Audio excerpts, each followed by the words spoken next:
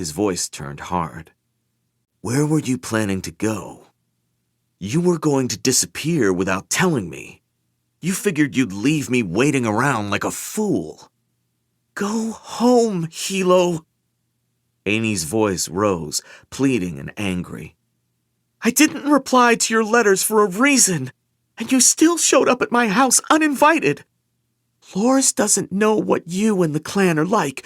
You would have convinced him to let you have what you wanted, to take my son back to Kakon and raise him as a killer.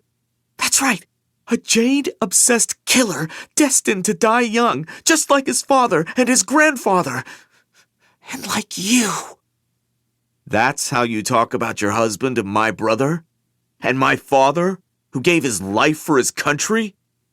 Hilo's lips drew back. "What happened to you, Amy?" Amy set the items down and straightened to her full height. She'd always been a proud and elegant woman, a former dancer, and now, in an effort to reclaim some of the status she'd once held over Hilo when he'd been a young fist and she the wife of the pillar, she lifted her chin and glared at him. "You haven't changed at all, Hilo. You were always a vicious thug at heart, an arrogant boy obsessed with Jade and his own ego. You don't care about Nico. You only want to turn him into one of your followers." She breathed in hard. "Do you know that in Espenia, civilian possession of Jade is now banned? That other countries, including Steppenland, are likely to follow suit? People associate Jade with soldiers, and mercenaries, and gangsters, and that's how you want to raise my son? No, Hilo. Nothing you can offer will sway me. I want Nicholas to grow up Steppanish, with Steppanish friends and siblings and a Steppanish education. I don't want him to have anything to do with you." For one of the few times in his life, Hilo was speechless. For some seconds, he felt nothing except an initial shock, as disorienting as being stabbed in the stomach. Then hurt flooded in, and with it, rage. "Go home to your fists and turf wars," Amy said. "I won't ever let Nico become a greenbone." She stepped backward into the kitchen and picked up the receiver of the phone, hovering her finger over the dial. He saw her eyes flicker to the block of kitchen knives that lay within her easy reach. "Go, or I'll call the police. They'll be here in minutes. You're a foreign tourist with no power or authority in this country, and if I tell them you broke into my house, they'll put you in jail." "Let me see Nico," Hilo said. Amy's finger moved, dialing a single number. "I'll go," Hilo promised in a low voice that bordered on a plea. "But at least let me see my nephew." For a second, the defeat in Hilo's voice and the open hurt in his expression seemed to have an effect on Amy. She depressed the phone cradle. Then, as if remembering her determination not to give her former brother-in-law even a sliver of leverage, she set her lips together in a line and shook her head. From the nursery, Nicholas began to cry. "Ma!" Amy turned toward the sound and took 2 steps, and Hilo moved with the sort of speed that only a heavily jaded greenbone can call upon. He wrapped one arm around the front of her body, holding her in place. Pressing his palm to her back, he channeled with all his might in one sharp, violent thrust. Amy's head snapped back. The top of her skull smacked Hilo in the chin. His jade energy tore through her with the destructive precision of a metal shaft, and she died without uttering a sound. Hilo's vision wavered. He sank to his knees on the kitchen floor, still holding Amy as if in a lover's embrace. The energy blowback of her death crashed over him and then washed out, leaving him momentarily dazed and rattled. He'd cut the inside of his lip on his teeth, where her head had smacked into his mouth, and the sharp tang of blood on his tongue, along with the droning sound of the telephone dial tone near his ear, brought him back to himself. He reached up and set the telephone receiver back into its cradle. Standing up, he lifted Annie and carried her to the sofa. He laid her down lengthwise on the cushions, then stood back, wiping sweat from his brow with the cuff of his sleeve. She didn't look pained or awkward in death, just soft and limp, and he arranged her arms across her stomach so she looked even more natural. Hilo walked back into the kitchen and took a long drink of water directly from the kitchen faucet. Then he stood with his hands leaning against the counter and stared for a long minute at the body of the woman on the sofa. She hadn't suffered or struggled at all, had not even seen death coming, which only showed that she was still an ignorant and haughty person at heart, to not understand her own position clearly and anticipate what green bones were capable of, what he was capable of, when grievously pushed and insulted. He'd gone to every length to meet her more than halfway, offered every reasonable allowance, kept his temper so firmly in check, all to no avail. Hilo had never liked Annie, and always thought Lon was wrong to let her and her lover walk away with no consequence in the first place. But looking at her now, he felt sad. He knew Lon would not have wanted her killed, even for the sake of his own son. "Ma!" came the cry again, from the room down the hall. Hilo followed the sound. He stepped over the child gate, blocking the way, and went into the nursery where he found Nico standing up, holding on to the slats of the crib. He was calling out in an impatient but not tearful way, and when Hilo came into the room, he stopped making noise and stared up at his uncle with wide eyes and an open mouth. Hilo lifted the child out of the crib and set him on the ground. The boy sat down, picked up a toy car, and began pushing it along the carpet. Hilo crouched down next to him. "Car," Nico said in Kekanese, then sang a nursery song in Stepanish and looked to Hilo for approval. Hilo smiled and held out his hand. "Come with me, Nico-yan." The name came to him at once, a perfect Kekanese name. He led the boy out of the nursery and into the living room, opening and closing the child gate for him to pass through. Nico went to Annie. Ma, he said. "Your ma is sleeping," Hilo said gently. He placed the supplies Annie had been carrying into the smaller suitcase, along with the child's other packed belongings, then shut and latched it. He searched inside the open purse and found Nico's birth certificate tucked inside Annie's passport. When he unfolded it, he saw the field for the father's name had been left blank. He refolded the certificate and tucked it into his jacket pocket. He knelt down and pointed to the toy car in Nico's hand. "Would you like to go for a car ride?" The boy's expression brightened. He stopped trying to rouse his mother and held out his arms to be picked up. Hilo kissed the child on the top of the head, then scooped him up in one arm and picked up the suitcase with the other. He carried Nico out of the house and to the car where Tar was still waiting. Hilo threw the suitcase into the rear seat, then got into the front passenger side, holding the 2-year-old in his lap.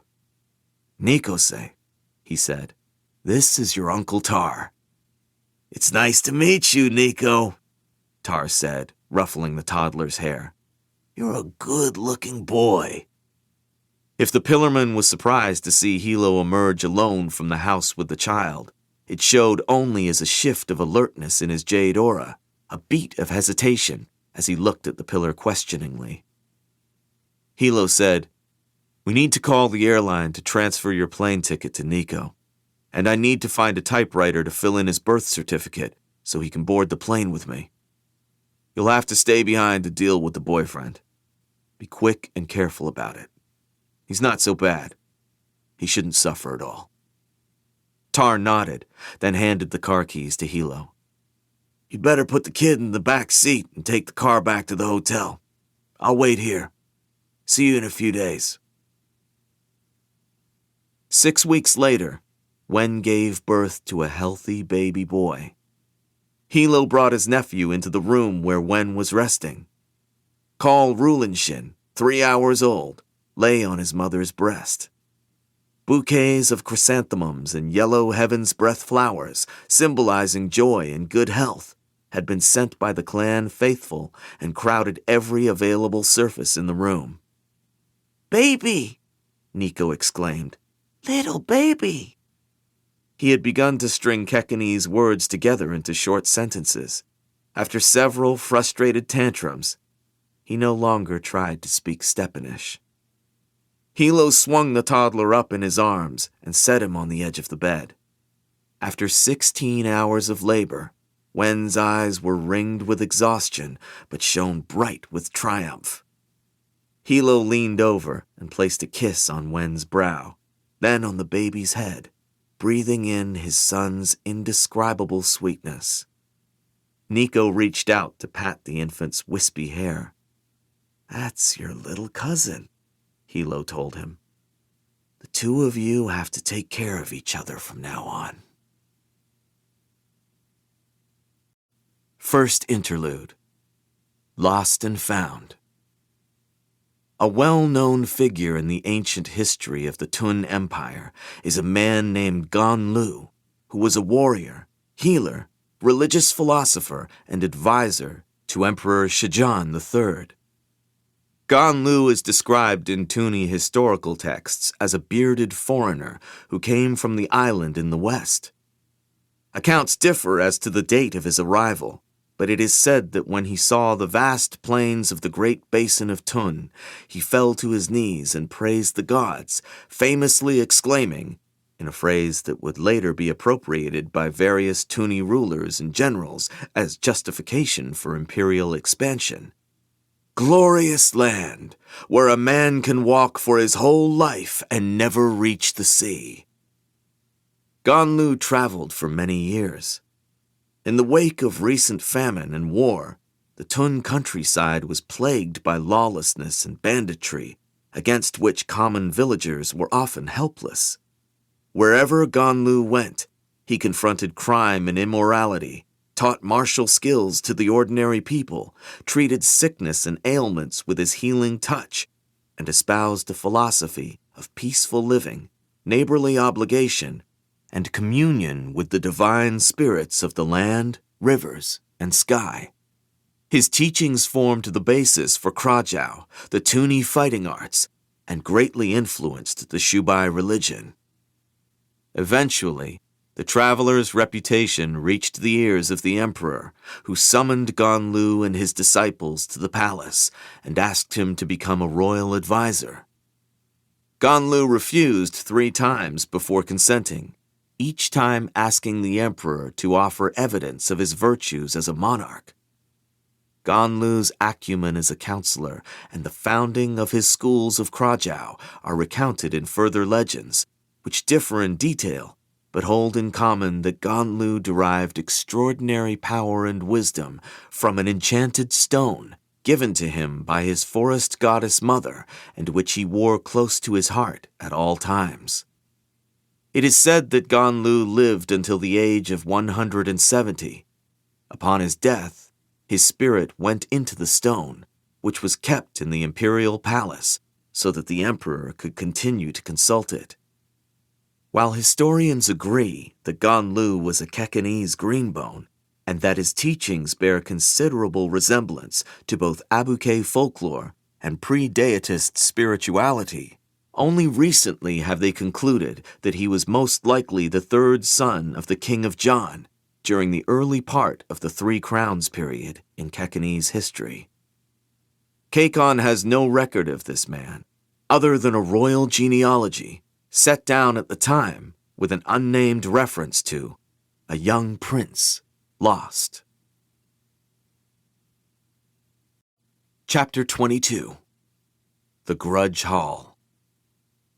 Andon played relay ball twice a week now, with Dauk Korojan and a group of his friends in the grass and dirt field behind the neighborhood high school. One day, 2 weeks after the dinner at the Dauk's house, The Pillar's son had ridden by the Hyon's home while Andon was outside, standing on a stepladder and fixing a broken gutter. Instead of speeding past as he usually did, Corey stopped his bicycle and called up to Andon. "Hey, Islander, you play relay ball?" Andon wiped his hands on his pants and came down the ladder. "Yeah." "Are you any good?" Corey asked, not in an arrogant or scornful way, merely curious. The young man looked Andon up and down. "I played on the team at the Suddenly, he didn't want Corey to know he'd gone to the academy, that he'd been trained as a greenbone. "At my school in Janloon." "What position did you play?" "First guard." Corey nodded. "Fifth day evening, all right? I'll come get you." He pushed his bike forward and pedaled off again before Andon could say yes or no. At the first game, Corey introduced him to a group of similarly aged young men and said, "Look here, Crumbs. This is our new first guard, Andy." "Andon," Andon corrected quickly, and perhaps more forcefully than he'd intended. He smiled to soften the unintended rudeness and said in a friendlier voice, "I go by Andon." He hadn't meant to strike yet another awkward note with the local Pillar's son, now that they'd finally had a conversation of more than 20 words, and he was being brought into Corey's group of friends. It was just that back home, his cousin Hilo was the only one who ever called him Andy. It seemed strange for someone else to do so. Andon discovered that he was one of the better players. Relay ball was the primary national sport in Kakon, but here in Espenia, only the Kekanese and Shatarian communities played the game, so the most athletic members of Corey's informal league had other pursuits that they took more seriously: bootball, ruckets, swimming, and they came to the second day and fifth day games at the high school field purely for recreation. There was a lot of joking and mock feuding, and Andon found it hard to follow all the Espenian slang that was tossed around, but soon the gatherings became the highlight of his week. He didn't quite fit in, but that was fine. He was used to that. At least he was becoming an accepted member of the community. No matter how busy he was with schoolwork, the Hyons always encouraged him to go. "It's good that you're finally making friends," they said. Corey played the position of finisher. He was the best player and the unofficial organizer and leader of the neighborhood league.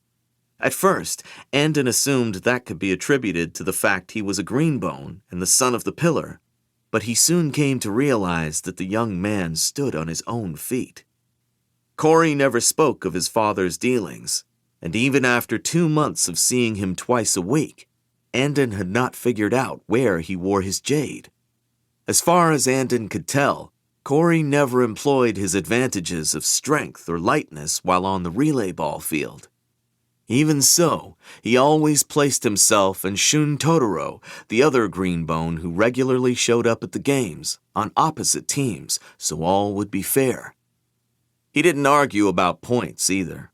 More than once, when a game grew heated, Andon heard him say with a laugh, "We're just here to have a good time, Crumbs." Contrary to the stereotype of the Kekanese being quick to fight, Corey never seemed to take offense, nor to give it either. He seemed to get along with everyone. Even when he called Andon, "You fool, Islander," he did so lightheartedly and with the teasing wink that could not be construed as mean-spirited. Andon had a hard time imagining how Corey would fare as a finger in Janloon. People would not know what to think of a greenbone who was so easygoing, who seemed so quick to please. They played throughout autumn, when damp wind billowed the relay ball nets and the evenings grew cold enough for them to need hats and gloves. One fifth day, they were finally driven off the field by the first real winter storm. The ever-present clouds over Port Massey darkened to the color of slate and began dumping icy sleet over the city. People ran between cars and buildings with briefcases and newspapers held over their heads. The clumpy turf behind the high school turned into a soggy marsh. Andon slipped during a pass and landed hard on his back in a puddle of freezing slush. He'd never experienced such cold before in his life. He decided, as he rose with his teeth chattering, all his extremities numb, and his glasses too smeared and fogged to see through, that it was no wonder the Espenians were a people who'd sailed all over the world, if their homeland was so inhospitable. Corey called a premature end to the evening. Everyone hurried for their homes. Andon dreaded trying to bike back to the Hyon's house in such weather. "This won't last long," Corey said to him and two of the other remaining players as they huddled under the high school's covered back entranceway. "Let's run over to the Grudge Hall to warm up and get something to eat while we wait it out." They hurried 2 blocks through South Trap to a rectangular gray building that from the outside looked not unlike a school or library. The large white sign over the front entrance read, Kekanese Community Center, in both Kekanese and Espenian. Andon had passed it many times and walked through the doors out of curiosity one 7th-day morning. Inside and to the right, he'd discovered a tiny deitist shrine with a framed poster print of the mural of banishment and return hanging on the wall in front of a couple dozen faded green kneeling cushions and a row of blackened incense candles. To the left was a cafeteria-style kitchen behind an area of clumped tables and armchairs occupied by elderly people playing circle chess or reading out-of-date newspapers and well-used books taken from the unstaffed Kekanese language library, which consisted of several bookcases crammed against the back wall. Down the hall, there was a small fitness room with exercise equipment and a schedule of classes posted on the door. The drop-in hourly daycare was manned by 2 teenagers. "The community center?" Andon asked skeptically, his lips numb with cold as they ran across the slicked street through a gap in traffic. He didn't think the place would be where a group of young men would want to spend 5th-day evening. "That's what you meant by the Grudge Hall?" One of Corey's friends, Let Derakun, snickered, but the other, Shun Totoro, said, "That's just the front of the place, Crumb. The Grudge Hall's in the basement. You get in from the back." They jogged around the rear of the gray building to a set of unmarked metal doors, where to Andon's surprise, an erected portable metal awning sheltered a long line of people, mostly men, but women as well, young and old, rubbing their arms and stamping their feet against the cold as they waited to get in. Corey led the way to the front, where the door attendant, a muscular man in a fleece-lined raincoat, said, "Corey, it's been a while." He nodded to the other 2. "Derek, Todd, good to see you." "Hey, Big Sano," Corey said, clasping the doorman's hand and bumping his shoulder with his own. "Miserable night, but maybe that'll mean a lot of people tonight, yeah? My folks in there?" "Sure are." The man pushed the metal door open and stepped aside to let them enter ahead of all the others waiting. Andon was surprised. It was the first time he'd seen Corey take advantage of his status as the Pillar's son. The doorman stopped Andon before he could go in. "Not him," Sano said in Kekanese, eyeing Andon with disapproval before saying to Corey, "You know the rules about outsiders in the Grudge Hall. 3rd days only, and it's 20 thaliers." "He's one of us," Corey said. "Straight off the island even. Plays relay ball like a pro." "That true?" asked Sano, speaking to Andon. "You're Kekanese?" "I was born in Janloon," Andon said. "My family sent me here to study." Corey said, "It's true. You can even ask my da. He'll vouch for him." Sano raised his eyebrows. "How about that?" he said, and let Andon pass. Inside, the warm smell of food hit Andon at once. They were in a large open room with exposed ceiling beams and a concrete floor. It appeared to have been originally built as the community center's garage. From portable cook stations situated behind long white tables, people were serving up spicy noodles in soup, hot fried bread, and Kekanese pastries on trays. There were also cheese-stuffed potato cakes and the sour sweets so ubiquitous at Espenian sporting events. A line was already forming where a cask of hoji had been rolled in and set on a low platform. "Let's go downstairs and snag a place to sit first," Todd suggested. They crossed the room and went down a flight of stairs. Andon was having a hard time reconciling what he'd seen in the uninspiring front part of the building with the liveliness in the rear half now. In the basement, small bar tables and stools were crowded along the brick walls. People were claiming spots by draping jackets over their chairs. Todd and Derek found seats for the four of them near the loudly chugging radiator. Andon followed more slowly, distracted. An area roughly the size of an indoor ruckets court was cordoned off with blue rope and bordered with bench seating. In the center of the bare space, a cockfight was occurring. Bettors leaned over the barrier, shouting in excitement or groaning in disappointment, as one of the gamecocks fell beneath its opponent's steel spurs in a feathery melee. Corey led the way to the table where his parents were sitting, eating steaming noodles from disposable plastic bowls and talking to Roan Toro, the man Andon had begun to think of as the Horn of Southtrap, and two others that Andon did not know but suspected must also be Greenbones. Corey said, "Well, relay ball season's over. We finally got rained off the field and decided to come here. I brought my crumbs." He smiled and shook hands with the other men around the table, who clapped the pillar's son on the back affectionately, asking him whether he was excited about going to law school. Dauk Losun beamed when he saw Andon standing behind Corey and motioned him over. "My young friend from Janloon, you've never come to the Grudge Hall before, have you?" Andon shook his head. A commotion rose up as the next cockfight got off to a rousing start. The pillar raised his voice to be heard. "Now that we know you, you're welcome any time. We keep some of the old ways from the island, you'll see. Some of it is serious, but most is in good fun." Roan Toro said, "Everything is sorted out over that little incident, by the way. Just so you know not to worry." "I'm glad to hear that, Ronjen," Andon said, relieved. "I never wanted to cause trouble for anyone."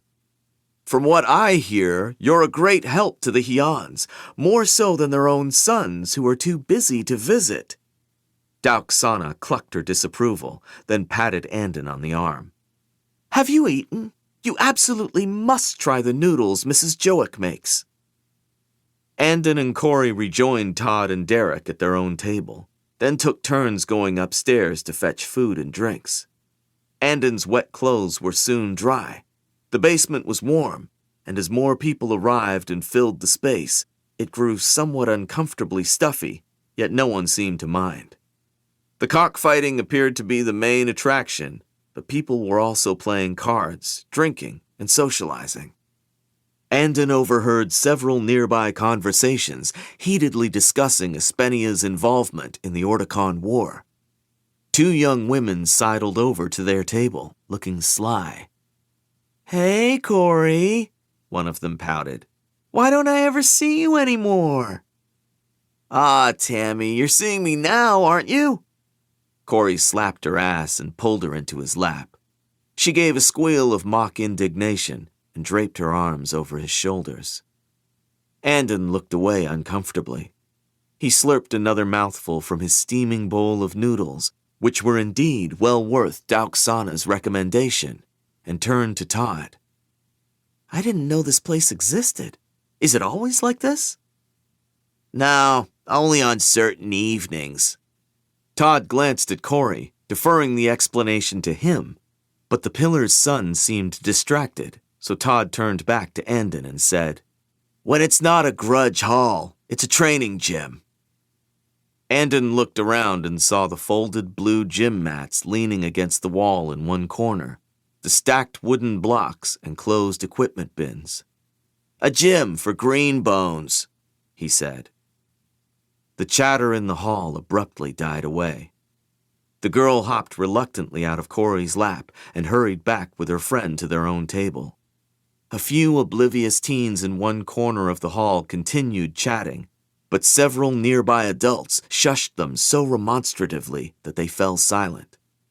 Andon turned around on his stool to see that the latest cockfight had ended, and now two men were stepping over the blue ropes. They took off their boots, then their shirts, and handed them to friends standing on the other side of the cordon before facing each other.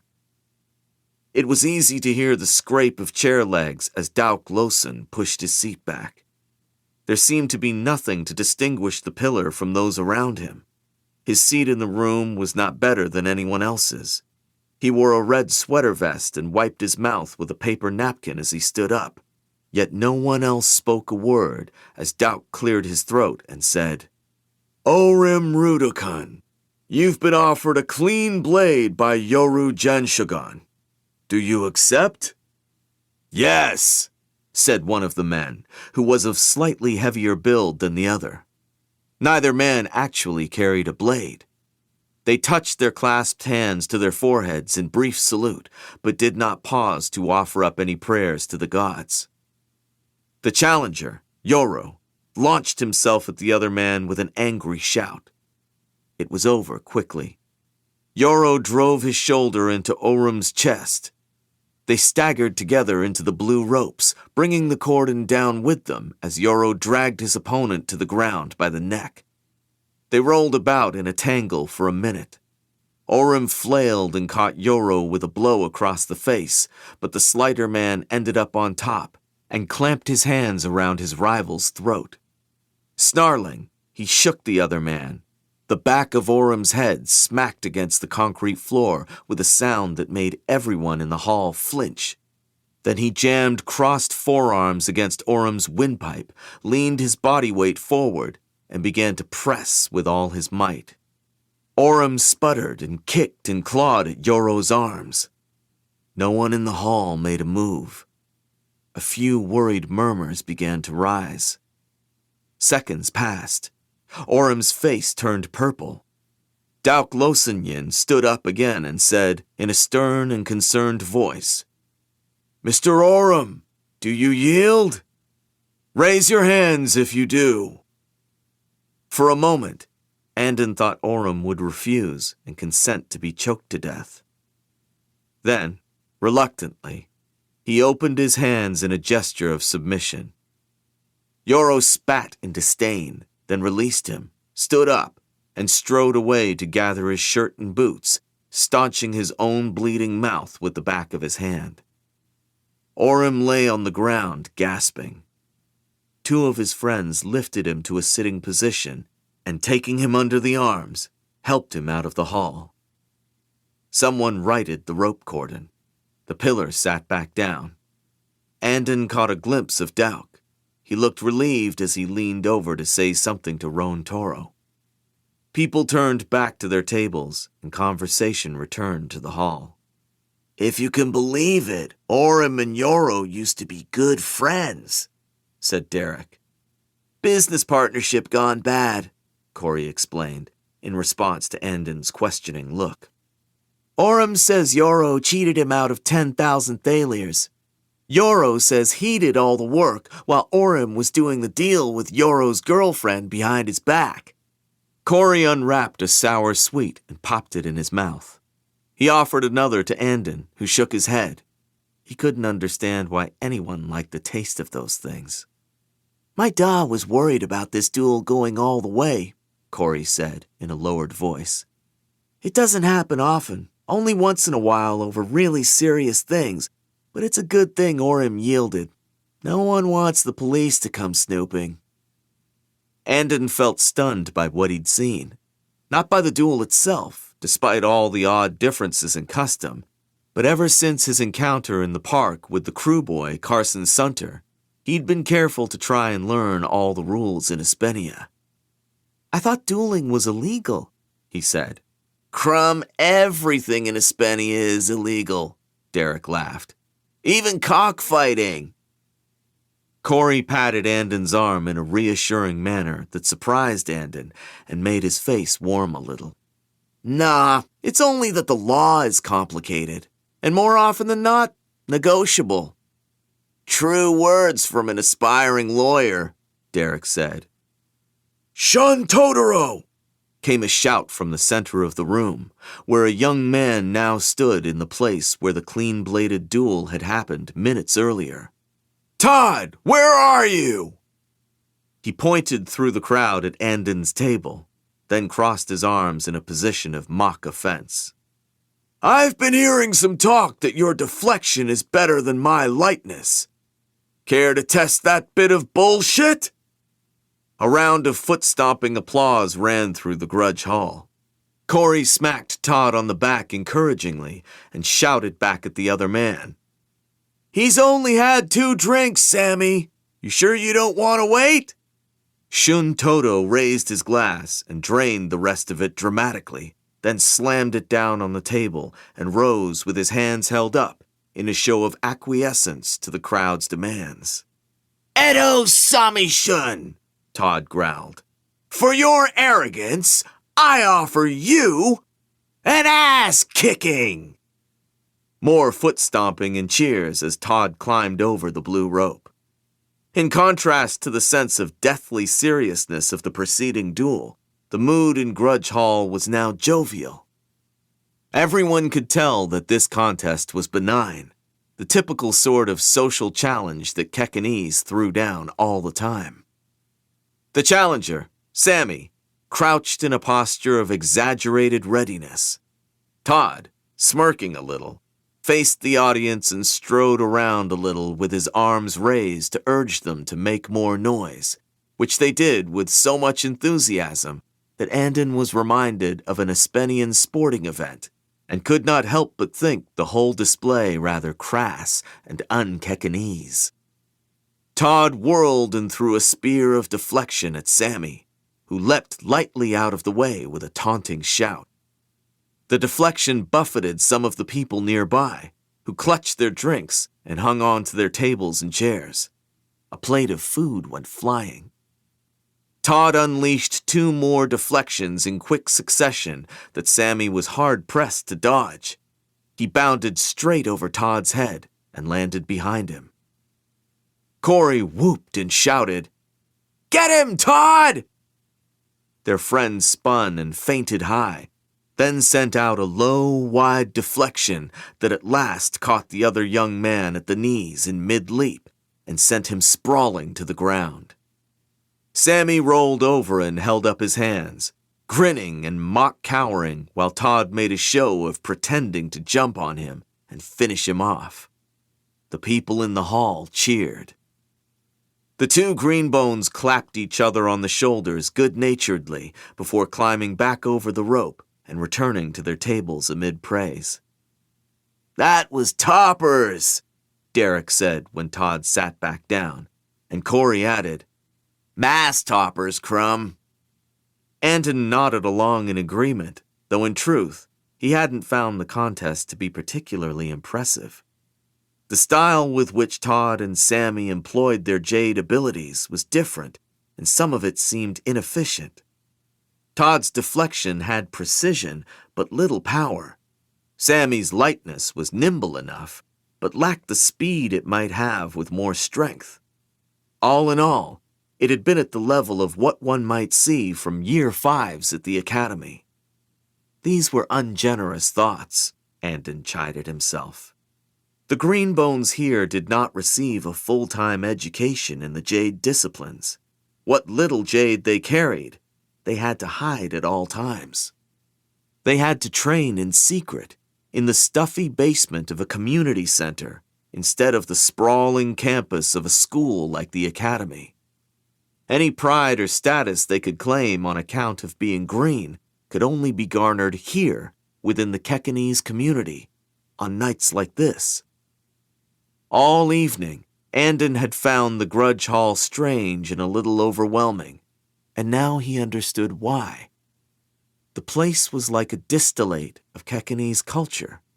The food and hoji, the cockfighting and gambling, the social life, the tradition of clean-bladed dueling, and the celebration of jade abilities all crammed together under one roof in one evening. It gave Andon the oddest feeling.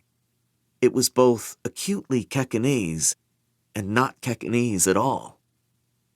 More food and drink was had, more conversation. Another cockfight was played out. At the urging of friends, other greenbones got up to challenge each other to contests of strength and steel.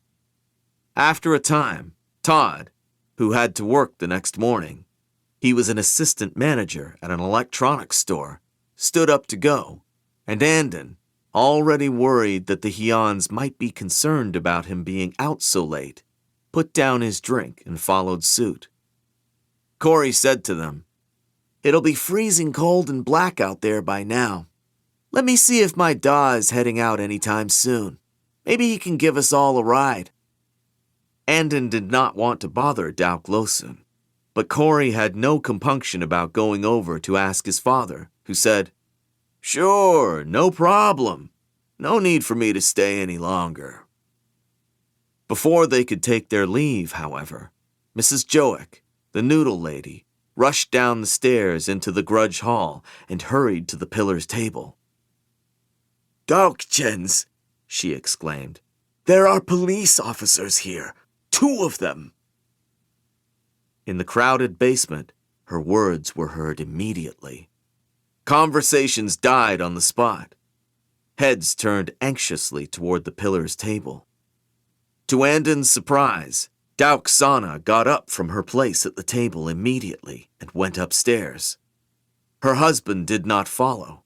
He raised his voice and said calmly but loudly enough to be heard, "Everyone, stay where you are and keep enjoying yourselves.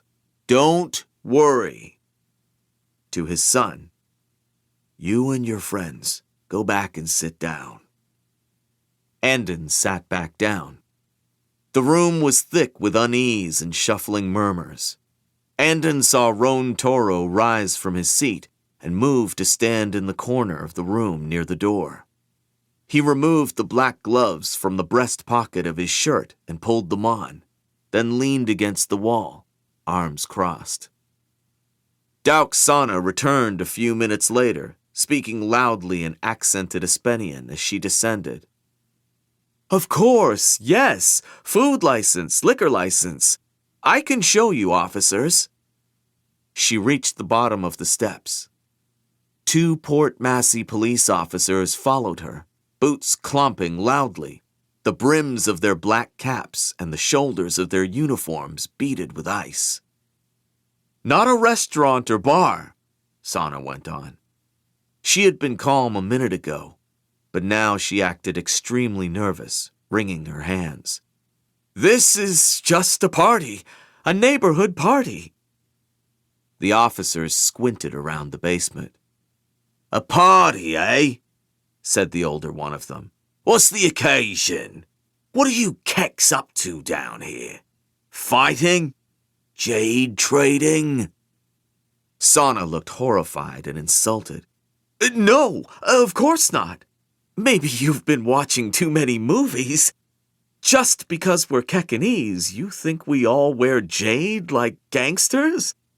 She gestured around at the tables of people, men and women, young and old. "We can't get together to eat and drink and have a good time in our own community center on a stormy night like this without being suspected?"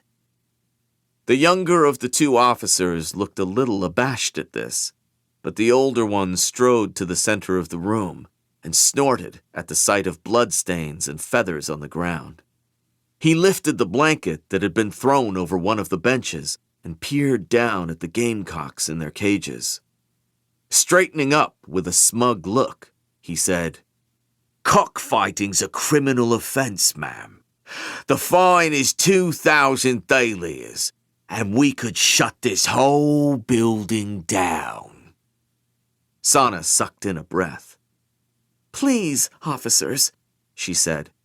"We will pay the fine.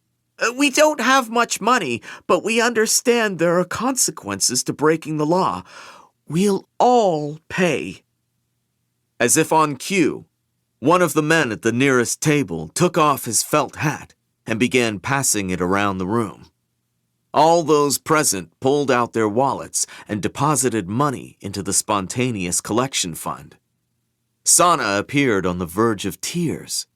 She twisted the end of her scarf in her hands and said to the officers, "We have to hold some cockfights in here once in a while to satisfy the older people, especially. You see, it's not illegal in our home country. They bring their gamecocks, and I can't say no all the time. Please don't revoke our licenses for this small thing." She gave them a pleading look. "The community center is the heart of our neighborhood. It serves everyone. There's a shrine and library and daycare upstairs. There are people, some very old or very young, who come here for a meal and company when they have nowhere else to go. And yes, sometimes parties go on in the basement, but the worst that happens is some drinking and cockfighting." A girl of about 10 ran up to Sana with the hat full of money. Sana thanked her, then took the hat and counted out the cash on the nearest table. "There's 2,450 thalers here," she said, stacking the bills. "More than required, but we'll pay extra. We just want to keep our community center open." She pressed the money into the hands of the older policeman and smiled at the younger. "Please, officers, we all appreciate how hard you work." The officers looked around the room at the wary and hopeful expressions of the watching Kekanese. Their eyes passed over Dauk Losunyin's table with no special attention. The pillar, like everyone else, was listening to what was going on, but he was slouched in his chair, his large hands folded, drawing not the slightest attention to himself. Roan Toro had not moved from his spot against the wall near the door. "I'm gonna let you off with a warning this time," said the older cop, as if he'd considered the issue and come to a reluctant decision. With a show of deliberation, he stowed the money in his inside jacket pocket. Sana sagged in visible relief. "Thank you. You are very kind," she murmured gratefully. "You keks better keep your noses clean and be careful about staying within the law from now on," said the older cop. "Jade's illegal. You should all know that by now. If you get caught wearing or selling it, that's jail time." Sana nodded vehemently. "We are worried about Jade too," she insisted. She began to lead the officers out of the grudge hall and back up the stairs. "The crews, they run rackets in this part of the city, and there are rumors that they want to get their hands on Jade now. All Kekanese people know such a dangerous substance shouldn't be worn by ordinary people, certainly not criminals. That's why we need the police." To the younger cop, "Do you like Kekanese food? Would you like some noodle soup before you have to go back out into the cold?" Their voices faded up the stairs. Slowly, the tension in the grudge hall dissipated. People relaxed, and normal conversation returned once it was clear that the police officers were gone. Roan Toro waited a minute, then sat back down. Dauk Losun came over to their table, smiling and congenial once again. "They'll be back. This happens every few months, in the same way." He smiled and patted Andon on the shoulder. "You look worried. Don't be.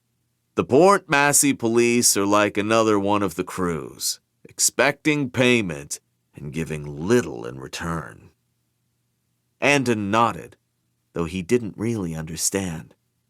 It had never occurred to him to be fearful around the city police in Janloon. When his cousin Hilo had been Horn, he had often met with the police to instruct them on where to go after petty crime, which street gangs were causing trouble, where they ought to conduct drug raids.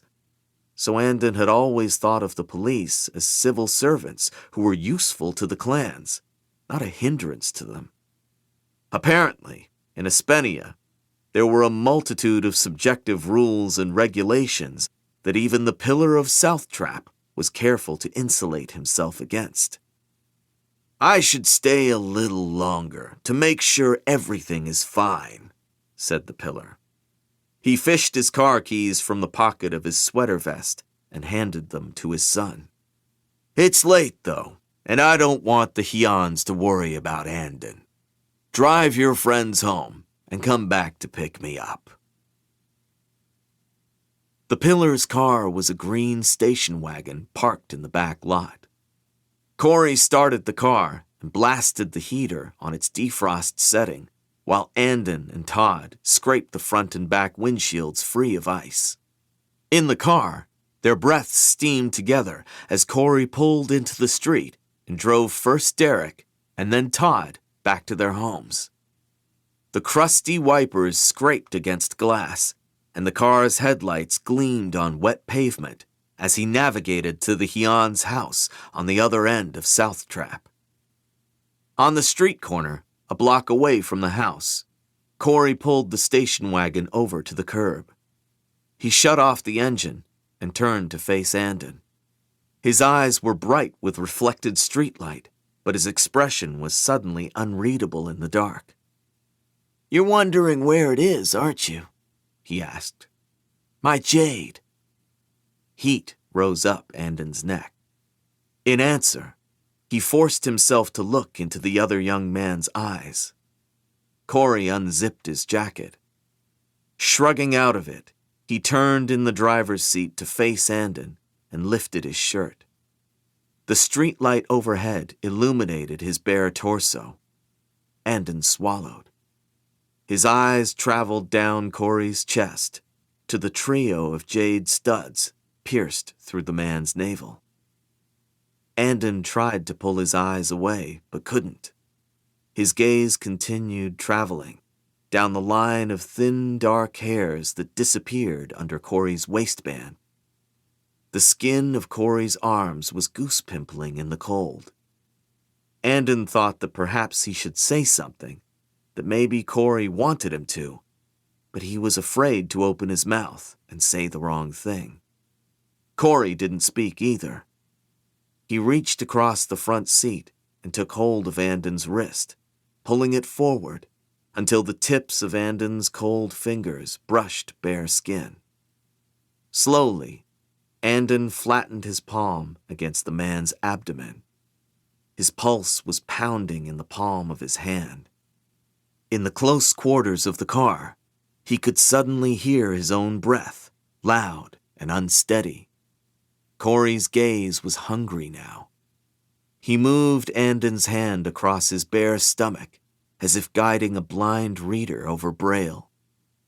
When Andon touched the hard, smooth pieces of jade, an intensely delicious and slightly nauseating sensation, like that of an overripe sweetness, hit him in the back of the throat and fell into the pit of his gut. Corey's jade aura throbbed into him, hot with desire, like a black rock baking in the sun. Andon wanted to press himself against it, to clutch it greedily, to let it envelop him, but his body remembered the taste of jade energy, the way an alcoholic remembers his last drunken blackout, with a crooning, desperate longing, visceral repulsion. He wanted to lose himself in it. He wanted to jerk away. The two impulses collided. Andon froze, his arm trembling. His eyes found Corey's, and he saw the confusion in his friend's expression resolve into understanding. Gently, the young man let go of Andon's wrist. He dropped his shirt back into place and pulled on his coat. Andon drew his hand back to his own side, his face burning with regret and embarrassment. "Sorry," he mumbled. "You've worn jade before," Corey said. You were trained as a green bone at one of the schools in Janloon, weren't you? It was a question delivered as a statement, but beneath it, another question. After a moment, Andon gave a nod. I suppose that wasn't hard to guess. With difficulty, he raised his gaze. You're wondering why I don't wear it anymore. Corey did not answer at first. You don't have to tell me, Crumb.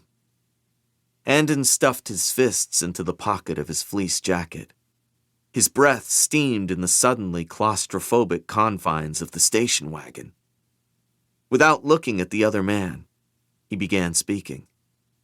In my last year at the academy, my family was at war with another clan. One of my cousins, the Pillar, was murdered. He had not spoken of Lon in over a year. Even before I graduated, I wanted to do whatever I could to avenge him and help win the war. I killed a man. Someone important. A few men, actually. The words coming out of his mouth sounded vague and insubstantial. He couldn't imagine anyone hearing them could appreciate their meaning, certainly not someone as removed from the situation as Corey Dowk. Corey nodded slowly. You don't want to be a killer? Andon looked up, a little surprised. That wasn't it at all. Sometimes it was necessary to take lives. Every member of his family had done so when it was called for. He tried to think of how he might be able to explain it better, to communicate how this was different, how deeply it had affected him, how tragic and elating and painful it had been. I don't want to enjoy it, he said. Corey regarded him for a long moment. He rubbed his hands together for warmth, then scooted over on the car's bench seat. He was suddenly inches away from Andon, his gaze more restrained, but still insistent. You're the most interesting person I've met in a long time, Islander. He leaned in and kissed Andon on the mouth. Corey's lips were chilled, but his tongue was not. It slid, for an instant, over Andon's bottom teeth. The kiss was over quickly, so quickly, that Andon had a hard time believing that it had happened at all. When Corey pulled back, Andon acted almost without thinking. He reached forward and grabbed the other man by the front of his coat.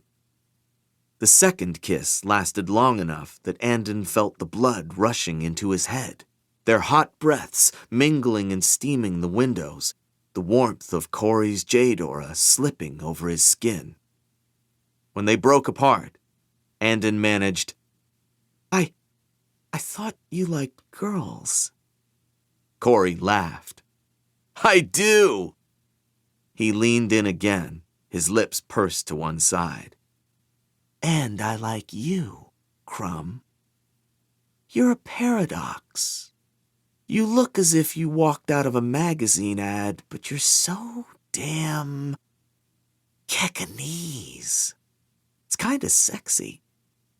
The bridge of Corey's nose scrunched up, his expression teasing as he slid a hand up Andon's leg. You're not like the rest of us Kespies.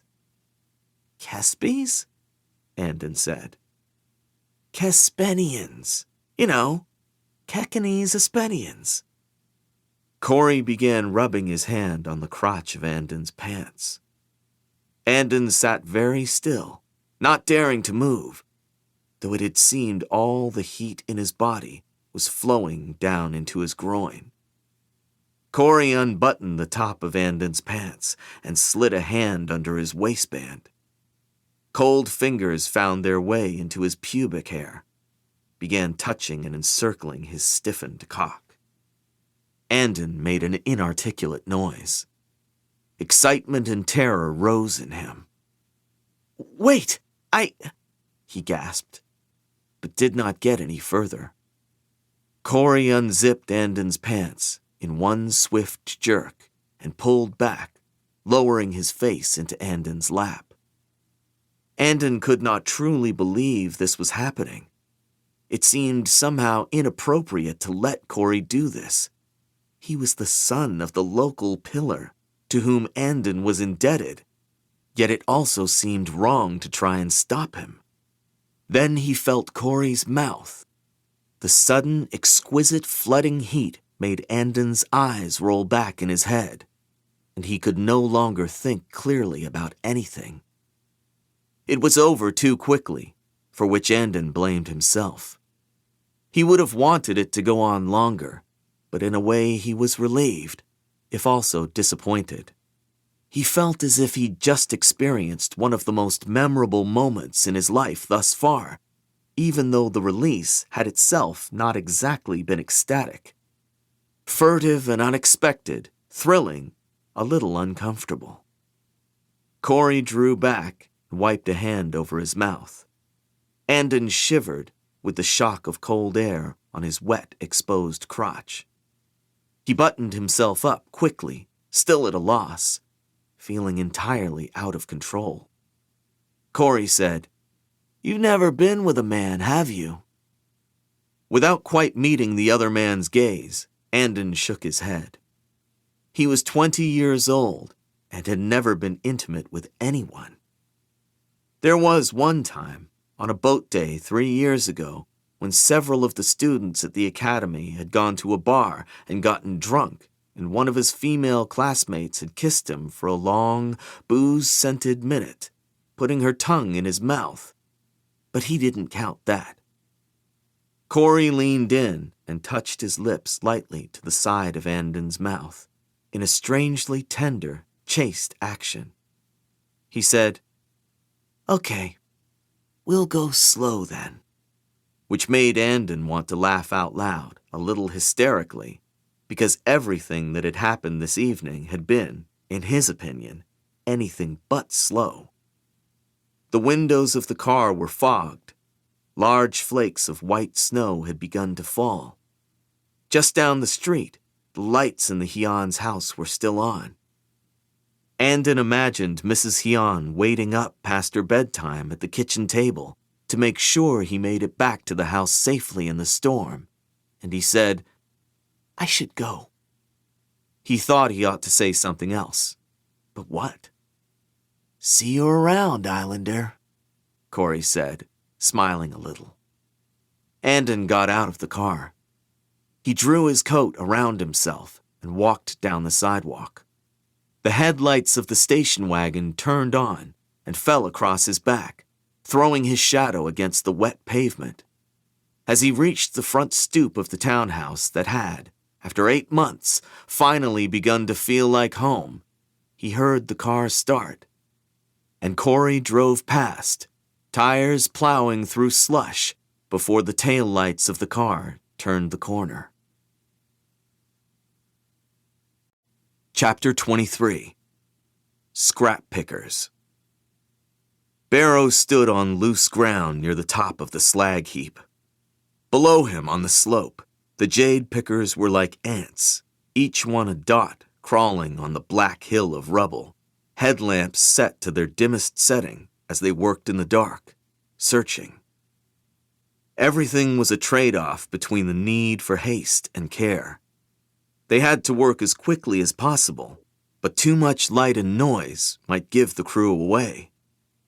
With every minute they stayed, the risk of being discovered by a patrol increased, but searching for jade scrap was a patient, painstaking task. The pickers turned over each rock, prying them loose from the ground, feeling and examining them, rubbing them against the hems of dirt-encrusted shirts, and holding them to the light to peer closely for the subtle glint that suggested an otherwise nondescript stone held precious jade encased within. A headlamp flickered twice. Barrow leapt lightly down to the man who'd signaled. He was getting the hang of lightness, could call upon it consistently now, and better control his height and speed. Lightness and strength were the easiest disciplines for a novice to grasp, so he'd been told. because they were cued by physical actions everyone was familiar with.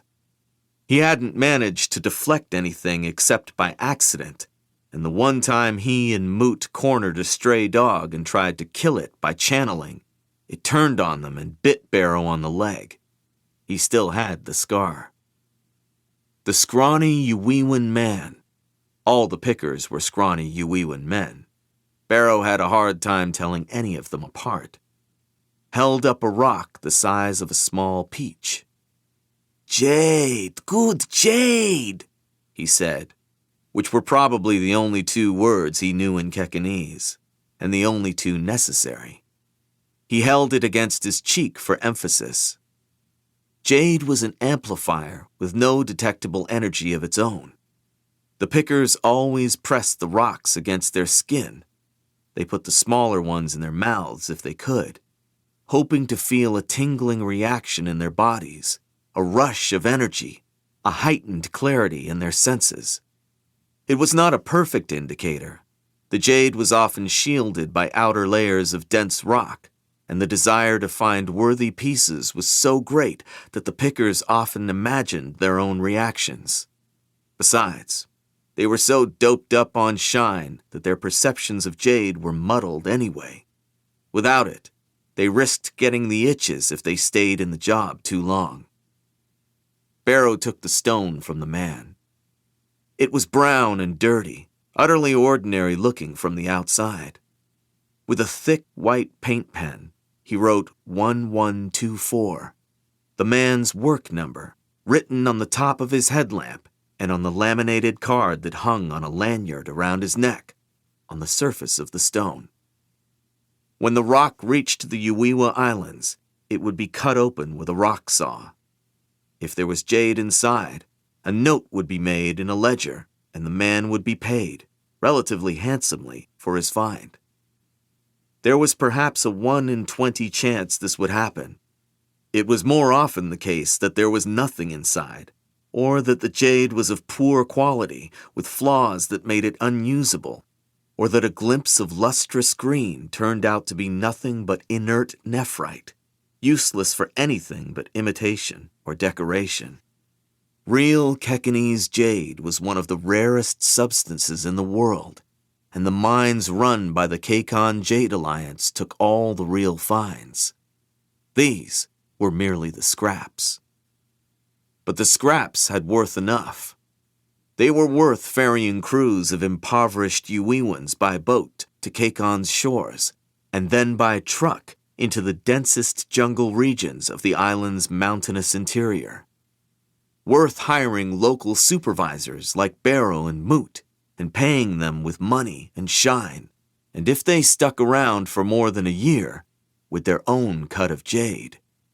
Last summer, Barrow and Moot had been brought into a room in a disused gym, along with a couple of other new rockfish initiates. In front of Soradillo and each other, each man pricked his bottom lip with a clean knife and kissed a slip of parchment paper with his name written on it. The papers were held together over a candle, burning their wet blood and sealing their pledges of loyalty and silence to T. Paswiga. Barrow pretended to take it seriously, but he smirked to himself. They were acting like kids joining a secret club, even though they were only here to get money and jade, same as what everyone wanted.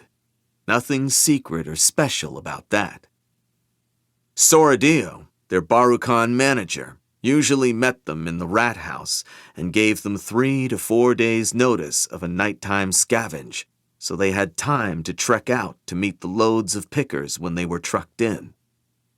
Sometimes the weather or advance warning of a Green Bone patrol caused a change in plans, and the job was canceled or delayed, in which case they had to pitch a tent and wait in the forest, eating dried food and grousing until conditions improved and the operation could proceed. Their job was to supervise the pickers, specifically to make sure that none of them tried to steal any of the jade they found. A poor laborer might try to hide a bit of jade in his pockets or inside his cheek or up his ass crack, in the hopes of selling it himself for far more than he was paid by Soradio. Jade-wearing foremen could perceive unsanctioned auras among the workers.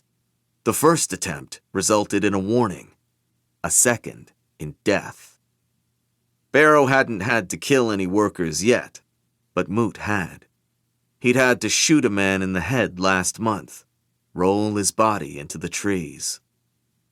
Barrow took the marked stone and climbed up the overlooking ridge with short, light jumps to the metal rolling bin, half full of similar stones, each marked with workers' numbers.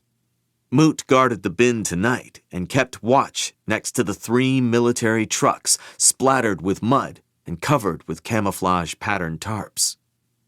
Barrow dropped the rock into the bin. It clattered amid the others. "How much longer have we got to do this?" Moot griped, rubbing the outside of his arms and stamping his feet. Winter was the best time to scavenge because it was usually dry, but high in these mountainous areas, it was bitterly cold at night, cold in a relentlessly damp and clingy way. "This is a miserable job, KK. We could be back in the city right now, practicing, and fucking warm. And working for shit wages in a gas station or shoe store or something? You're grumpy because of the cold, but this is good money, KK. And if we keep doing it for 3 months, we get jade." Barrow's eyes ran covetously over the rocks in the bin. "No other job is gonna give us that." "We have jade," Moot retorted. "We haven't done anything with it except watch over these poor dirty saps and freeze our asses off in the jungle. What do we need more jade for?" "What for?" exclaimed Barrow. "What do you think?" That was like asking why a person needed more food, or more money, or more women. You could never have too much. That was why the Greenbones were always fighting each other. Sometimes Moot asked the stupidest questions. "We should be training. We should be going after No Peak," Moot groused again. But Barrow had stopped listening because he thought he'd heard something in the forest. The slag heap was entirely exposed, but dense, dark foliage surrounded them on all sides. He tried to reach out his sense of perception. Staring into the darkness, his heart began to race, and the night suddenly seemed to be full of danger. "They're coming!" Moot whispered in sudden, certain fear. An instant later, Barrow sensed it as well. Swiftly approaching jade auras that could only belong to Greenbones. He couldn't tell how many there were or how long it would be before they arrived. In his mind, they seemed like bright missiles flying through the darkness toward him. Barrow shouted, "The trucks! Get to the trucks!" He seized the rolling metal bin and dragged it toward the nearest tarp-covered vehicle. He threw open the back, but didn't bother to take the time to lower the metal ramp. With a heaving of strength, he tried to lift the rocks inside. The container must have weighed at least 100 kilograms. It wobbled and nearly upturned, but Moot ran to help him, and together they wrestled the fruits of a night's scavenge into the back of the vehicle. Moot ran to the top of the slag heap and broke open 2 flares, which sizzled and burned with painful red light and drew the attention of every picker below. "Greenbones!" Moot yelled. "Run! Run!" The pickers began to scramble up the hill in a panic, clawing with hands and feet, dislodging loose stones and sending them tumbling noisily down the slope. The first pickers to make it to the ridge dove into the trucks like rabbits into a burrow, eyes wide and white in their dark faces.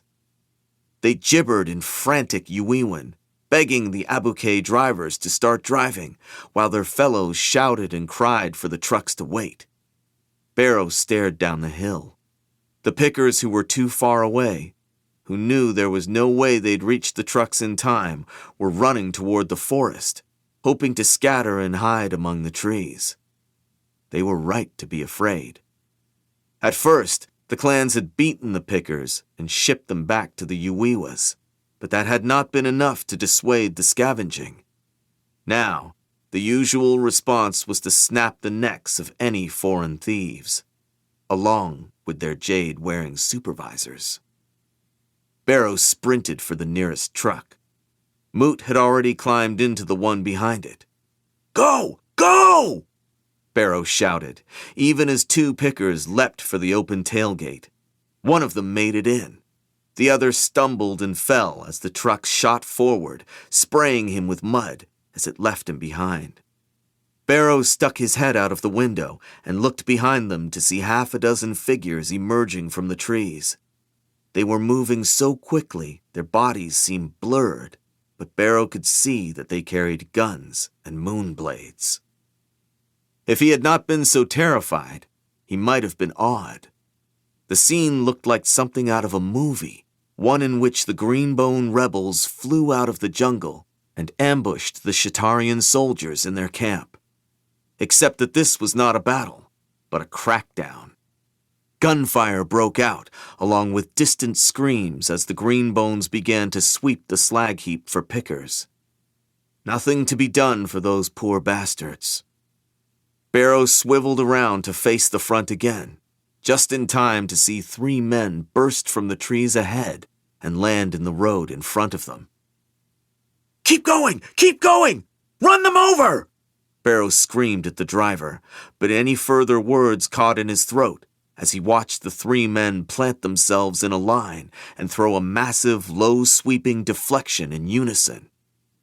It tore across the surface of the narrow, pocked road like an amplified wave, flinging dirt and gravel up into the truck's windshield.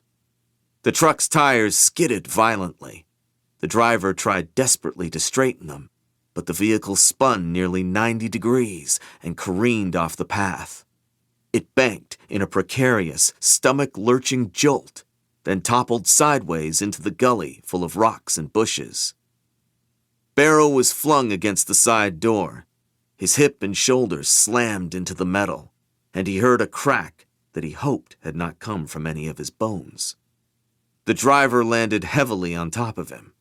In the back, Barrow could hear thuds and cries from the trapped Yuiwan workers. A few sickening heartbeats passed. Then the door of the truck was flung open so hard it was nearly torn from its hinges. Several hands reached in and yanked out the driver, screaming, then reached back in and latched around Barrow's legs. Barrow shouted and kicked, but his flailing, imprecise strength did not prevent him from being pulled out of the overturned vehicle like a hooked tuna being dragged from the water. Barrow was dropped face down on the road. He struggled to his knees as Moot was deposited roughly next to him. A nauseating sense of dreadful familiarity rose in Barrow's throat. This was like that time nearly 3 years ago when he'd been caught, beaten by the Make brothers. He had a crooked face and a limp to remind him of that encounter every day, and he had a terrible feeling that he was unlikely to get off as easily this time. Moot spat dirt from his mouth. "Now we're fucked, KK. This is all your fault." Barrow blinked grit from his eyes. The lower half of the upended truck was blocking the road. The other 2 trucks had been forced to stop behind it. Green Bones were dragging pickers out of all 3 vehicles and killing them with chilling efficiency. In minutes, they were dead, 13 in all. Barrow suspected the other 7 in the crew were lying on the slag heap some distance behind. He considered leaping up and running for his life. With lightness and strength on his side, he might make it, though probably not. He was just about to give it a go anyway, because what did he have to lose at this point? But one of the Green Bones might have perceived his intentions because a pair of rough hands seized them by the backs of their necks. "Do anything stupid and you die, you Barukan piss rats." "We're not Barukan," Barrow protested angrily. A man approached. He was older than the others, his closely cropped hair receding to either side of a sharp widow's peak, but his trim body moved with the lean economy of a grizzled wolf. His piercing eyes did not seem to blink very much. Sapunyo doesn't send his hired Barukan to supervise the scavengers. Not anymore, the man explained to the other Greenbone. He needs them to run his operations in the Uiwas and to guard his compound. The local jade-fevered shine addicts are a lot more expendable. Should we kill them then, Naljen? Asked the other Greenbone, his grip tightening. The Horn of the Mountain studied the two kneeling teens. In the dark, Barrow could not see much of his expression, but the man's aura was like a low, simmering heat off baked bricks. The Horn's searching gaze settled upon the jade encircling Barrow's neck and Moot's arms. That's a lot of quality green for a couple of punks like you. His voice had the coarse, demanding quality of a military sergeant. How'd you two scavengers come by it? Barrow was quite sure he was going to be executed, but he lifted his head proudly and defiantly. I won this jade. I took it from Kaul Lan's body myself. There was a moment of stunned silence from the nearby Greenbones. Then, they burst into raucous laughter that echoed over the idling engines of the stalled trucks. Now Swen didn't laugh, but he let his men do so. After the chuckling had died down, one of the fists said, These new green, as they call themselves, are worse than the Barukan. Every one of them would have you believe they won their spoils in a pitched battle when not a single one of them can use jade worth shit. Now Swen turned a stern look toward the Greenbone who'd spoken. We hooked half of these sorry miscreants on jade and shine in order to use them against No Peak. Why should we be surprised now that Gaunt Ash's discarded tools have been picked up by an opportunist like Sapunyo? His men fell into chastised silence. Now looked back down at the two teens. We're not going to kill these two. We're going to send them back to their employer as an act of goodwill. He motioned for Barrow and Moot to be released. Barrow blinked, not quite believing it enough to be relieved. Now said to them, Listen carefully. Tell the Barukan Soradio that as long as I keep finding and catching his scrap-picking crews, he won't make money. Sapunyo won't be pleased. Your manager might even soon be out of a job in the worst possible way. Let him know that now Swen, Horn of the Mountain, would like to discuss bettering his career options. You're gonna buy out Soradio? Barrow asked, suddenly interested now that he'd recovered from his fear. Moot shot him an urgent look that screamed, Shut up! You want him to change his mind about letting us live? The Horn looked at Barrow closely and curiously, as if he were a strange species of frog that had been discovered in the rainforest. Barrow found the man's gaze unnerving and began to think that maybe Moot was right. Maybe he should have kept his mouth shut the whole time. He'd heard rumors on the street that now Swen was so skilled in perception that he could read minds. Which was stupid. Everyone knew that was impossible. But nevertheless, Now's stare was so penetrating that Barrow's skin crawled. The Horn asked, Ask another question, and I'll rip your tongue out. You're a dog, a messenger. That's all you are. Now leaned in close and spoke into Barrow's ear. But you're not lying. You actually do believe you're wearing Kaul Lan's jade. Which means that sooner or later, you'll wish I'd done you the favor of killing you tonight. Now straightened and turned away. Let's go, he said. Get these trucks out of here. Several green bones combined their strength to haul the lead vehicle upright. Then Now and his green bones got into the 3 trucks, taking the bin of jade scavenge with them. A few paused to roll the bodies of the pickers into the gully, one by one. With a rumbling spray of dirt, they drove off, leaving Barrow and Moot still kneeling by the road to wait for morning and make their way back down the mountain alone. Chapter 24. The Inheritance. Shay walked from the weatherman's residence to the main house. Even though it was an hour before dawn, the lights were on in the kitchen. Kianla was stirring a pot of hot cereal at the stove. Hilo sat at the table, cutting a nectarine into bite-sized pieces with a paring knife and putting them on a plastic food tray in front of Nico. The toddler pushed them around, depositing more of them on the floor than in his mouth. Hilo grumbled with weary patience.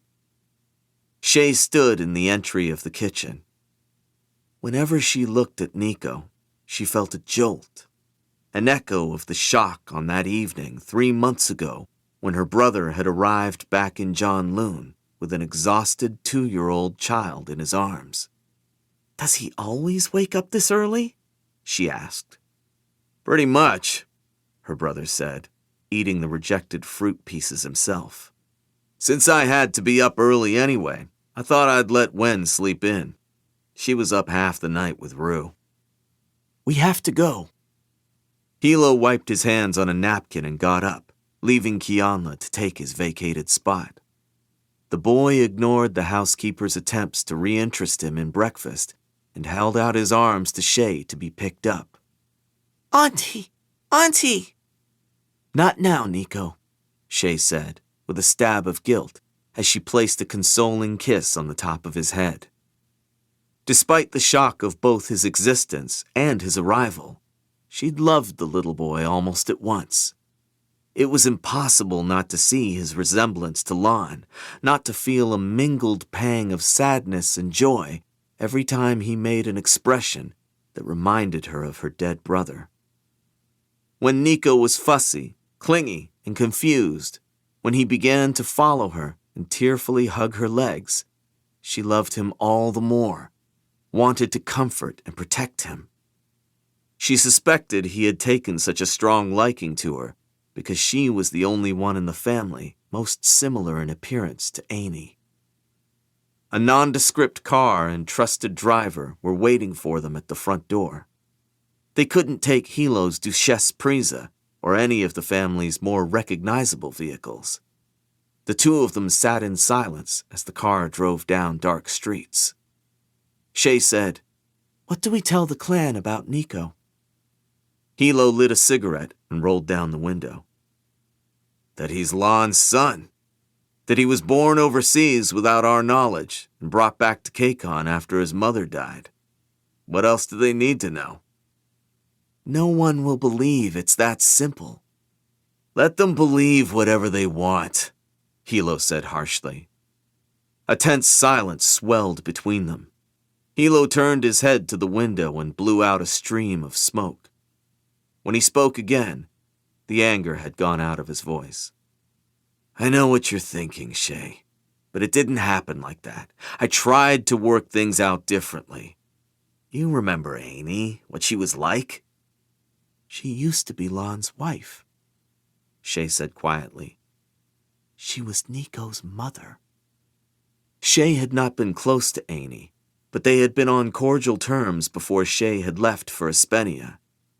She struggled to even remember the woman clearly now, to describe her better in her own mind, so that when she knelt in the sanctum of the Temple of Divine Return and asked the gods to recognize her father and her grandfather and her eldest brother, all of them gone from this world to await the return, she could pray consideration for her former sister-in-law as well.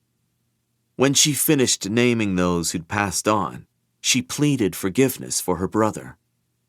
What Hilo had done went against the divine virtues, but Lan's son would be cared for and loved. She promised it on her soul. And hadn't the family suffered enough already? Don't punish us further, she begged. Hilo finished his cigarette and rolled the window back up. Would you rather I'd given Nico up? When Shay failed to answer, he leaned back in his seat. That's what I thought. They arrived at the harbor front.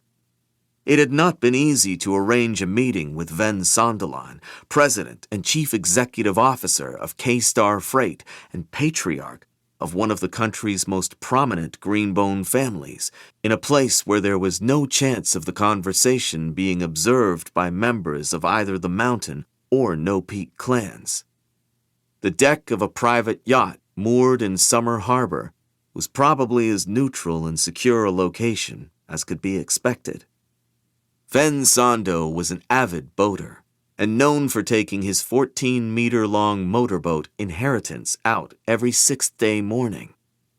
They were on the water by sunrise. Ven Sondo came accompanied by his eldest son, Haku, a first-rank fist in the Mountain. Haku manned the cockpit, while the elder Ven stood at the railing with his tanned face turned toward the ocean, his gray hair blasted back by wind and salt spray, expounding to his guests on the horsepower, speed, and fuel capacity of the Inheritance, and how he'd once spent 4 weeks sailing along the coast of Thun.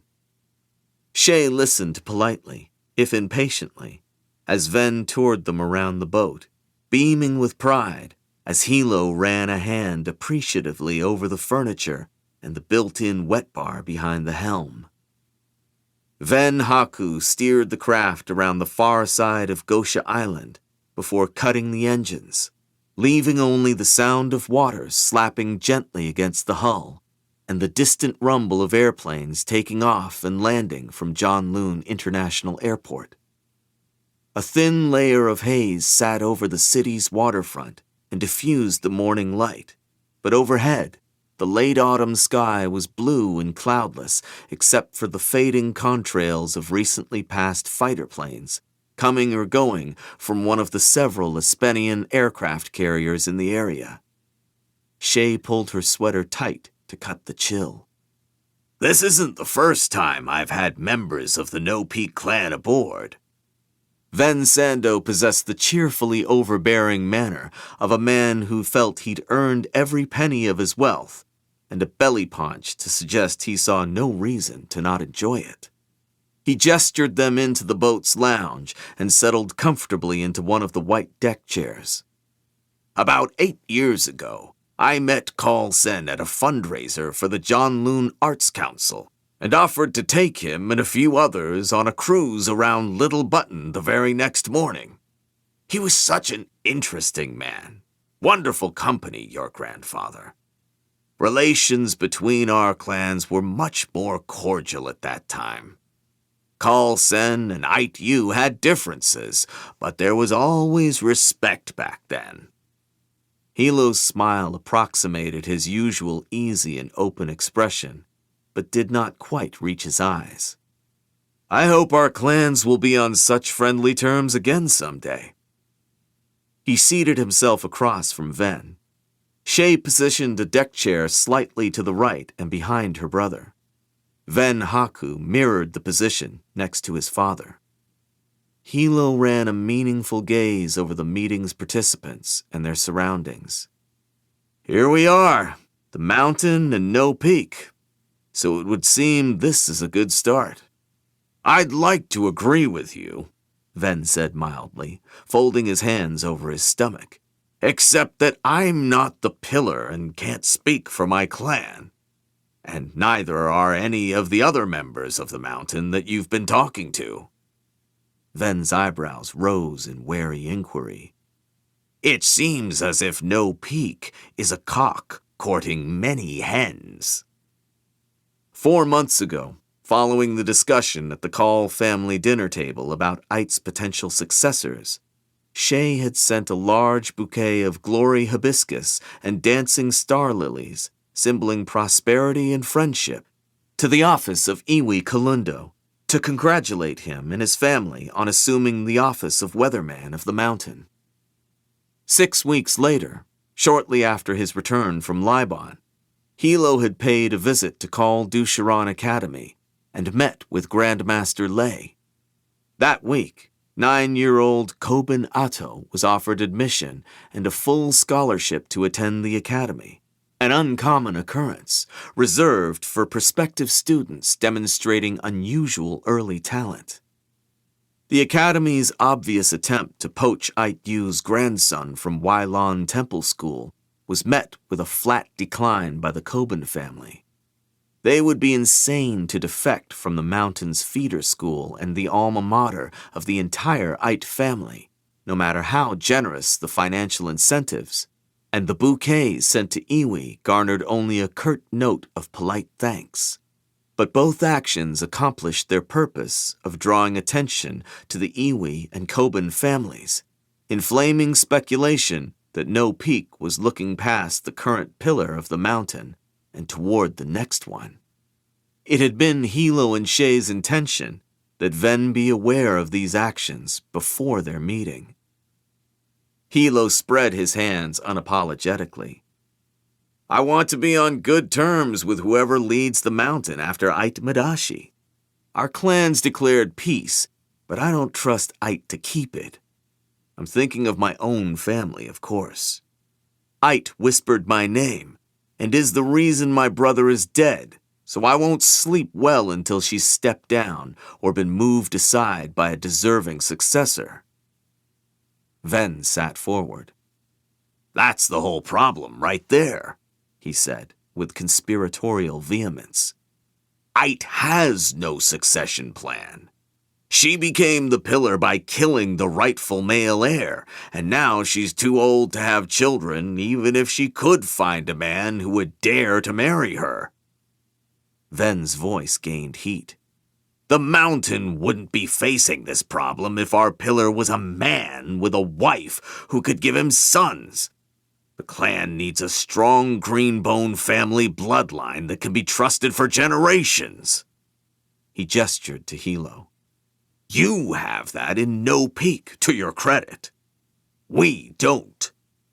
We're being led by a childless woman pursuing her own ambitions.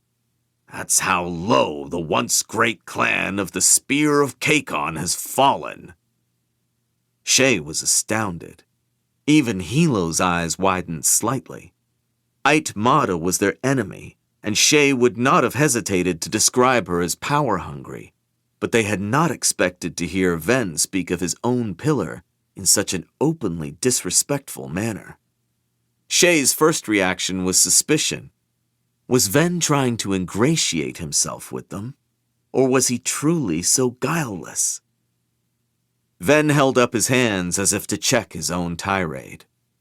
Don't misunderstand me, he said hastily, glancing at Shay sideways before returning his attention to Hilo.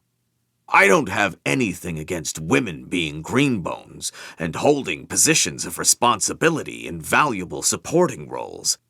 But the pillar is different. The spine of the body, as we all say.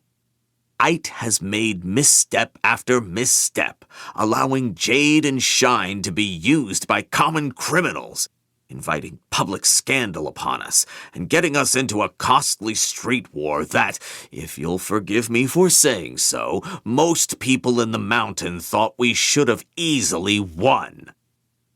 Ven puckered his mouth. When I raise valid criticisms, unselfishly I might add, she stubbornly refuses to address them. My very life might be in danger if that woman knew I was conversing with you. Despite this statement, Ven did not seem fearful to be voicing opposition. Shay suspected that K-Star Freight was too big and important to the mountain, and the Ven family too well known and powerful for Ait Mada to simply whisper their names and make them disappear, no matter how condemnatory Ven was. I'm glad we're having this meeting, Ven-Jen. You're obviously the right person for me to be talking to. Hilo leaned back in his deck chair, angling himself more directly toward the Vens with a subtle shift of his body. He seemed to expand and relax, as if he'd occupied this very seat on the boat countless times in the past, and his voice took on the quality of contented camaraderie established at once between new friends who've discovered they grew up on the same street corner. The change occurred so smoothly and naturally that Shay found herself feeling as if she had suddenly become an uninvited guest, sitting uncomfortably apart from the three men, who now possessed a familiarity they had not shared mere seconds ago. Hilo's voice lowered. I'm glad to learn there are people in the mountain who want change as much as you and me, Ven-Jen. But speaking as an outsider, it seems to me the Koban family doesn't have any strong leaders, just a little boy. I'm not patient enough to wait 20 years for things to improve, and I can tell you're not a complacent person yourself. Naturally, I was curious about the new weatherman, but from asking around, I hear the Iwis follow Aitmata blindly. Ven snorted. That's true, and also there's too much thin blood in that family. In these uncertain times, Hilo said somberly, cooperation between the clans is important to the country. That's why I wanted to meet with you in private, to see if we could help each other. The Ven family is known and respected by everyone, on the business side and on the streets. That old saying, gold and jade, never together? It sounds nice, but who can argue that we don't both need for our families to be truly strong? Hilo fixed the overweight businessman with a stare of strict confidence. You're obviously a man of principle, and maybe it's not your wish to take on so much responsibility, but since this issue in the Mountain Clan affects not just my own family, but all of Keikon, I feel that I have to be honest. No Peak would gladly recognize the leadership of the Ven family. I can't think of anyone I'd rather see succeed Aitmata. Ven's jade aura gave a perceptible pulse of gratification, but he let out a dramatic sigh and waved a hand vaguely over his shoulder, dismissing the idea as if he'd been told it so many times already that he was tired of having to disappoint people. The gesture struck Shay as so contrived and self-important that she was forced to mask a stab of deep dislike. Ven said, I'm flattered, Kaul-Jen. I truly am. But I have a company to run, and besides, I'm getting to be an old man, nearly retired. People always expect the pillar to be green. The only jade Ven wore was a heavy gold watch with a jeweled case. Wearing so much jade, that's for young men. It would suit the clan best to have a leader who's in his prime, who has the right image, but also the backing of family resources and social capital. Myself, I'm content to simply be the voice of age and wisdom in the background. Shay looked past Ven Sando to his son. She saw Hilo's eyes shift in that direction as well. Ven Haku was about the same age as they were. He was said to be a reasonably good fist, and popular among his peers and subordinates, in no small part because he was not shy about flaunting his family's wealth by throwing parties and rewarding those under him. He wore his hair gelled back and his jade studded on a bold black leather choker around his neck, like a gem-encrusted dog collar. He sat partly slouched, with an alert but slightly scornful expression on his face, and even the low, steady buzz of his jade aura seemed to emanate privilege and insolence. For a strange, disconcerting moment, looking at Ven Haku and his perfectly unlined face, Shay was reminded of the Hilo she'd known 6 or 7 years ago. Ven Sando intended to install his son as pillar after Aitmata was gone. Hilo looked between the elder and younger Ven, and inclined his head with a half-concealed smile. A dutiful son and supportive father working together? I'm not sure any clan has ever been so fortunate. Hilo's jade aura, normally so bright and expressive, hummed as smoothly as a wide river, betraying almost nothing. I'd like to help bring about such a change. But Aitmata and I sat together in front of both our clans and the public and declared truce. I don't break my promises, not even to my enemies. I have to make that clear before we talk further. Ven Sando gave Hilo a shrewd look. No one wants another street war between clans, but you wouldn't have asked to meet unless you had something to give, besides encouragement. Hilo's manner hardened a touch into formality, and he spoke more slowly. Aitmata will never step down willingly. She'll have to be forced out.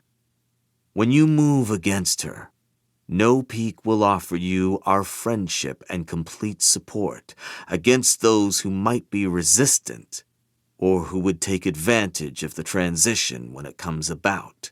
And there are always those people. That's not a small thing, and I don't promise it lightly. There are also the people who need to have practical reasons to accept a new leader.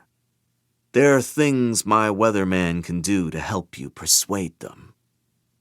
The prompt caught Shay off guard for an instant. She'd begun to think with some annoyance that Hilo had forgotten she was even there. K-Star Freight is one of KCON's largest and most profitable companies, so I imagine you already hold a great deal of sway in the mountain, she said to Ven, laying the flattery on a little thick. Even so, some of your potential supporters might be encouraged if they knew there were financial incentives involved. No Peak's influence in certain industries might be of interest to those who can't normally take advantage of it. There are even parts of our business where we would be open to discussing purchase offers or partnerships, if the clans were on friendlier terms. Naturally, that's information we expect you would share judiciously.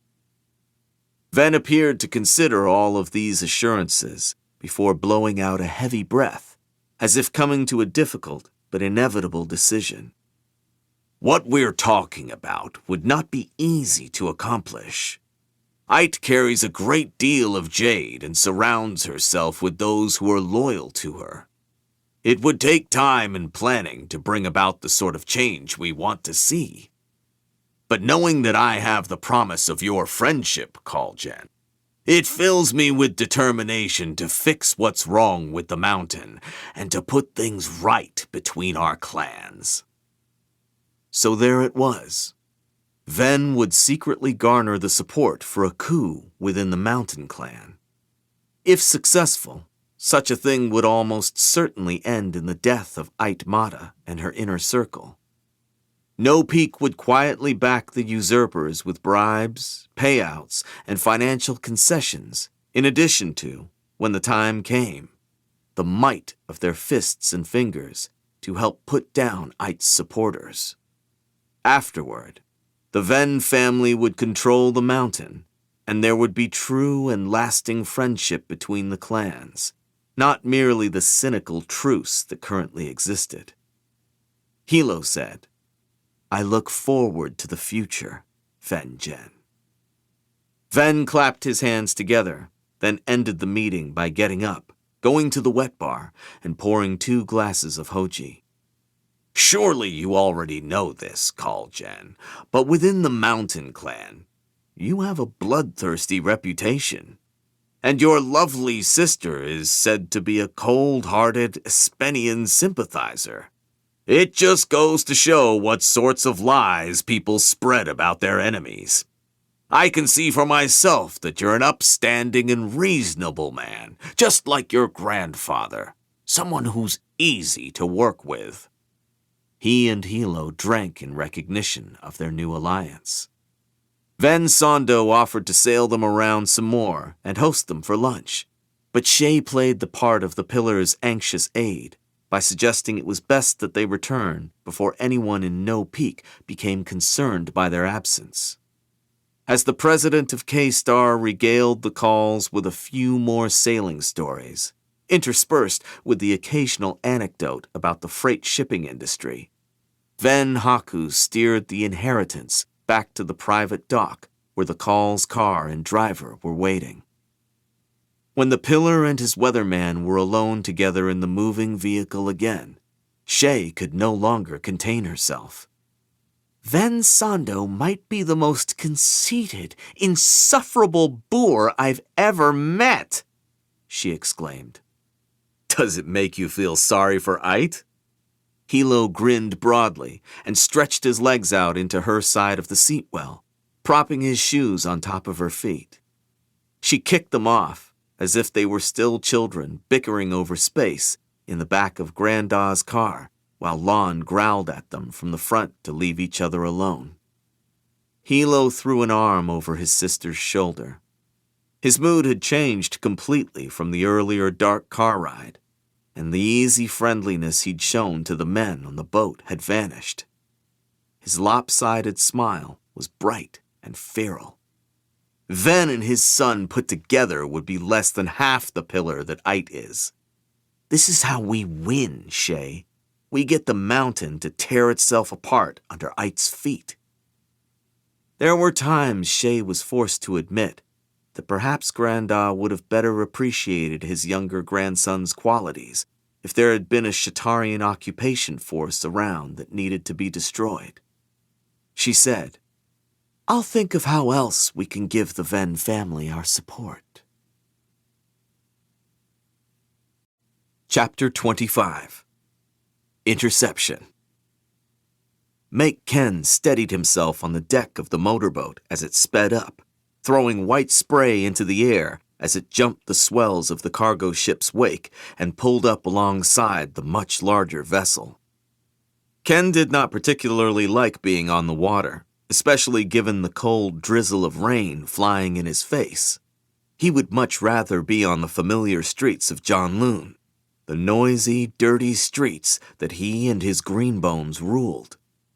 But the clans needed to protect and patrol far beyond the city these days, up in the mountains, along the coast, even hundreds of kilometers out to sea. Ken suspected that he might be the first Horn, at least in his generation, to hijack a ship in international waters. That was part of his job, though, adapting to the enemy's moves, and he'd learned from Kaul Hilo to always lead from the front. Juen, his first fist, fired the grappling hook, which went sailing over the railing of the cargo ship and caught, tethering their motorboat. Unlike some large men, Ken had no difficulty with lightness. Seizing the taut rope, he swung his feet onto it and ran halfway up its length like a lizard on a thin branch, crossing the last few meters to the ship's deck in a bound. He landed quietly, talon knife drawn. Two men armed with handguns were running toward the railing. To his surprise, Ken sensed jade auras, shrill with hostility and alarm. At the sight of him, they stopped and opened fire. The Horn leapt straight for the guards, releasing tight twin deflections that cleared his path as he went airborne and landed between them. He clamped onto the barrel of the nearest weapon with his left hand, twisting it away from the gunman with a burst of strength, as he hurled the man on the right backward with a deflection that sent him crashing across the rain-slicked deck into the nearest metal wall of stacked containers. Ken tossed the gun overboard. Its former owner drew twin triangle-headed derb daggers, fighting knives of the Uiwa Islands, and came at the Horn with vicious, swift stabs. Ken hooked and controlled the man's left wrist with his talon knife and caught the blade of the right-hand dagger with his steeled hand. His opponent reacted instantly, letting go of the weapon and driving his fist into Ken's solar plexus with enough strength that the air went out of Ken's lungs with a painful grunt. He felt the telltale flex in his opponent's jade aura as the man gathered himself to channel a lethal blow. Ken battened his torso with steel. The durb blade he'd caught in his hand cut sharp into suddenly unprotected skin. Dropping it, he channeled first, fast and quick, a non-lethal jab to the heart, just enough to shock. Grabbing a fistful of the man's shirt, he let out a bellow as he shoved, then yanked forward hard, whiplashing his opponent's face into a headbutt that connected with an audible crack. The horn dug his shoulder into the limp man's chest and heaved, sending him over the ship's railing and tumbling into the white-capped water far below. Ken turned around. His fists, Juen and Een, and 2 fingers, Lot and Dudo, had leapt to board the ship right behind him, leaving 1 finger, Tone, behind to man the motorboat. Een was stalking after the second guard as he tried to stumble away from her with a broken leg. As she drew her moonblade, Ken ordered, "Leave him alive for now!" It occurred to him that he shouldn't have thrown the other one into the sea. Now, the man's jade, even if it was not much, was at the bottom of the ocean. At least it was no longer being worn and used disgracefully by a hired half-boned cur. He strode down the deck of the ship between 15-meter-tall walls of red, orange, and blue shipping containers uniformly stacked like his nephew's building blocks. The 300-meter-long cargo vessel was too large for him to be able to perceive everyone aboard, but he knew his fists and fingers would split up to sweep the ship. They would find and kill any additional Barukan guards and round up the crew. Ken wrapped his hand in the hem of his shirt, putting pressure on it to stop the bleeding as he headed toward the bridge. 20 minutes later, the captain and his officers were gathered together in the ship's dining room. The captain was a man of about 40 with a curly orange beard and sideburns. Captain Bamivu Iya Kijdiva, according to his nameplate, an Igutanian like several of his officers. The crew, which had been rounded up and placed in the mess hall, was mostly Yuiwan. Though Kijdiva acted admirably calm, sweat stood out on his brow, and Ken could perceive his heart beating much faster than normal. He obviously didn't know anything about Green Bones and thought the ship had been attacked by pirates who might steal his cargo or harm his crew. "Don't worry, no one will be hurt," Ken said. Either the man did not understand or was not put at ease by the assurance. "You speak any other languages?" Ken asked. "Yuiwan? Espenian?" The captain spoke passable Espenian, which was fortunate, as Lot also had a decent grasp on the language, having studied it during his years at the academy. That seemed to be popular these days. With more foreigners and foreign businesses in Janloon, it was useful even for fingers to know another language besides Kekanese. Ken asked Lot to translate.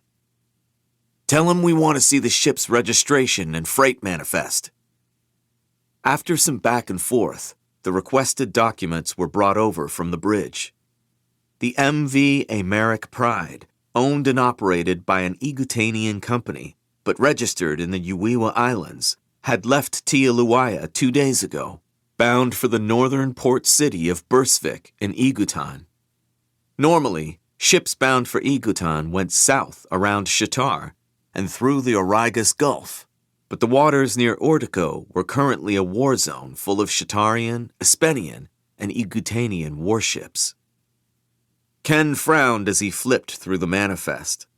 The ship was carrying nearly 20,000 tons of cargo. Apparel, consumer goods, canned fruit. There was no way to search it all. The captain asked a question, and Lot said, "He wants to know if we killed those men, those 4 guards." Juen and the others had encountered 2 other Barukan as they took over the ship. "Those men worked for a smuggler in the Uiwa Islands," Ken said to the captain, not answering his question. "Do you know what they were guarding?" The captain swallowed. I didn't ask questions, he said through Lot. I was paid for their passage. It's typical for us to have 4 to 10 paying passengers aboard. I don't know what's in the boxes. I never see any of it. I just move it.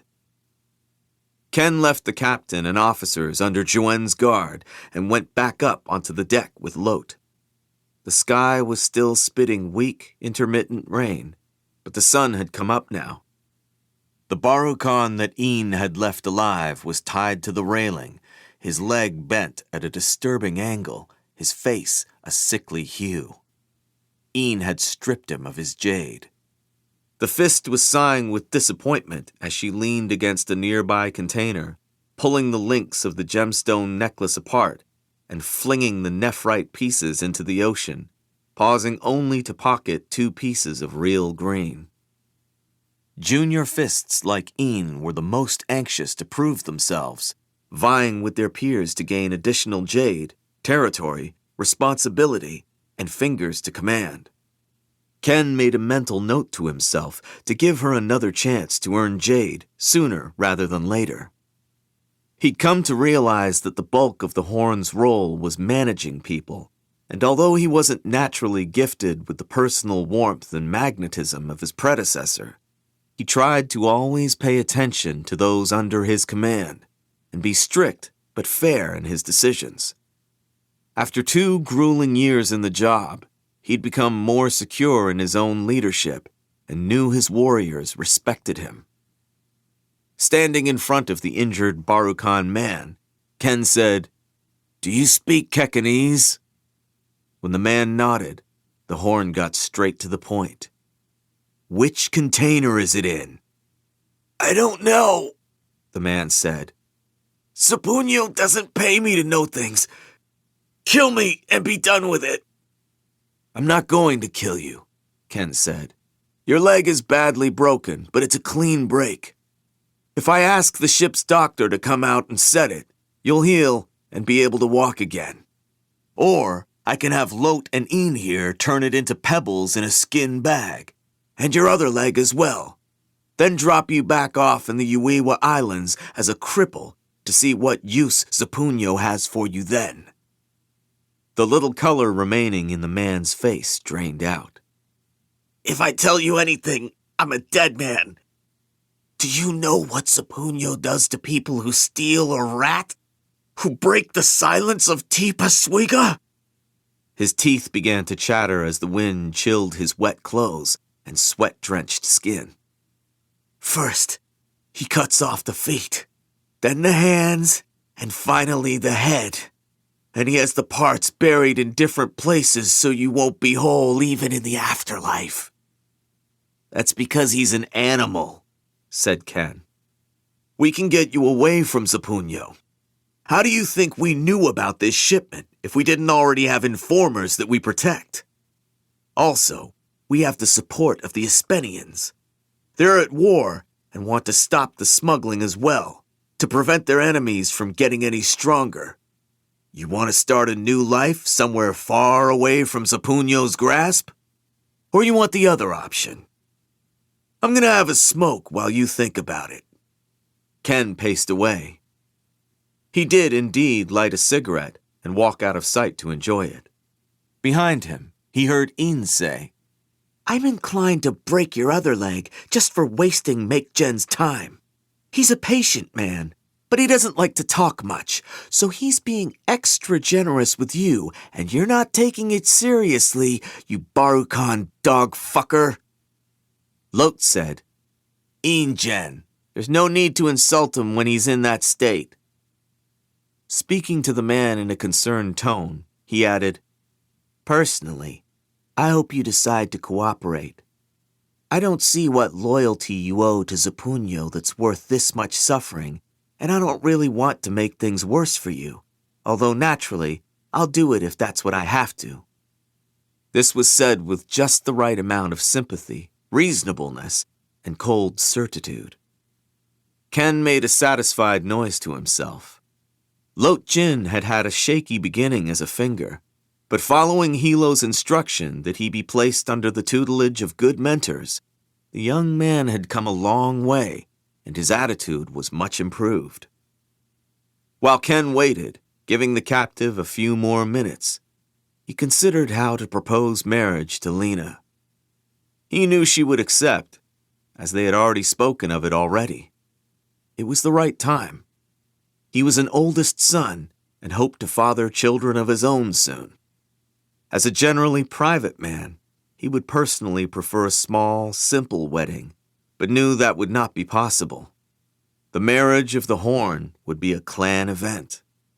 All the political considerations and turns of fortune that affected the Kaul family affected the Makes as well. When Ken finished his cigarette, he returned and demanded an answer. Shivering violently now, and utterly defeated in spirit, the man directed them to the container that he'd been ordered to protect. It was hard to believe that the Barukan were actually Kekanese by blood, Ken thought, because they were weak-willed, but that was a natural consequence of being born and beaten down in a cowardly place like Shatar. Ken summoned the ship's doctors to see the man's injuries. Crew members were brought out to operate the ship's crane to move the indicated 6-meter-long container off its stack. When the corrugated blue metal box was opened on deck, Ken saw it was packed full of cardboard cartons. The first several boxes they inspected contained hundreds of individually poly-wrapped items of clothing, exercise pants, tank tops, swimwear, straight from the garment factories in the Uiwa Islands. Then Ian noticed that some of the boxes appeared to have an extra barcode on the side. Ken opened one of them and held up a woman's blouse with small green buttons down the front. The buttons were made of jade, and the blouse was false. It didn't even open at the front. The whole box was filled with jade, disguised as mere ornamentation.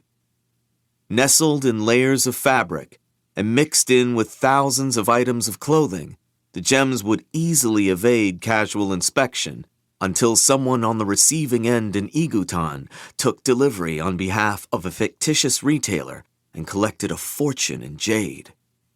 "That Uiwan is a clever dog," Ken admitted in a grumble, standing among a mess of boxes, plastic, and fabric.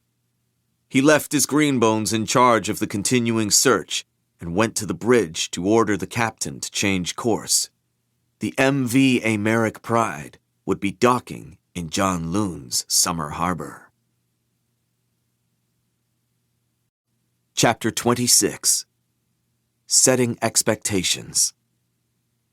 The news was vaguely reported in the Igutanian papers, and not at all outside of that country's borders, but according to the translated articles Shay received from the clan's contacts in Igutan, several targeted bombings had occurred in the past week, destroying chemical factories near Dramsk, Nitiu, and Bursvik. The Igutanian Directorate was blaming the attacks on Shatarian loyalist groups from Ortico, backed by the Espenian government. The articles did not reveal who owned or operated the facilities, nor what they were producing that would make them the targets of sabotage, but Shay already knew. The Espenians wouldn't offer to pay for something if they didn't plan to use it.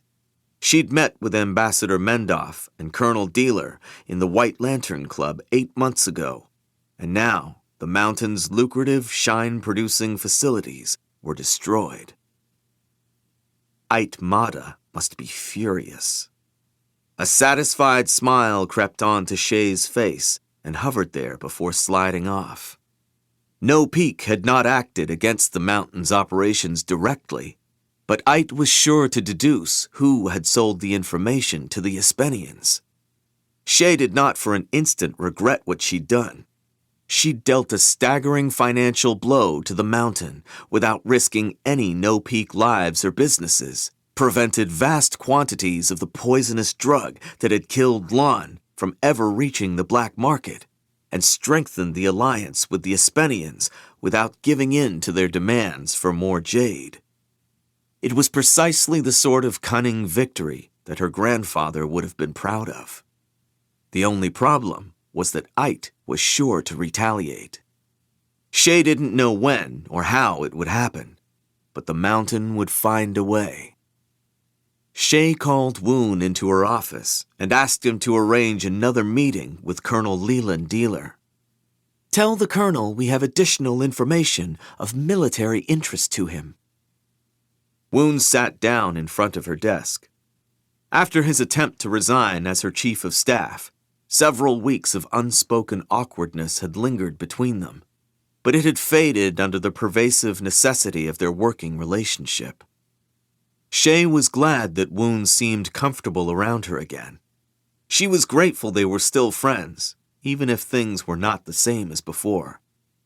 Make Ken's discovery of jade being smuggled from the Yuiwa Islands to Igutan on commercial cargo ships, Woon inferred. "You believe if we hand over that information to the Espenians, they'll shut it down, the way they destroyed the shine factories in Igutan. Ken and his fists got lucky with a tip-off on that one ship, but they can't possibly patrol the entire West Tun Sea. The Espenians can, and do," Shay said. "Even though we have informers and agents in the Yuiwa Islands, we have little power there. Less ever since Hilo caused a publicized bloodbath. Espenia, though, provides the bulk of that country's foreign aid.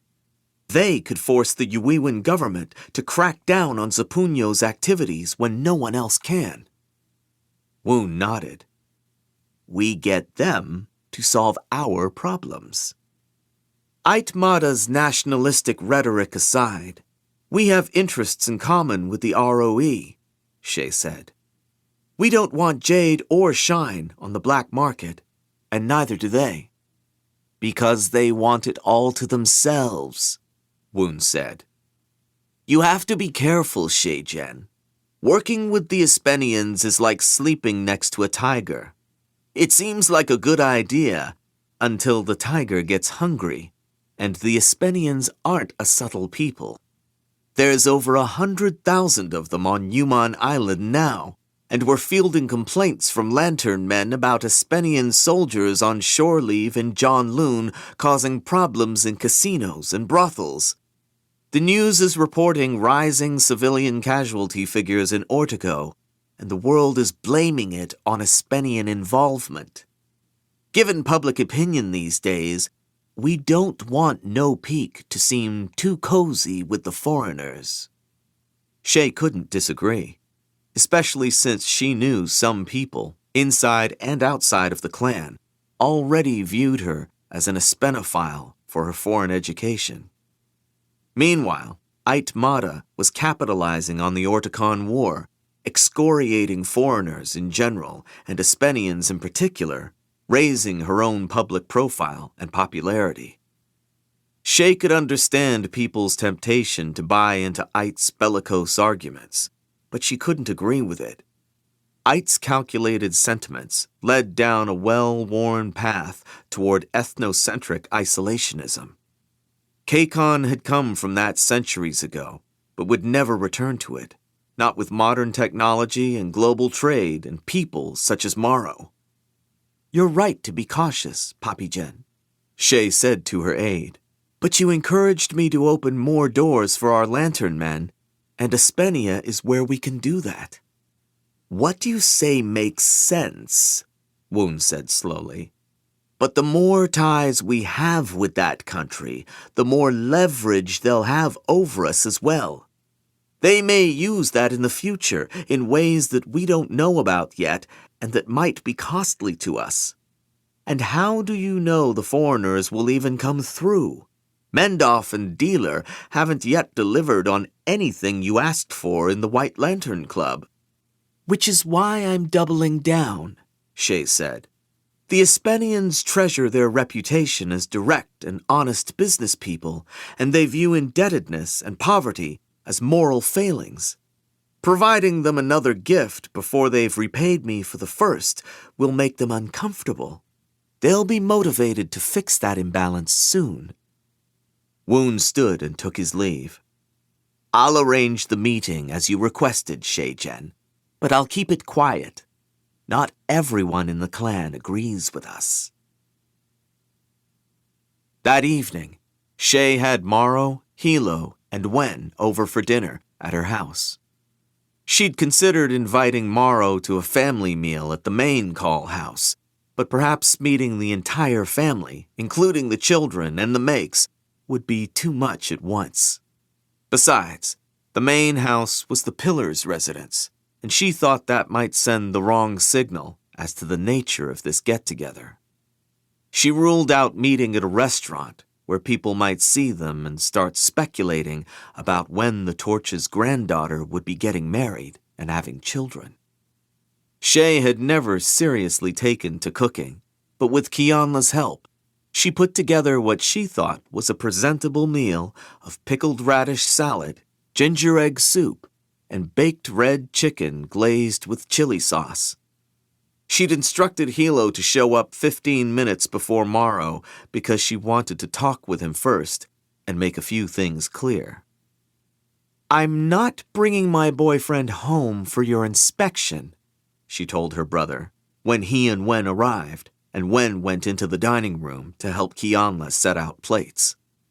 "Morrow seems to think that because he doesn't wear much jade and isn't a member of the clan, I'm reluctant for him to meet my family. That's not true. I meant to do this much earlier, but with all our schedules, he's been traveling, we've been busy, and now with Nico and Rue to take care of, there hasn't been any time. So we're finally getting a chance, but it's just dinner." "What are you so nervous about?" Hilo said with a teasing smile that irritated her because she was not nervous, she simply wanted to set expectations. "You think I'm going to interrogate him? Make him fight me? Wen and I are just glad to have an excuse to get away from the kids for a few hours." The fingers who guarded the gates of the Kaul estate had been told to admit Shay's boyfriend when he arrived.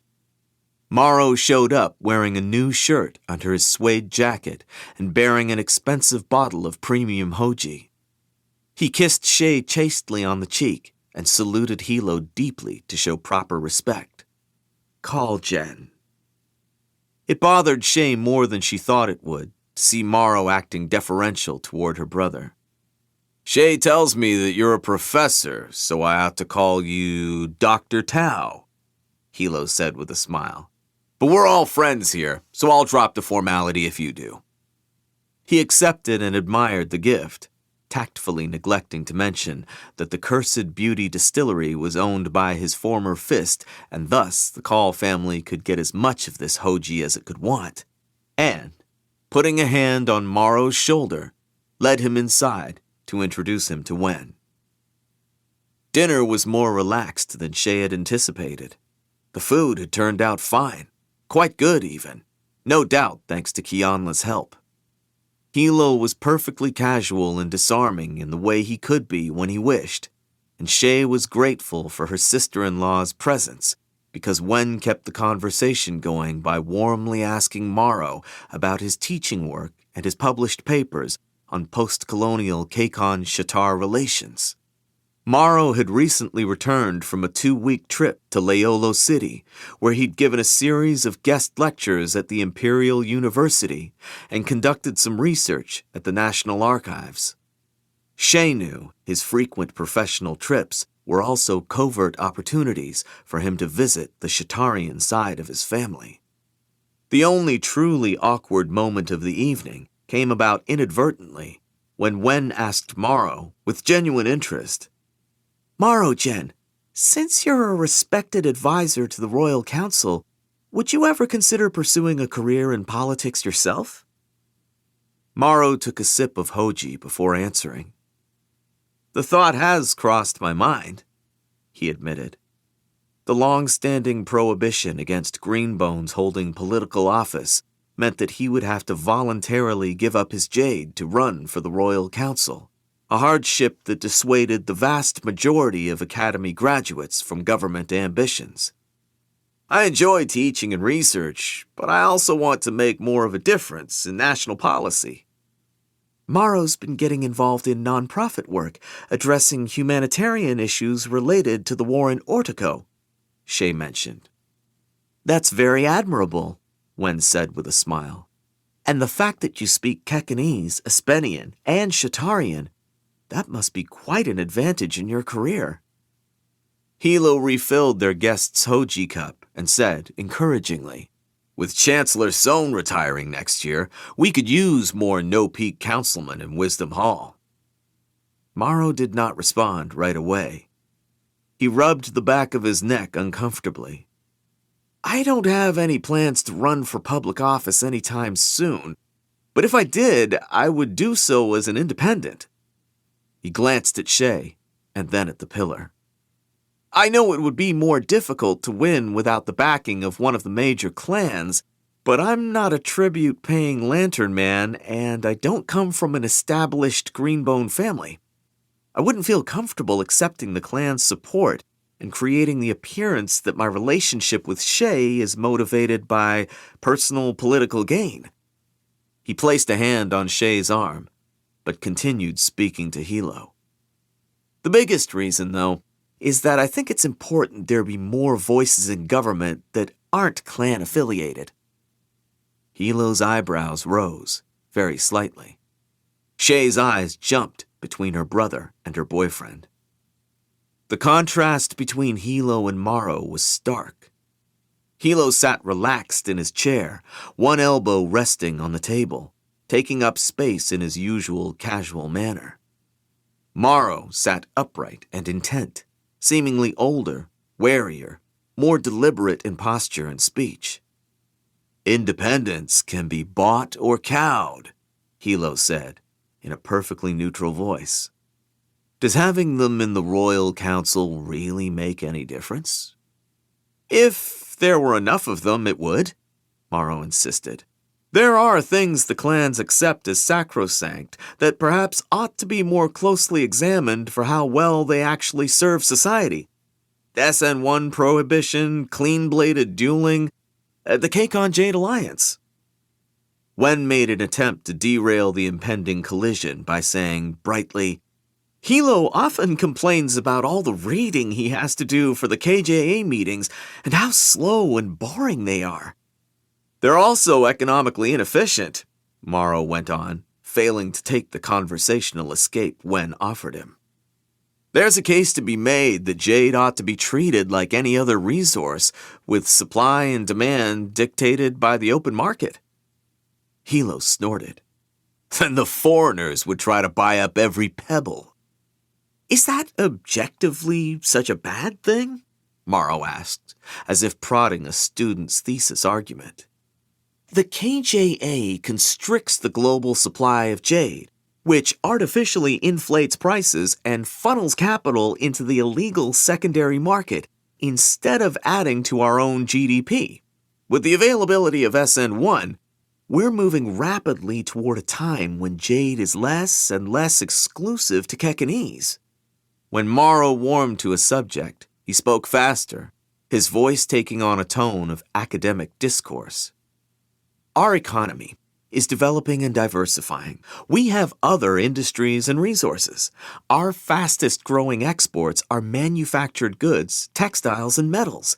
So why do we continue to treat jade as far more important than the others? Something that has to be regulated by a national cartel and defended with violence. Only because of our deep-seated historical and religious biases. Hilo looked at him in a funny way. Unlike Shay, he was not used to Morrow's habit of challenging accepted beliefs for the sake of robust debate. For a moment, Shay could sense her brother assessing Morrow coldly. What kind of a green bone, what kind of a Kekanese man would devalue jade and all that it represented in front of the pillar of the clan, no less? Morrow's good at playing devil's advocate, Shay said quickly but firmly, putting a hand on Morrow's arm in affection and restraint. Which is why he's thought of so highly as a teacher, for always challenging his students. He could argue you into believing a black cat was white or a white cat black. Hilo gave them a thin smile. That doesn't change the color of the cat, though. The confidence in Morrow's manner faltered. Shay glimpsed embarrassed resentment color his face. She had forgotten how quickly Hilo could put other men in their place, with a glance or a word, and without even trying, and she was furious at her brother in that instant. Scholars might be respected, but Kekene's parents prayed to have at least one son bring honor to the family as a Green Bone warrior. All of Morrow's degrees were mere paper next to the jade of a man like Kaul Hilo, and for a fleeting moment, Shay could see the reminder of that fact stamped across his stiff expression. Morrow forced a smile. I do argue too much, even outside the classroom. Shay is patient with me, but sometimes I have to remember that not everyone appreciates it. Perceiving either the man's discomfort or Shay's anger, Hilo's manner changed immediately. He waved off Morrow's explanation and said with a short laugh, Shay? Patient? I've never seen it. You must bring out a better side of her. He sat forward and clapped Morrow on the shoulder in a light-hearted way. Don't take anything I said as a criticism. I've never had patience for politics myself, but I'm sure you would succeed in it no matter what. And I'm glad my sister's found someone who's a match for her in brains and strong opinions. Wen asked, Do the two of you have any plans for boat day this year? We're going to take the boys to the harbor front for the ship sinking. We haven't seen it in years. The momentary tension dissipated, and conversation veered back into lighter territory as they finished their meals and lingered to enjoy tea. Morrow gracefully took leave of their company before the hour grew too late. He saluted Hilo again, less formally this time, and thanked him for spending time with them this evening. At the door, he turned to Shay with a relieved and rueful expression, as if to say, Well, that wasn't so bad. We survived, didn't we? Then gave her a kiss on the mouth. Will I see you sometime soon? He asked in a lowered voice. Soon, she promised him. Wen said she needed to return to the main house to nurse Rue and put him to bed, but told her husband he didn't need to hurry. Let's have tea together next week, if you have the time, sister, she said, embracing Shay on the way out. 4th day or 5th day would be best. I have a class on 2nd day, and I'm going to the bathhouse on 3rd day. It's been weeks since my last massage. We could build you a pool or a sauna here at home, Hilo suggested. It would save you all these trips.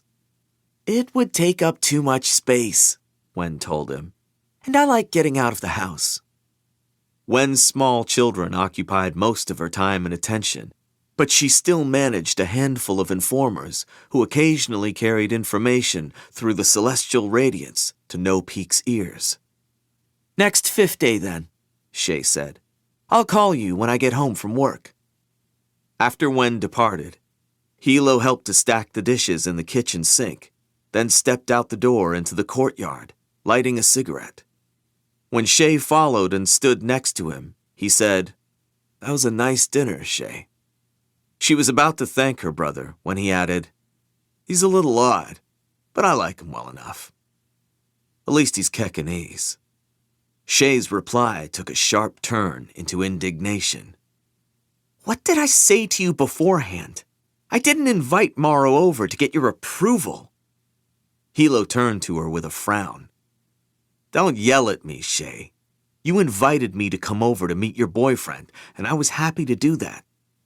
You wanted me to take it easy on him, to not treat it like a big deal, so that's what I did. I already said it was a nice dinner. Wen and I had a nice time. You introduce me to someone and then expect me to not say a single word? Even though Hilo was unaware of Morrow's true parentage, Shay was incensed on her boyfriend's behalf. At least he's Kekenese. What does that mean? Exactly what I said is all, Hilo snapped. He ground out his cigarette with more force than necessary. Maybe that wasn't the right way to put it, he admitted grudgingly. All I'm saying is that I'm glad we won't have another issue like we did in the past. Morrow's too idealistic, but he seems like a man with a good heart. He's not anywhere near as green as you are, but there aren't that many men who are, so that's no surprise. As long as he makes you happy, that's what's important. Do you love him? Shay was thrown by the sudden question. The contrast between Hilo's bluntness and apparent reasonableness made her unsure. I think so, she answered, almost without thinking. Hilo said, If you're not sure you're in love, then you're not. Of course, that would be something Hilo would say. Shay knew for certain that she loved the time she spent in Morrow's company, their long conversations, the warmth of him next to her in bed, the way he was everything that No Peak so often was not, peaceable, thoughtful, open-minded. When she was with him, she felt valued and attractive. She could imagine a future unfolding before them. But she had been cautious ever since Gerald. I think we're getting there, Shay said. I wish we could spend more time together. The clan doesn't leave room for much else. Her brother's posture slackened. I know, he said, and rubbed a tired hand over his eyes. Looking at him, Shay lost some of her irritation and could not help but feel a pang of sympathy. Hilo was the most hands-on pillar anyone had ever known. He still left most of the business and political matters to her, but she'd seen him sitting at the kitchen table in the evenings, forcing his way through industry reports and highlighting the parts he needed to ask her about.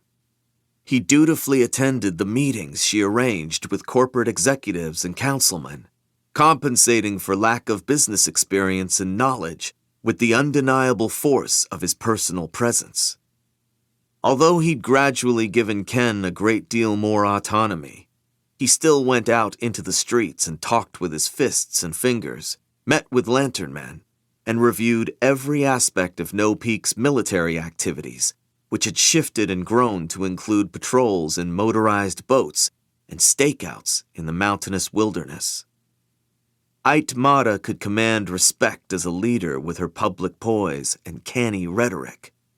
Hilo could not do that, but he managed the vast No Peak clan in the same way he'd built his following as Horn, through thousands of conversations and personal interactions with his people, painstakingly accomplished, one at a time.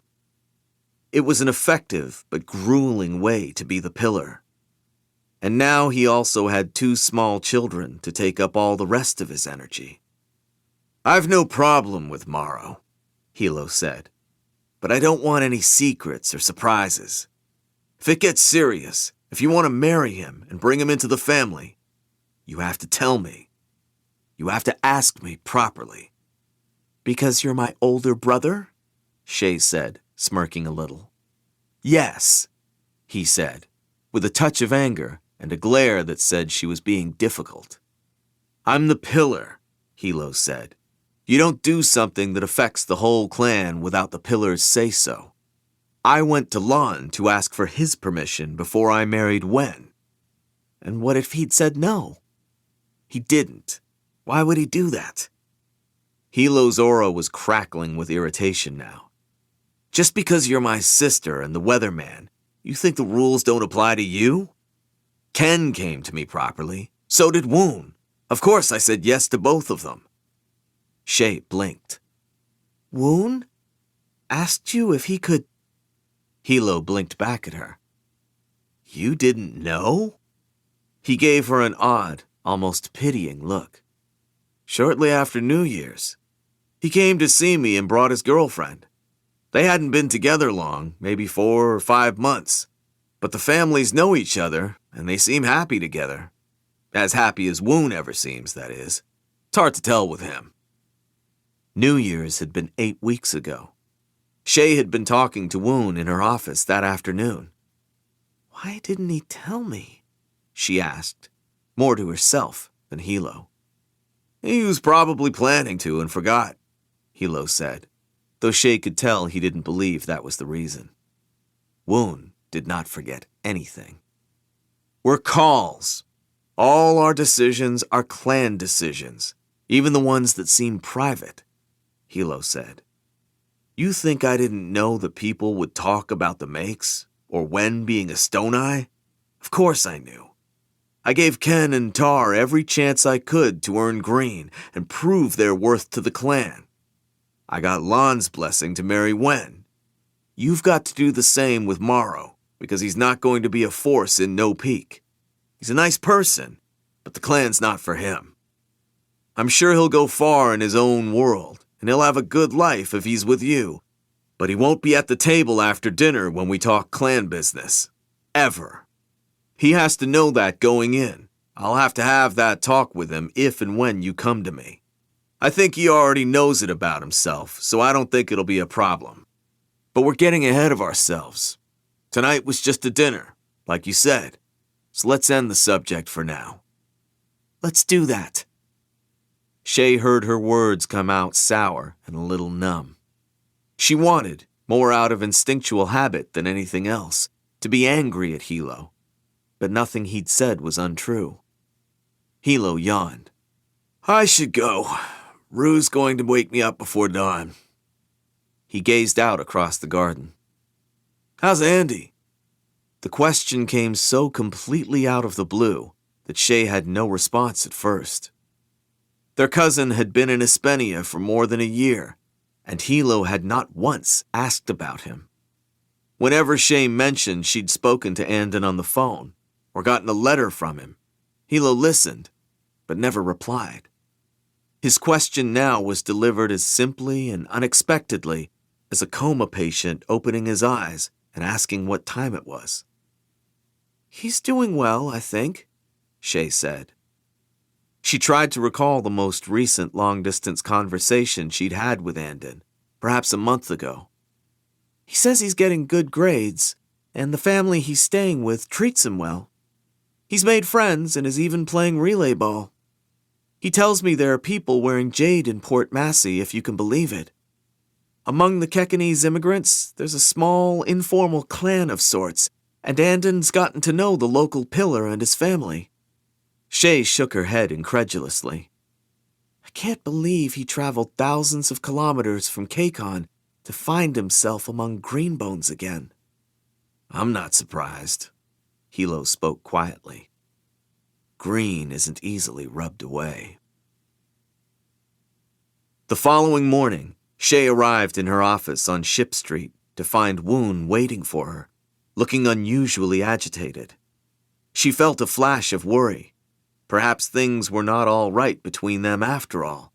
Perhaps that was why he hadn't told her about his engagement, and he had somehow learned that Hilo had informed her last night. But then her aide handed her a copy of the Janloon daily newspaper, opened and folded over to the bottom of the second page. Shay's eyes fell on the headline. Weatherman of No Peak was an Espenian spy. Shay stared uncomprehendingly for a moment, then read the rest of the article in mounting disbelief. It cited confidential sources and documents proving that 7 years ago, Kaul Shaelinsan had been in the employ of the Espenian military as a civilian informant. Over a period spanning 18 months, she had cooperated with the Espenian intelligence services to advance foreign economic and political interests in Kakon. In return, she'd been handsomely paid and granted a student visa to attend graduate school in Winton with her boyfriend, an Espenian military officer of Shatarian ancestry.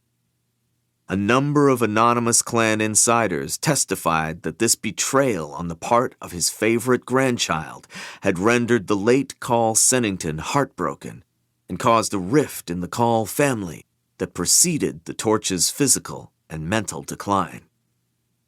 The newspaper began to shake in Shay's hands. She threw it onto the desk and wrapped her fingers around the edge of the table. This is Aitmada's doing, she whispered. Only yesterday, she'd been smug about using the Espenians to deal a blow against the mountain's operations. She'd wondered when and how Ait would respond, and now she had her answer. At the height of the clan war, Ait had dug into Shay's background, had used her own spies and sources to discover everything she could about Shay's past in an effort to sway her into turning against Hilo. Now, she'd fed that information to the press. Shay's decisions as weatherman had already garnered detractors, and the Orticon War, which had been going on for 8 months with many casualties and little discernible progress, had fanned public hostility against foreigners and Espenia to a high point. Ait had calculated her attack to be perfectly destructive. Woon spoke from behind her. "How should we respond, Shay-Jen?" Shay released the death grip on the edge of her desk and turned around. If she ignored the public revelations, her silence would condemn her. If she denied them, Ait would pounce on her lies. Her mind was racing, considering how to contain the damage, how to regain the upper hand she'd held only yesterday afternoon. But beneath the calculation, a trembling fury was growing. She'd expected Ait to strike in some way, but she'd failed to anticipate that the blow would be so swift and personal that her own past would be used as a weapon against the clan. "We have to issue a statement as soon as possible," Shay said. "Find out who these reporters are and what their ties are to the mountain. Call the editor-in-chief of the Janloon Daily and tell him I want to talk to him immediately. We need to shut this down." Chapter 27. Purely Practical. Hilo opened the drawstring on the small black cloth bag that Ken dropped on his desk and lifted out a handful of small jade buttons. He rolled the gems in his palm and looked up questioningly at his horn. Ken said, "I had 6 fingers and a dozen volunteer senior students from the academy working for days, going through boxes of clothes from the latest cargo ship we seized. The 3rd one in as many months. You'd think we'd opened a fucking sweatshop, only taking the clothes apart instead of putting them together." Ken looked as if he'd come straight from the docks. His hair was windblown, and the collar of his shirt was sweaty from the heat. He unslung his moon blade and propped it up against one of the chairs, but didn't sit down. "That's just one of the bags. I had Juen bring the rest of the jade to the weatherman's office for safekeeping." Hilo dropped the buttons back into the bag. "That Egotanian shipping insurance company is still phoning every day, no matter how many times I tell them to go fuck themselves. Shay-Jen is handling it, starting with suing their clients for transporting stolen national assets." Ken shrugged his large shoulders. "She has a lot to deal with right now, though. I heard you dropped a Barukan man overboard and sunk his jade to the bottom of the ocean without thinking," Hilo said, and grinned when Ken looked a little embarrassed. "It was probably only a piece or 2 anyway," Ken grumbled, but Hilo stood up, pulled out 6 of the jade buttons from the small sack, and went around the desk to lift the flap of Ken's jacket and drop the gems into the horn's inside pocket. "That should cover your loss," he said, straightening the jacket back into place. His brother-in-law muttered a protest, but Hilo said, "Don't question me as pillar. You deserve it. Besides, you'll be a married man soon. Think of it as an early wedding gift." It was encouraging to see Ken come into his own as Horn. Secretly, Hilo wished he could have led the raids himself, but he knew that was unreasonable, and he was glad this was Ken's victory alone. He was also pleased to see Ken and Shay working together in a way that the Horn and Weatherman usually did not. That was the way it ought to be, the military and business sides of the clan cooperating instead of opposing each other, unlike how it had been with him and Doru. There was a knock at the door, and Tar put his head through to say, "There are people here to see you, Hilo-Jen." Nico toddled past Tar's legs and into the study. He had the run of the house and was always getting underfoot. The boy put his arms out to be picked up. Hilo scooped him up and swung him back and forth a few times, making him giggle, before handing him to Ken and saying, "Go with your Uncle Ken. I'll play with you later." Holding the squirming child in one arm, Ken saluted one-handed and began to withdraw. Before he left, Hilo said, "What about the mountain? Are they keeping up their end of the bargain?" Ken paused at the door and grunted an affirmative. So far, it would seem so. Now Swen and his green bones have caught half a dozen scavenging crews so far this year. At Hilo's wary silence, he added, "Don't worry, Hilo, Jen. We're keeping an eye on them." After Ken left with Nico, a man and a woman entered. Hilo had never met them before, but he'd heard of their terrible misfortune and knew who they were. Mr. Iyun was the co-owner of a local packaging firm and a minor lantern man in the clan. He and his wife had 5 children. The eldest, a girl, was 16 years old. The couple saluted Hilo in silence and sat themselves down woodenly on the sofa across from him. Hilo motioned for Tar to remain in the room, then closed the door before sitting down across from the Iyuns and inquiring gently, "How's your daughter?" "She'll live," Mr. Iyun said hoarsely. His wife's face trembled with the effort of holding back her emotions. Both of them appeared to be in a state of shock. Hilo motioned for Tar to offer the visitors some water.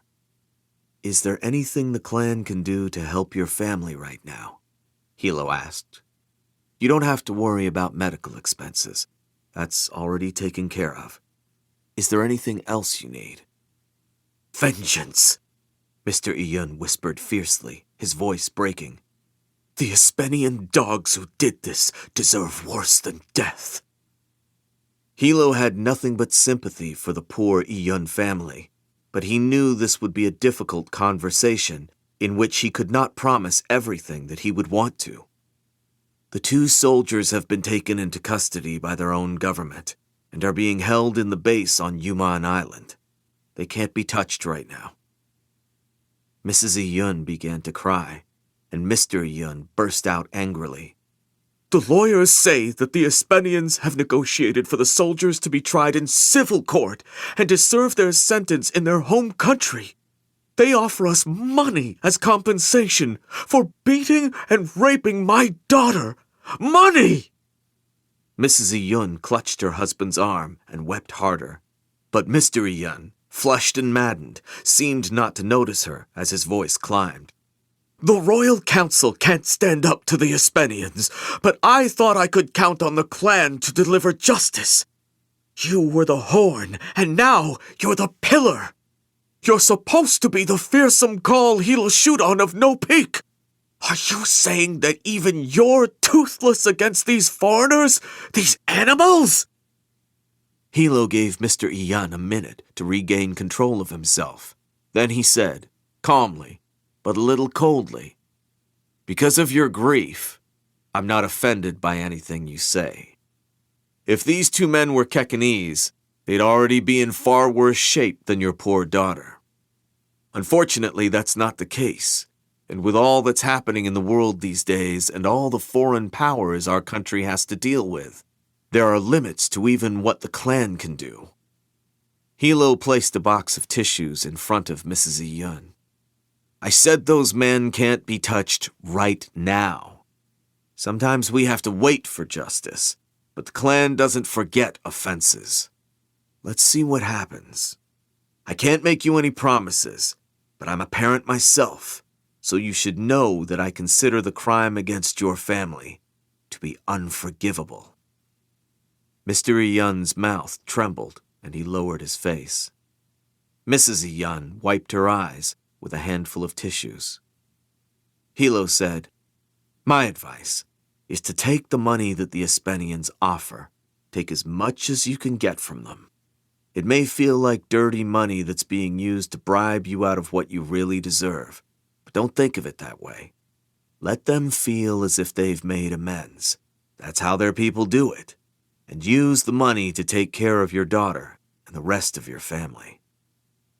Hilo's tone was kind as he said this, but also firm.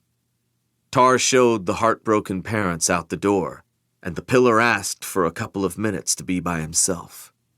He felt bad about not being able to give the Eons greater assurances, but the Ordicon War and the large ROE military presence on Kakon was like a weeping sore on the bottom of one's foot.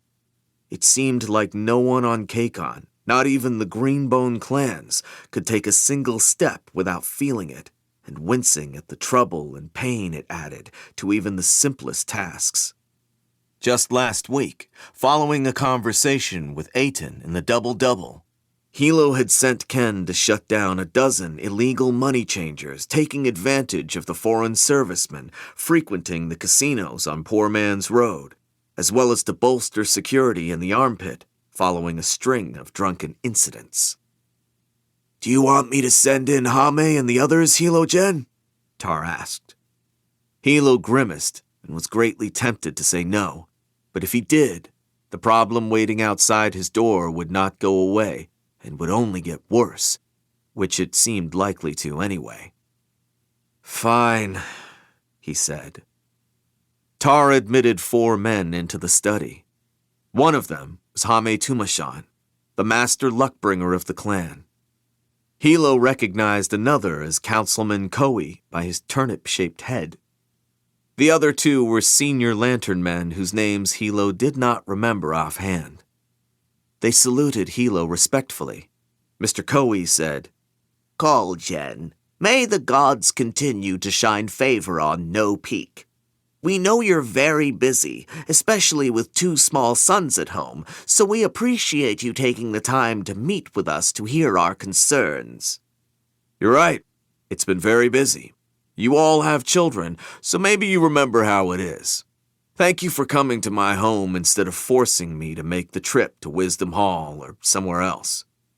A reminder to everyone in the room that he had not even wanted to take this meeting, and had acquiesced only on account of Hame, whom he liked and respected. Hilo sat down in one of the armchairs, and his guests seated themselves as well. Without any further preamble, Hilo said, "So what is it you're here to ask me?" He already knew the answer, but he wanted them to have to speak their minds out loud, to justify themselves to the pillar. The men glanced at each other before Councilman Koei said, "Kaul, Gen, it's about your sister. Given the scandalous revelations of her past, she shouldn't continue as weatherman." "Why's that?" Hilo asked. The councilman looked uncomfortable, but said, "I want to say first of all that I have absolutely nothing against the weatherman personally. I'm only concerned for the reputation of No Peak. I'm afraid it looks extremely bad for the clan, Kaul, Gen. The main thing is that she was an agent for the Espenian military and sold them information that might have been of national security importance. And today, the Janloon Daily printed an interview with her former lover and Espenian soldier of Shatarian blood. She was still involved with him while living in Espenia less than 4 years ago." Mr. Koei spread his hands, indicating how self-evident the problem was. "How can she be trusted in the second highest position of No Peak?" Hilo saw the 2 lantern men nodding along, and he shifted his eyes to Hame. "You're sitting in this room as Master Luckbringer, Hame-Gen, and have many years of experience on the business side of the clan. In your opinion, is the weatherman running Ship Street badly?" Hame glanced at the other men before shifting in his seat and clearing his throat. "No, I wouldn't say that. She's made some debatable decisions, but that's not the same thing. But you asked for this meeting and you're sitting here. So you agree with them." "I share their concerns about the way this affects No Peak's standing," Hame said. Councilman Cowie has always advanced the clan's interests in Wisdom Hall, and Mr. Orn and Mr. Eho are two of the clan's highest lantern men. When they came to me to request an audience with you, I thought it was important that you hear from them directly. I'm not advocating for any specific decision on your part as Pillar. Hame might be known for his straightforward honesty, but he was certainly savvy enough not to presume above his rank, nor to speak poorly of his own weatherman in front of people who were not Greenbones. Hilo said to the two lantern men, "You think I should replace the weatherman?" "Kaul, said the older of the two men, whom Hilo recognized now as Mr. Eho. "This is a purely practical decision. Along with the pillar and the horn, the weatherman is the face of the clan. Since this information about her past has emerged, the press and the public have been questioning if she's still secretly working for the foreigners, serving their interests instead of ours. They've been calling her Espenia's charm girl. Very crude. The thing is, the Orticon War has turned opinion against Adamant Capita. The weatherman's past is a problem for No Peak. She could resign and continue to assist the weatherman's office in a less visible role," added Mr. Orn, whom Hilo also recalled had recently declared an intention to run for the Royal Council himself. "We simply need someone more publicly suitable to be a business leader." Hilo ignored him and said to Mr. Eho, "Who's calling her that?" When the lantern man blinked in confusion, Hilo repeated himself. "Who's been calling my little sister a whore?" I never said," Mr. Eho stammered, looking suddenly contrite, even a little bit frightened, as if he was just now remembering that Kaul Hilo had a prior reputation of his own. "Don't bother to answer," Hilo said. "I know who. Aitmada's set up the whole thing to make herself out as a patriot. She's smearing Shay in order to weaken No Peak." "Still, you can't deny the facts," Councilman Cowie argued. "No," Hilo said, "I don't deny them. My sister made some mistakes when she was young, but everyone does. She had a foolish romance with a foreigner, but that's over.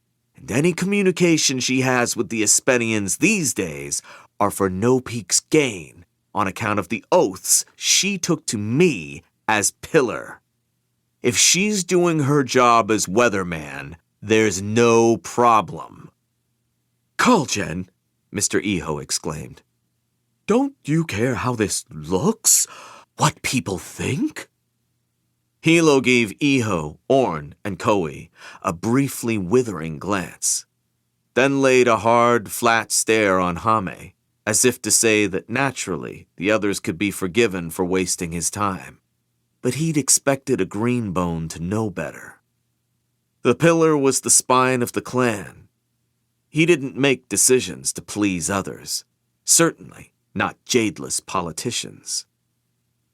Hame's aura drew in, and he said with some defensiveness, "It would be irresponsible for me as Master Luckbringer not to point out the consequences this might have on No Peak and on your own leadership, Kaul. Your grandfather and most of his comrades are gone. Let the gods recognize them. When people look at Greenbones today, they're not looking at the heroes from the Many Nations War. They're seeing young leaders who grew up with wealth and foreign influences and wondering whether they're green enough to defend the country the way their parents and grandparents did." Hilo leaned forward and swept an unimpressed stare around the circle of men. "My grandfather kept his old crony Yoon Durapan in place as weatherman for decades, long after he should have retired, and no matter how many pubescent girls he fucked.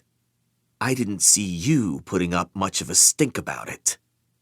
I made the decision to put my sister on Ship Street.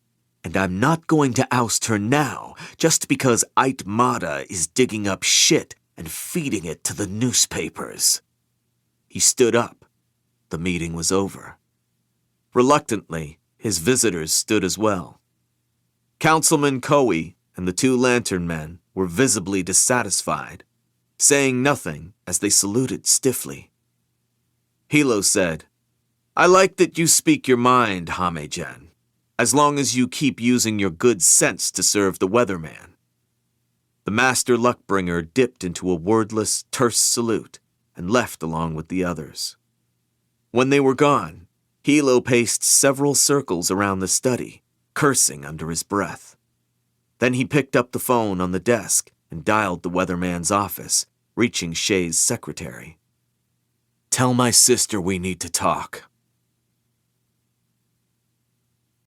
Chapter 28. Not That Stupid. Barrow's prospects, which had seemed so promising last year, had been stalled for months, ever since the mountain raided the scavenging operation and murdered the Yuiwan work crew. It had taken him and Moot the rest of that miserable night and another 2 whole days to walk down the mountain and hitchhike back to Janloon. When they finally arrived, hungry, sore, and bedraggled, and told Soradio that Green Bones had killed the pickers, stolen the trucks, and taken the jade, the Barukan manager's face had turned purple, and he looked fit to kill both of them on the spot. "All the fucking jade you're wearing, and you couldn't perceive them in time to get out of there with anything?" "We got out with our lives," Moot muttered. "Yes, how are you alive?" Soradio asked, his eyes narrowing with suspicion. "Why didn't Now snap your necks?" "He sent us back to give you a message," Barrow said. "Says he wants to talk. Says you're not going to make money at this rate. I think he wants to buy you out." Soradio's narrow face seemed to lengthen further with his scowl. "Get the fuck out of my sight," he told them. Barrow thought their next job would be an opportunity to make up for the prior disaster, but it turned out to not even be a scavenge. They were trucked out to a windy cove on the remote west side of the island to help pack motorized fishing boats with raw jade stones hidden under ice and seafood. Apparently, the clans were unofficially running the Coast Guard and patrolling Keikon's waters so vigorously that it was becoming increasingly difficult to sneak jade offshore. Soradio was splitting up his shipments to the Yuiwa Islands and sending 6 boats in different directions at the same time, hoping that at least a few would get through. Barrow could smell rotting fish on his clothes, his skin, and his hair for days afterward. The next scavenge job Soradio scheduled for them was canceled due to a tip-off about a Green Bone patrol in the area, and then the torrential spring rains arrived, rendering the mountains inaccessible and shutting down both legal and illegal jade mining activity for 3 months. Barrow expected to return to work once summer came around, but Soradio did not contact them. The Barukan manager seemed distracted and was becoming difficult to pin down in person. The one time Barrow found him in the rat house and demanded an explanation, he said testily, Soon, all right? I've got other things going on, things that might solve a lot of our problems," but refused to further elaborate. Barrow became frustrated and impatient. Moot's attitude did not help. "I told you from the start, KK, we don't need that unreliable Barukan asshole. It was a bad idea to begin with.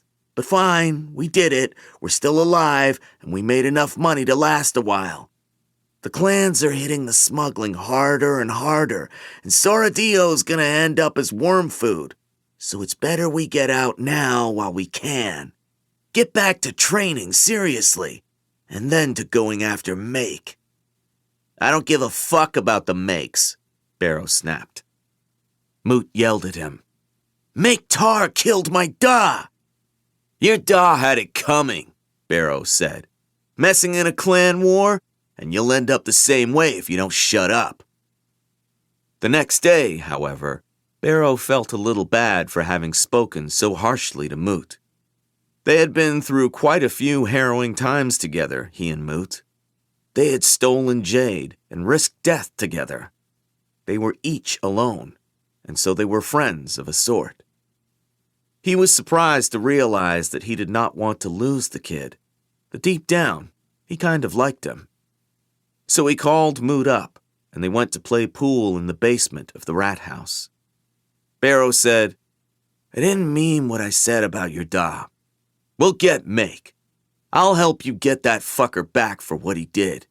And then we'll take his jade for ourselves, the same way we took Kaul's. You and me. Moot looked up with eagerness in his small black eyes and was a lot more cheerful after that. They hung out and trained, and Barrow went back to dealing shine, but still he hoped that Soradio would call with some other work, or a new opportunity would materialize, because despite what he'd said to Moot to make the kid feel better, Barrow had no intention of going after the Makes for the sake of some foolish sense of revenge that wasn't important to him. When Soradio finally called them up to meet in the rat house, he clapped Barrow and Moot on the backs and spoke to them in a perfectly friendly way, as if there had never been any problems between them. When they'd all had a few drinks and gone through the usual conversational bullshit, Barrow said, We've been working as rockfish for more than a year. Where's the jade you promised we'd be earning by now? Soradio spread his hands. You're getting it soon, KK. He seemed to have picked up some Kekanese slang and mannerisms since Barrow had first met him. But the rainy season doesn't count. That's vacation time. You've got another couple months to go. Barrow scowled. So you've got more work for us then? For the first time that Barrow could remember, Soradio appeared nervous. He wetted his lips and leaned in to speak so that no one could overhear him. Yeah, but it's not a scavenge, he said. What is it then? Said Barrow. Packing rock again? It's what you call a whispered name. Can't wear jade to do it either, because it's not just any name. We've been offered the chance to go on the offensive, to go into the tiger's lair, so to speak.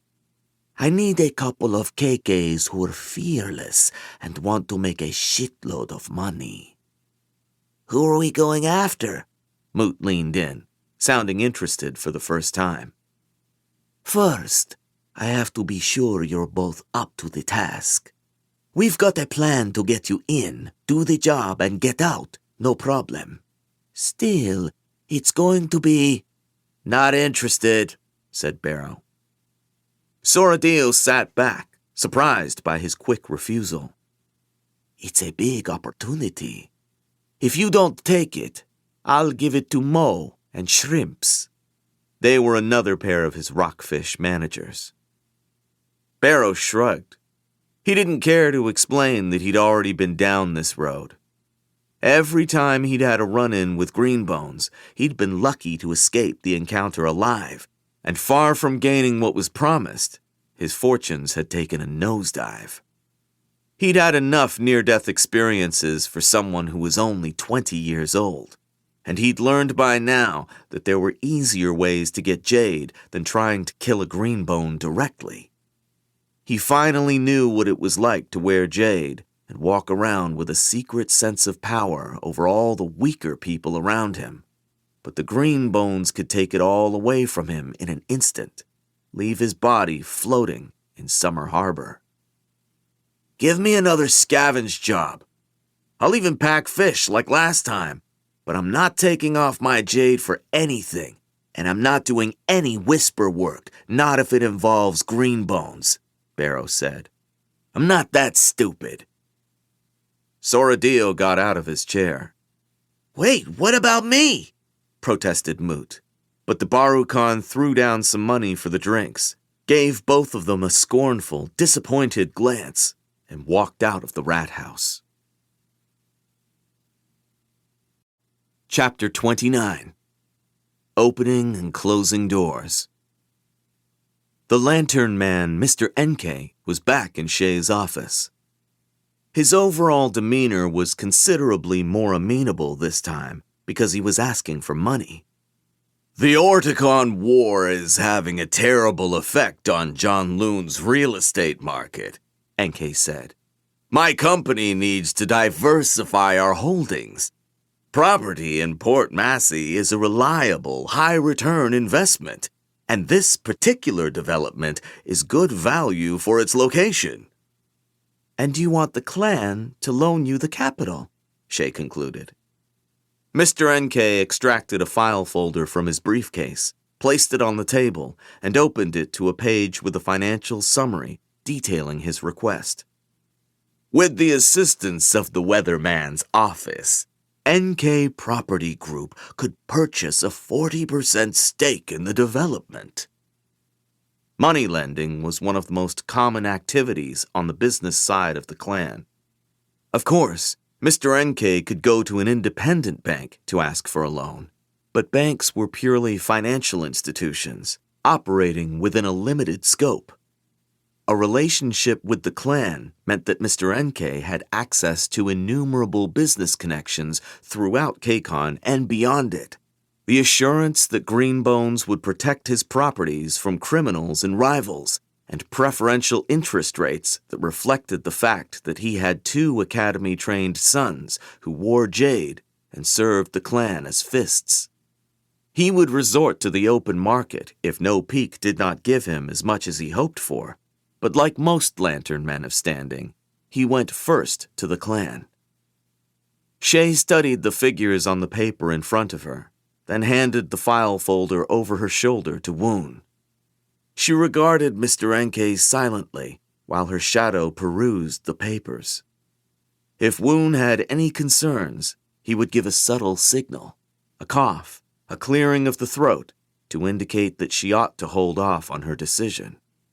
She perceived in the even hum of Woon's aura that he was satisfied with what he saw. Mr. N.K., however, could not tell. Faced with the intimidating silence of the weatherman and the stoic expression of the aide behind her, he continued talking. "I've sent my most experienced scouts to Port Massey, and they've all reported back that the area of Lockwood is desirable. Well served by transit, rapidly gentrifying, walking distance to the Port Massey College campus and major shopping districts. The development will be mixed use, condominium apartments with ground-level commercial space and—" Woon closed the file folder and handed it back to the weatherman, who placed it on her desk and said, "Mr. N.K., the weatherman's office would be pleased to extend our patronage." Mr. N.K. broke into a smile and touched his clasped hands to his forehead. "Kaul, Jen, I couldn't be more pleased to have the clan's approval. May the gods shine favor on I'd like you to buy the entire development." The lantern man blinked. "That's far more than—" "You'll have to adjust your calculations," she said. "The clan is willing to finance your acquisition of a controlling interest in the project. As you say, it's a good investment." Mr. N.K. cleared his throat. "I would like to take advantage of your generosity, Kaul, Jen, but there are regulations in Espenia strictly limiting foreign ownership of property." "I've recently received reliable assurances from the Espenian ambassador that within 3 months those regulations will be relaxed for investors of certain preferred nations, Kacon being one of those."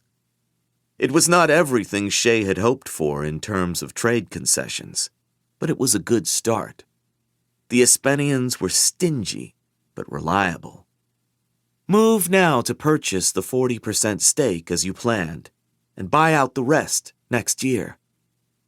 Mr. N.K. opened and closed his mouth, then said, "My current tribute rates—" Would normally go up, but there's a way we can work around that, Shay said. It's becoming more common for Kekanese graduates to further their education by going to study in Espenia. It was unusual when I did it 5 years ago, but these days, many families encourage their children to gain some international experience. My younger cousin is in Espenia right now, living with a host family. Once these apartments are built, you can rent them out to Kekanese students studying in Port Massey. Charge them half the market rate for the area. In exchange, the clan will screen potential tenants from no-peak families and cover the difference in your income. Our subsidy will offset your tribute obligations, and you'll be guaranteed renters who've been backed by the clan. Mr. NK licked his lips warily. His bushy eyebrows drew down until they touched. "Kaul, Jen," he said slowly. "Can I count on this being a binding agreement with the weatherman's office?" Normally, such a question would be unnecessary. The weatherman's word guaranteed fulfillment of the contract.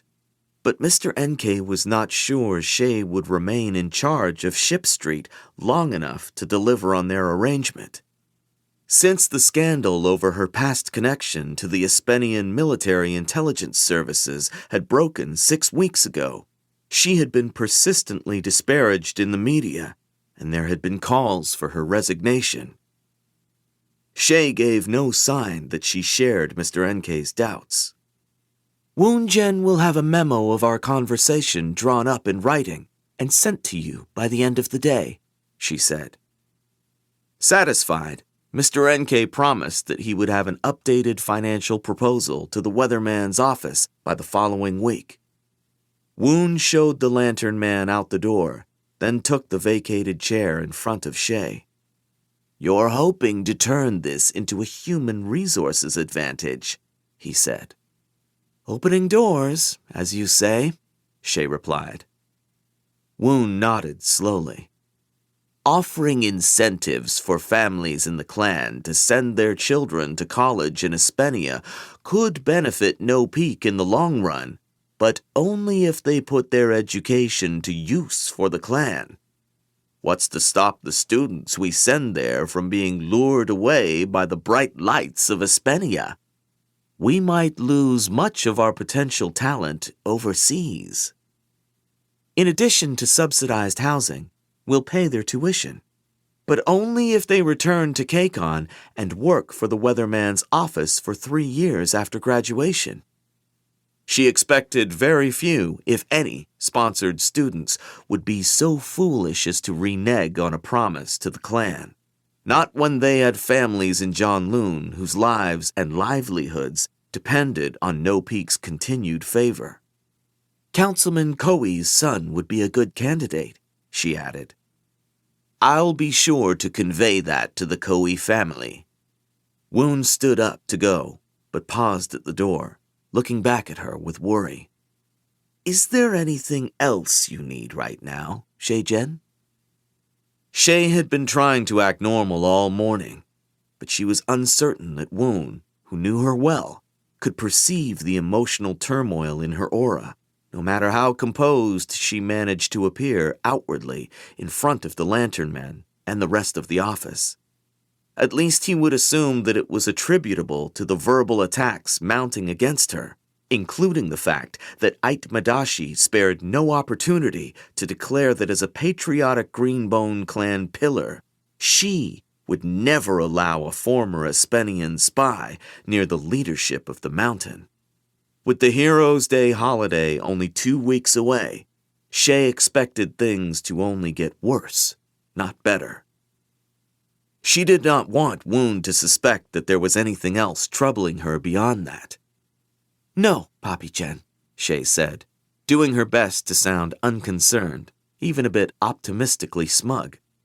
"I told you Ambassador Mendoff would come through on his debt, didn't I?" After Woon had departed, the phone on Shay's desk rang, and she nearly jumped. It wasn't the call she'd been expecting. Morrow said, I don't mean to bother you at work, but I saw the newspaper this morning and just wanted to call to see if you were doing all right." Shay felt a fist close in her chest at the sound of Morrow's voice. She glanced at the clock and closed her eyes. She couldn't talk to him right now. "I'm fine," she told him. "This isn't even close to the worst thing Aitmata has done to my family." It was, however, proving to be effective. Shay had issued a public statement declaring that her consultative work with the Espenian government had ended years ago, and categorically denying any conflicts of interest that would compromise her loyalty to No Peak and to Kakon. She'd responded to the attacks in greater length in an interview with To Kita on KNB.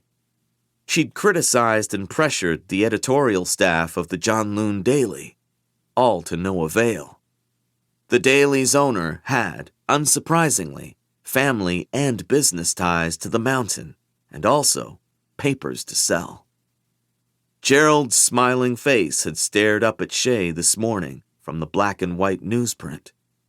Some industrious reporter had tracked him down in the city of L'Eau Rouge, south of Adamant Capita, where he now worked as a mortgage broker, but they'd paired the tabloid-style interview with an old photograph of him dressed in his ROE Navy officer's uniform. "All of this is such bullshit," Morrow burst out over the phone. "The things they're saying about you are completely unfair. It's short-sighted, misogynistic, anti-foreigner hysteria. Don't give in to what they want. You deserve your place as weatherman, no matter what they say." She'd never heard him so upset and angry. "Isn't there anything I can do to help?" "There isn't," Shay said. "This is clan war again, in a different way. My brother and I will handle it. Just stay clear of the whole mess and don't talk to any reporters." Ait and the press did not know about Morrow or his family background, and she wished to keep it that way. She wanted to say more, but said, "I have to go. I'll call you back later." "All right," Morrow said. "Stand your ground. I love you." Shay swallowed, glad that perception did not work through telephone lines. "Me too." The phone in Shay's office rang again 20 minutes later. This time, it was the call she'd been awaiting from the doctor's clinic. The nurse on the other end of the line came to the point quickly. "The urine sample you dropped off yesterday tested positive." "Are you sure?" Shay asked. "Yes," said the nurse. "You're pregnant. Would you like to make an appointment to see one of our obstetricians? We have available times as early as next week."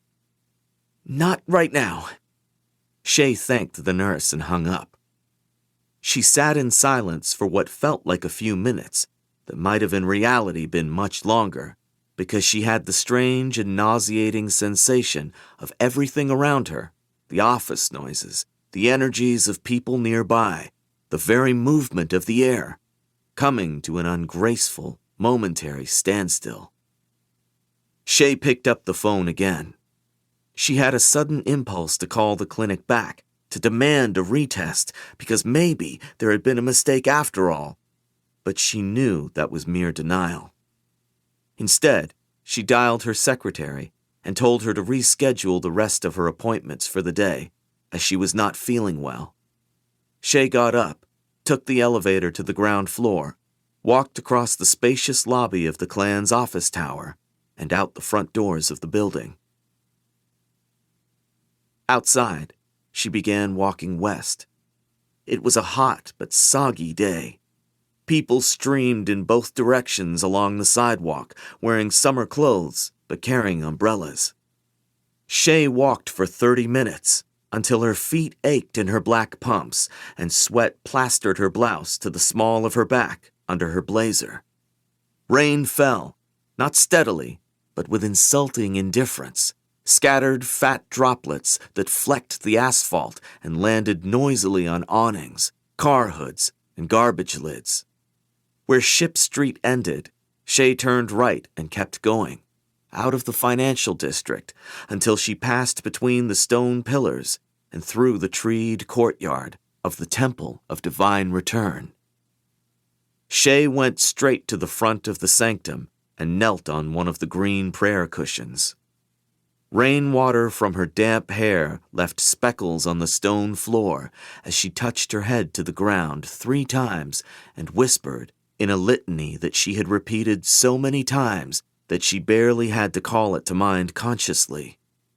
Yato, Father of all, Jenshu, Old Uncle, I beg you recognize my grandfather Kaul Sennington, the torch of Kakon, gone peacefully from this earth to await the return. Recognize my brother Kaul Lanshinwan, taken from us before his time. Have mercy on the soul of Yun Doropan. Give peace to the spirit of Haro Ainishun. Above all, guide and protect those of us who remain in this world, especially Wen and Nico and Ru, and my brother Hilo, for whom I also beg your forgiveness. Shay fell quiet, trying to put her churning thoughts and emotions into words. From the front of the room, the steady burning energy of the meditating penitents filled the white spaces in her mind. She spoke aloud, almost in a demand. What do I do now? She couldn't believe she was pregnant. Not intellectually, though she had no reason to doubt the clinic's verdict. When her cycle was late, she'd assumed that the stress of dealing with the public scandal had something to do with it. She and Morrow had taken precautions. She was an educated professional woman. She was the weatherman. She would have placed an unplanned pregnancy well below sudden assassination in her internal ranking of things that she considered likely to happen to her. The timing, she mused despairingly, could not be worse. Shay had never been able to say if she wanted children. She loved her 2 nephews dearly, but didn't feel a maternal longing of her own. There was no room for the feeling. Her position in the clan was all-consuming, and she'd been beleaguered in her role from the start. Perhaps if things were different, the urge to have children would happen naturally, but nothing in her life, it seemed, happened naturally. Only as unavoidable blows, like those of a sledgehammer. There was no precedent for a woman with children in the leadership of a Green Bone clan. Aitmata had no offspring of her own, and continued to pointedly ignore those who questioned her about the succession. After Lan's death and the ouster of Doru, it had been difficult for No Peak to accept a young woman as weatherman, but it had been a desperate time of clan war, and Shay was a call. She still wore the label of being the Torch's favorite grandchild. She was backed by respected men like Woon and Hame, and few people dared to challenge her brother. Those advantages would not help her now. She was already under attack for her past supposed misdeeds. She couldn't walk into a boardroom or into Wisdom Hall pregnant out of wedlock with the child of a man from a family of little standing in the Green Bone community. Ait and the press would dig into Morrow's past, would question his parentage and his many trips to Shatar, would flay open his family's history and discover that he was the bastard of a Shatarian soldier. Morrow was not a Kaul. He was barely green. He was not equipped to handle the animosity and scrutiny, the risk to his professional career, and to his safety. It would ruin his life. As for her, it was true that the clan was a big old ship, but for 2.5 years she'd thrown herself sweating against the wheel, straining No Peak toward the growth and change required to survive enemies at home and the threats of the modern world beyond. Her efforts were beginning to take effect. She'd gotten the clan back on solid financial footing, made advantageous military and trade agreements with the Espenians, expanded the clan's operations, and opened up opportunities. If she was ousted from her position by personal scandal, everything she had accomplished might be undone. Woon and Hame were capable, there was no doubt of that, but they had not lived abroad. They were not as strategic as Aitmata. They would not know how to stand up to Hilo or persuade him. And it was worse than that. Shay's brother had appointed her weatherman and stubbornly kept her in the role against all opposition. Her shameful downfall would cascade through the clan, would become an indictment of the whole family, and affect Hilo's standing as pillar. All of these thoughts sank from Shay's mind through her body and settled like a pile of rocks in the pit of her stomach. She'd assumed business leadership of the clan because she'd been forced by her own actions and her brother's death, and when the days were long and the work difficult, she told herself that she was doing it for Lon and for her grandfather. Deep down, she knew herself better than that. She wanted to be the weatherman. Shay gazed up at the high ceiling of the sanctum and closed her eyes. She waited for an epiphany, for a sense of spiritual peace to fill her and guide her with certainty. She stretched out her perception and tried to sense a message in the croon of jade energy that vibrated through her flesh and bones. She felt nothing from the gods, except perhaps a distant watchfulness, and within herself, only a turbulence, swirling and coalescing, finally into resignation and purpose. She got up and left the temple. Chapter 30. Heroes' Day. Wen alone went with Shay to the clinic early on a second-day morning. They took one of the family's nondescript cars, leaving both Wen's conspicuous Lumeza convertible and Shay's red cabriolet in the garage. Wen could always say that she was going to the doctor for a prenatal checkup and that Shay was the one accompanying her. At 12 weeks, Wen was clearly showing her second pregnancy. She was still nursing Rue, so between her enlarged breasts and swelling belly, her body was a collection of soft maternal curves. Shay felt as if they were doing something wrong, perhaps inviting bad luck for Wen to be an accomplice to terminating an unborn life when she was carrying one of her own. "You don't have to come inside," she told her sister-in-law. "You're doing me enough of a favor for driving me there and back. That's all I'm asking for." "If it were me, I'd like another woman to be with me," Wen said. "Why should we have to go through hardships in life by ourselves?" She parked the car in the nearly empty lot. It was still dark. The clinic didn't open for another 2 minutes. "It seems unlucky for you to be here," Shay said. Wen cupped her hands around a thermos full of ginger tea, which she drank every morning to help settle her stomach. A wry smile curved her lips. "I've been called unlucky my whole life. I'm not afraid of bad luck any more than a bird would be afraid of feathers." They went inside, and Shay checked in. Getting an abortion was neither particularly easy nor particularly difficult in Janloon. Clinics varied in repute, and there was a moderate cost, but the main restriction was that a woman had to obtain the consent of her husband if she was married, or that of a male relative if she was not. This rule was regularly circumvented for an additional fee. Shay had filled out the necessary paperwork in advance and forged Hilo's signature next to her own at the bottom. The young woman at the reception counter looked at the forms, then at Shay, and her eyes widened. Shay suspected the receptionist did not see heavily jaded green bones come through the clinic very often. Wen went with her into the room and then held her hand during the whole procedure, which took less time than Shay had expected. Afterward, as she rested in a pleasantly sedated state, Shay said, "You were right. I'm glad you're here." She almost added, "Please don't tell anyone," but caught herself before she said it. realizing how insulting and laughable it would sound. She already knew that her sister-in-law could be trusted with secrets.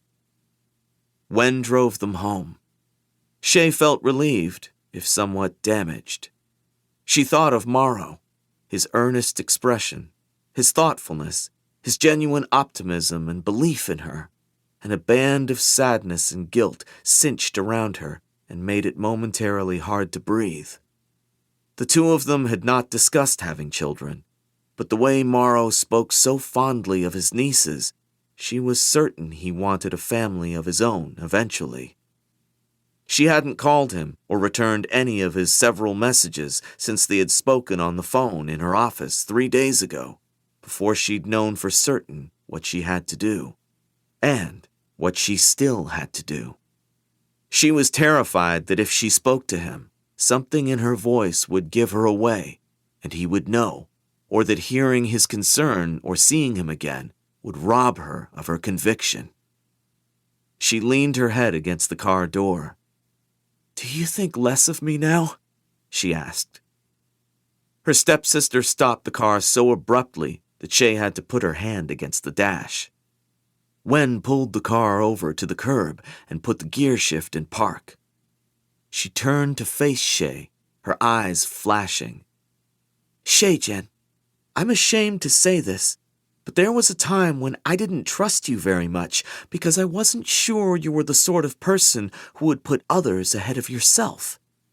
She fixed Shay with a steady, almost unnerving stare.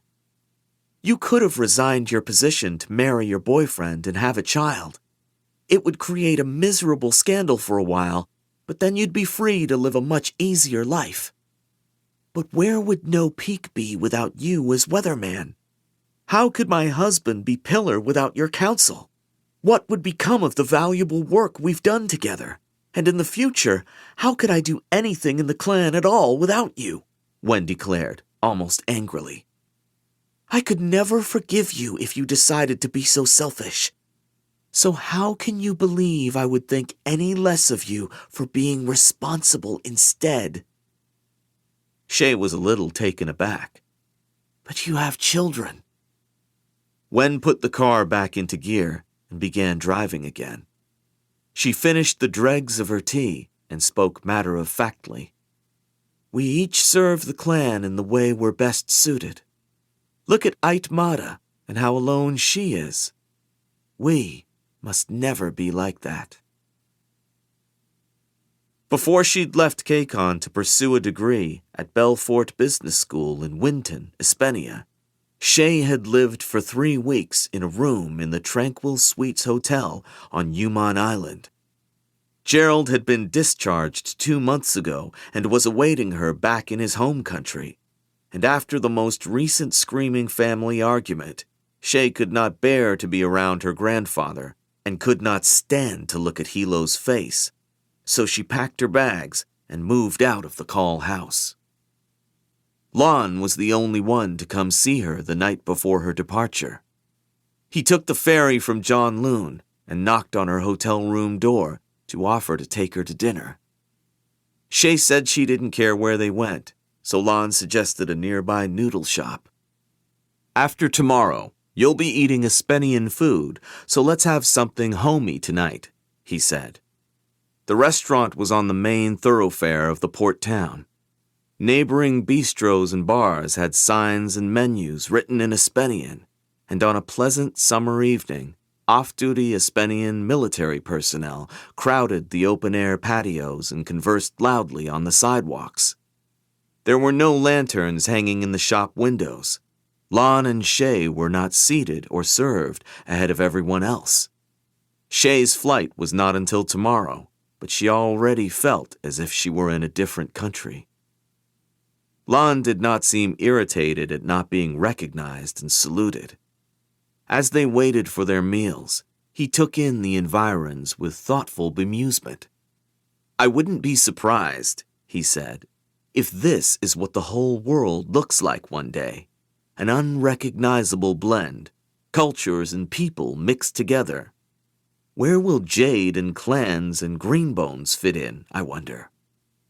"That's for you to think about, not me," In retrospect, she'd been rude to her brother, but at the time, her jade was locked in a bank safe, and she was still moody and ill from withdrawal. "You should eat more," Lon said, when he saw she hadn't finished the food in her bowl. "You have a long, tiring trip ahead of you, and then you'll be alone in a foreign country." "I won't be alone," Shay countered. "I'll be with Gerald." Lon looked at her compassionately. "We're always alone with our own decisions."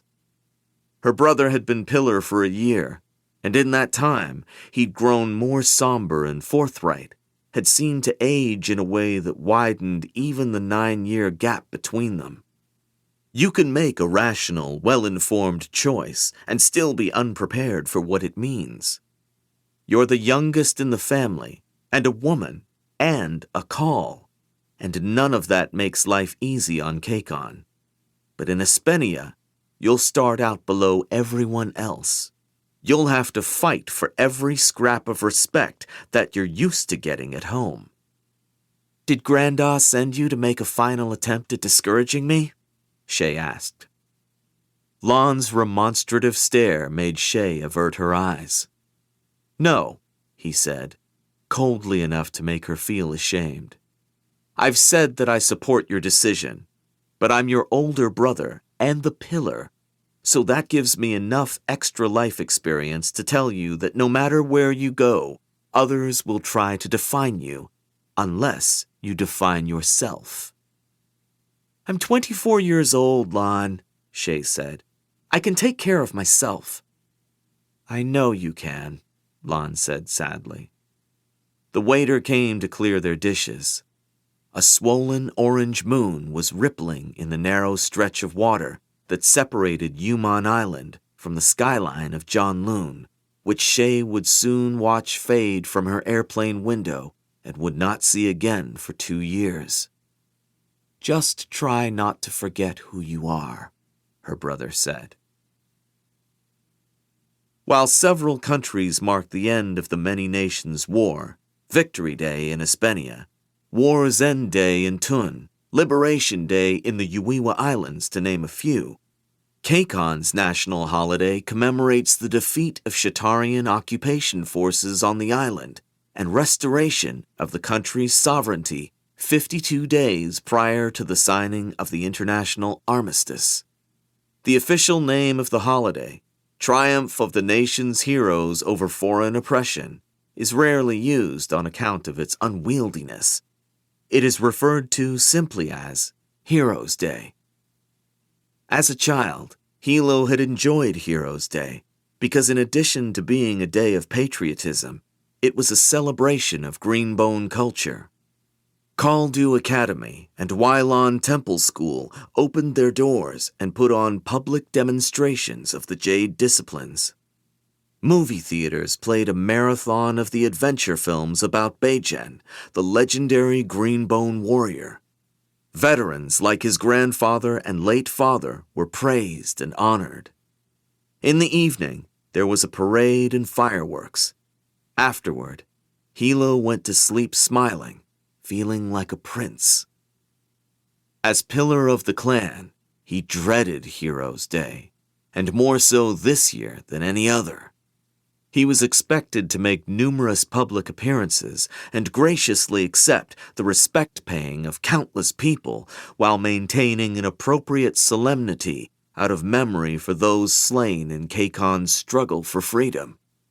This year, he expected the holiday would be underscored with the tension of current anti-foreigner sentiment and would make the scandal over Shay's past all the worse for no peak. No wonder his sister was staying at home and not making any appearances today. She claimed to be feeling unwell, but he wouldn't have blamed her if she'd simply said that she'd rather skip the shit show and the inevitability of having to see Aitmata's smug face. "Forget the garbage Ait and the newspapers are spewing," Hilo had told her. "You have to get Ship Street under control. Hame was in the room with the men who came to see me. He didn't speak against you, but he didn't stand up for you either. That's not good, Shay." His sister seemed pale, and much quieter than usual. "I'll handle it," she said. "If your people are behind you, it doesn't matter what any of those other fuckers think, but they have to be behind you." "I said I'll handle it," Shay repeated. "Do you trust me?" "I don't have a choice, do I?" Hilo had no intention of caving to pressure from inside or outside of the clan. But what if things got so bad that Shay no longer had the credibility to run the business side of No Peak? He didn't want to contemplate the possibility of having to remove his sister from her post. He was certain that was exactly what Aitmata was hoping for. 3 years ago, the mountain had tried to weaken Lan's position by targeting Hilo for assassination.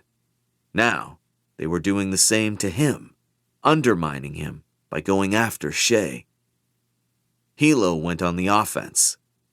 10-year-old Koben Atto had recently fallen ill for a week from a potent stomach virus, a fact that was known only because the boy had begun his training at the Wylon school as something of a minor celebrity.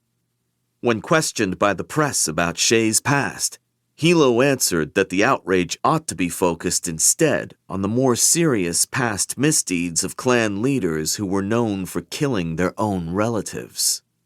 Hilo hoped out loud that Ait's nephew's illness was nothing more sinister. Perhaps the Koben family ought to be worried about the child meeting as untimely a fate as his father. His efforts deflected some of the attention, but had little effect otherwise. The idea that Aitmata would target a child was shocking but unfounded, and even though it reminded people of her past fratricide, in today's political climate, it seemed murdering one's way into power was more easily forgiven than sleeping with a foreigner. No Peak remained in an infuriating position, and Hilo did not yet know what to do about it. It sat near the front of his mind all Heroes' Day morning as he walked through Widow's Park with a large contingent of No Peak clan faithful, laying flowers and fruit on the Kaul family memorial and the graves of other Greenbones slain during the overthrow of Shatarian occupation during the Many Nations War. This part of his schedule was actually pleasant, as he had his family with him. Wen had dressed the boys in suits. Even Rue wore a tiny vest and clip-on tie that he'd already spit up on, and people were exclaiming over how handsome they were, which pleased Hilo to no end. Nico ran between the gravestones, dirtying his shoes. The afternoon, however, was an ordeal. Wen and the children went home, and Hilo was driven to the Monument District, where his heavenship Prince Eowyn III would make a grand public appearance in front of the triumphal palace. In portraits, the prince was depicted as a regal and stately man, but in person, his heavy brow and small chin gave him the appearance of perpetual squinting confusion. He performed his ceremonial and charitable duties with good-natured enthusiasm, though, and had produced 2 sons and 2 daughters, so was quite popular with the public. When he came out of the palace and waved to the crowd, they cheered loudly. As was custom on Heroes' Day, the leaders of the Greenbone clans were in attendance to demonstrate their fealty to the monarch of the country. They each in turn climbed the steps of the palace and knelt before the prince, declaring the service and loyalty of their clans.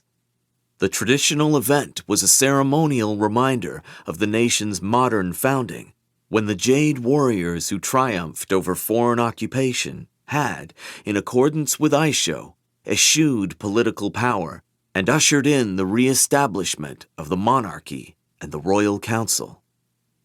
Hilo smirked when Aitmata strode up the marble steps and lowered herself like a tiger consenting to be patted by a child. The prince was a figurehead with no real power, but once a year, people took heart and patriotic pride in the knowledge that even the most powerful Greenbones, the ones who commanded true influence in society, were united and subservient to Kakon itself. That reassurance was particularly relevant now, with a foreign war raging not far away. Hilo followed after his enemy and knelt on the palace's landing, touching his forehead to the marble. "Your heaven ship," he said. "I, Kaul Hilo Shudan, the pillar of my clan, pledged no peak to your service. May you live 300 years under the favor of the gods." Once that part of the pomp was over with, the prince's retinue escorted his heaven ship down the street to the public gardens behind Wisdom Hall, where he blessed the unveiling of a new statue commemorating the famous wartime partnership of Ait Ugantin and Kaul Sennington, the spear and the torch of Kakon. Hilo was required to be in attendance at this event as well, and to stare at the bronze cast of his grandfather as a much younger man, standing straight and proud next to his comrade and gazing off into the distance, presumably at Kakon's glorious future. Upon last year's declaration of truce between the clans, someone in the Janloon city government had apparently thought it a good idea to commission public art to mark the re-established harmony between Greenbones. Considering that the clans were currently engaged in a contest to undermine and ruin each other, a contest the Mountain appeared to be winning, the whole affair struck Hilo as ironic. After the prince and a few other officials had said their words, Ait took the microphone and spoke eloquently about the sort of man her adopted father had been. A brilliant general, an honorable Greenbone, and above all, a principled patriot. "My father believed that with jade comes great responsibility, and that Greenbones owe their loyalty to country above all else." Ait let her words hang in the air as her eyes moved over the assembly of people and settled on her rival pillar, standing near the front and scheduled to speak next. Hilo felt the weight of his enemy's stare and the pressure of her thick aura bathing him in an unwelcome spotlight. Ait said, looking directly at Hilo, "The allegiance to a higher cause, to the safety of the country, takes precedence over even the treasured bonds between friends and relatives. A strong leader must be capable of setting aside sentiment and making painful decisions for the good of many." Ait's message was clear.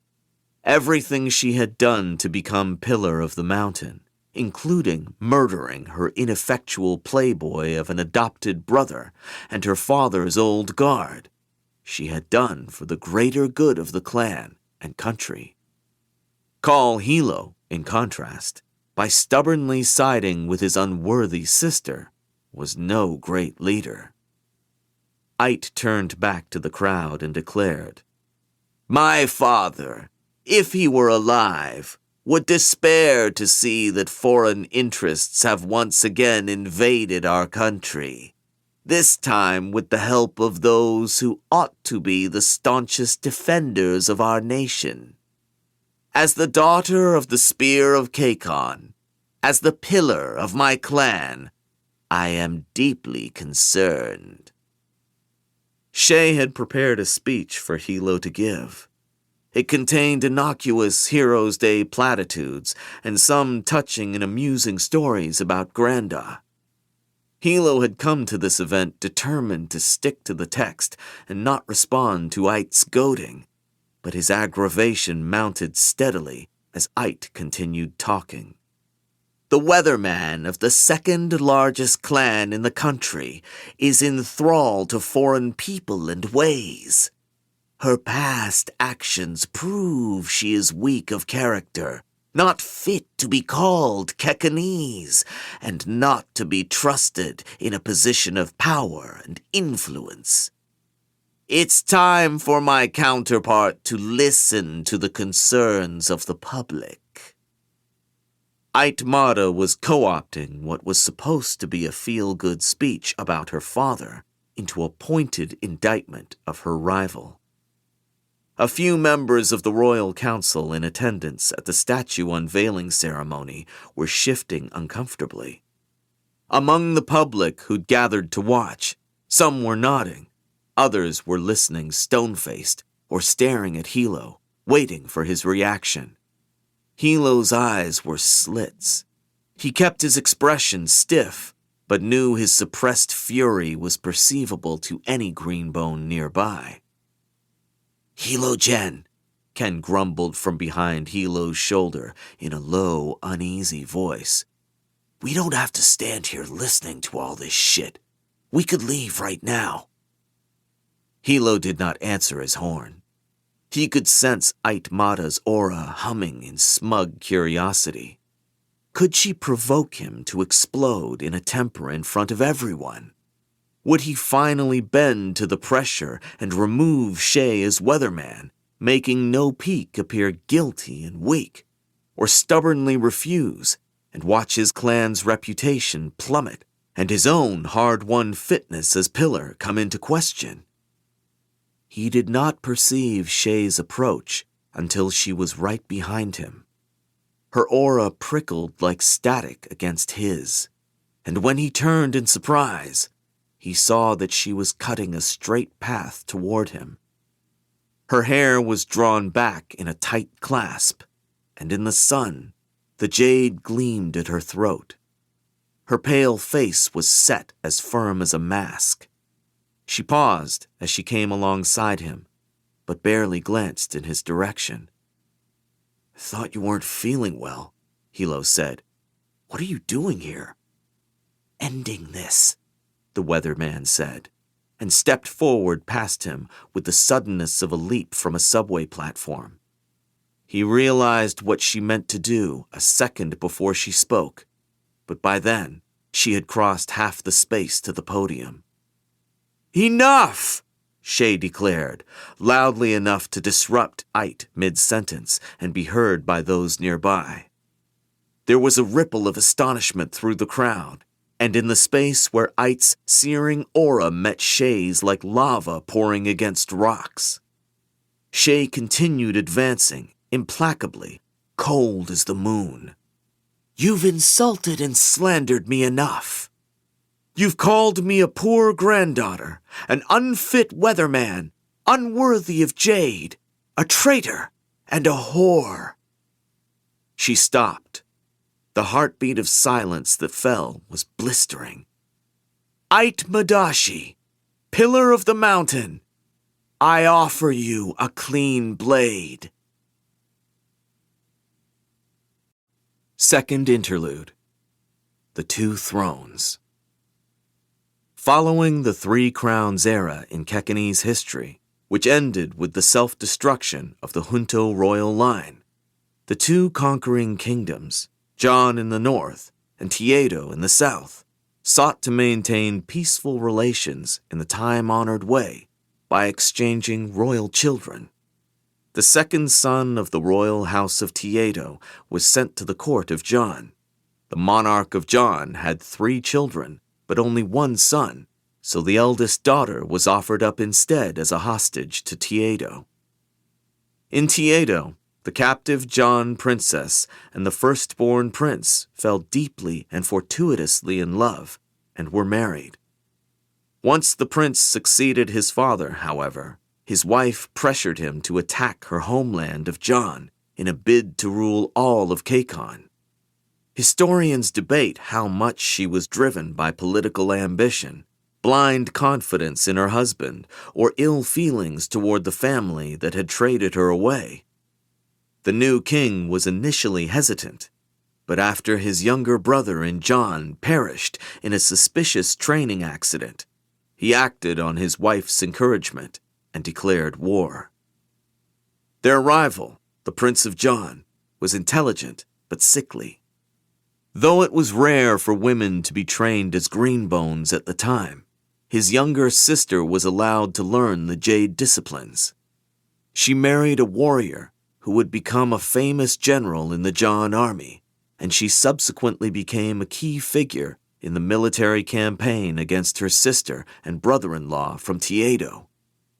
The final victory of Jon, 200 years later, unified the island under one monarchy, with its capital city located on the northern coast, where it remains to this day. Although the strife between the northern and southern kingdoms extended long past the lives of its instigators, this segment of Kekenese history is still known as the Warring Sisters period. The Kekenese hold an overall negative view of this era, as the prolonged conflict weakened the country and reduced the population of its Jade warriors, allowing successive foreign invaders to gain a foothold on the island. Nevertheless, judging by the disproportionate number of Kekenese novels and movies set during this time, the love story between the traitorous Jon Princess and the Tieto Prince is considered one of history's great romances, and the resulting war between the two sisters recounted as one of its tragic dramas. Kakon's most famous classical play about this period, The Two Thrones, begins with an oft-quoted line that harkens to deitist philosophy regarding the origin of earthly conflict.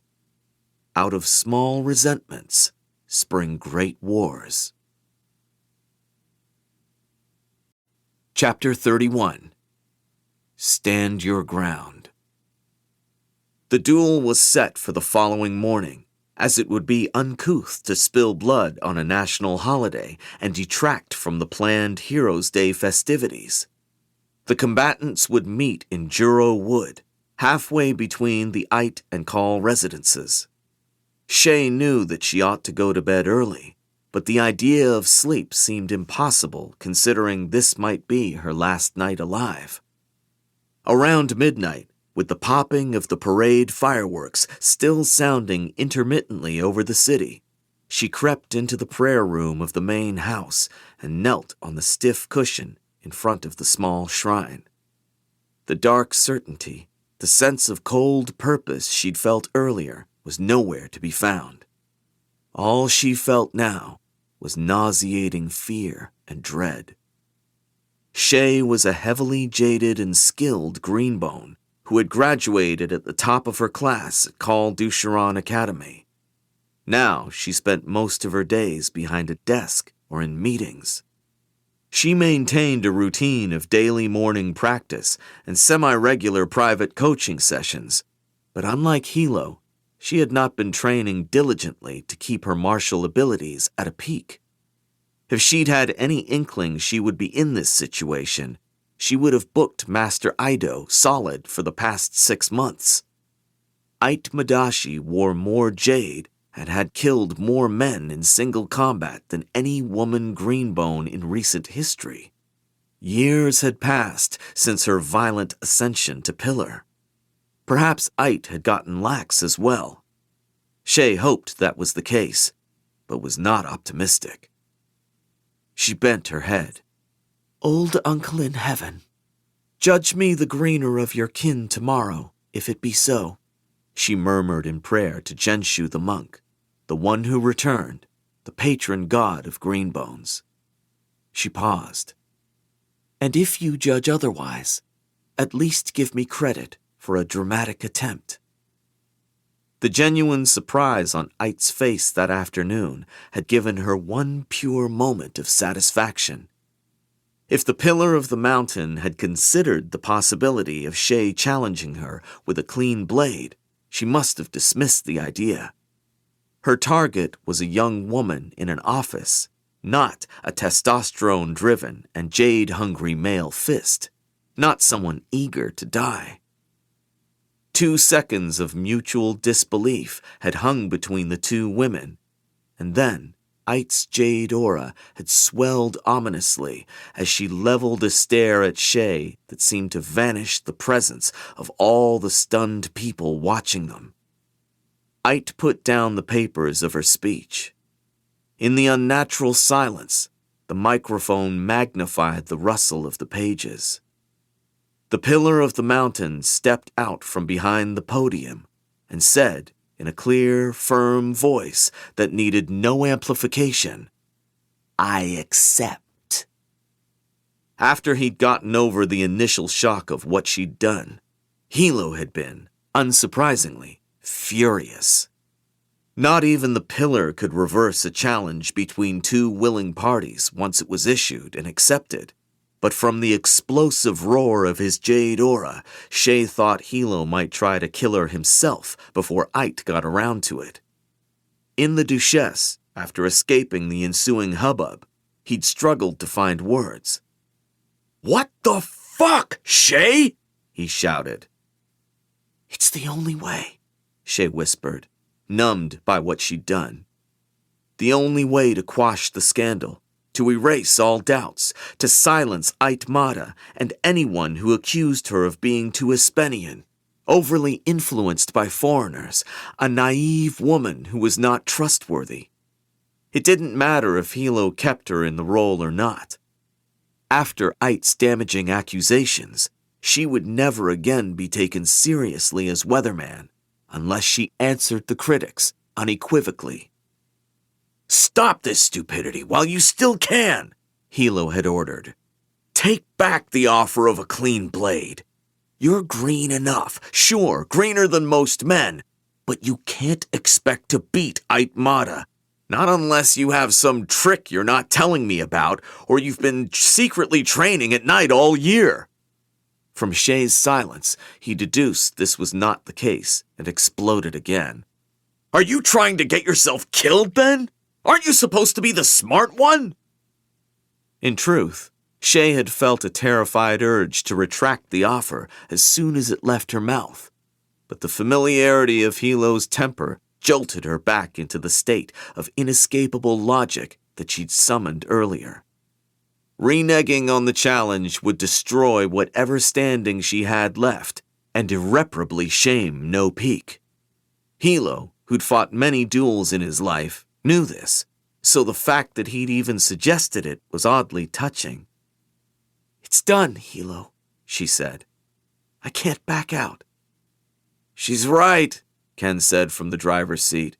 "Ait's the one who caused offense. Also, no one in No Peak has actually seen the bitch fight. Shayjen has as good a chance as anyone." "I didn't ask for your opinion," Hilo snarled at his horn, something Shay had never seen before. "Ait's always searching for ways to get at us. Now she has a clean blade and the chance to cut off my little sister's head with everyone watching.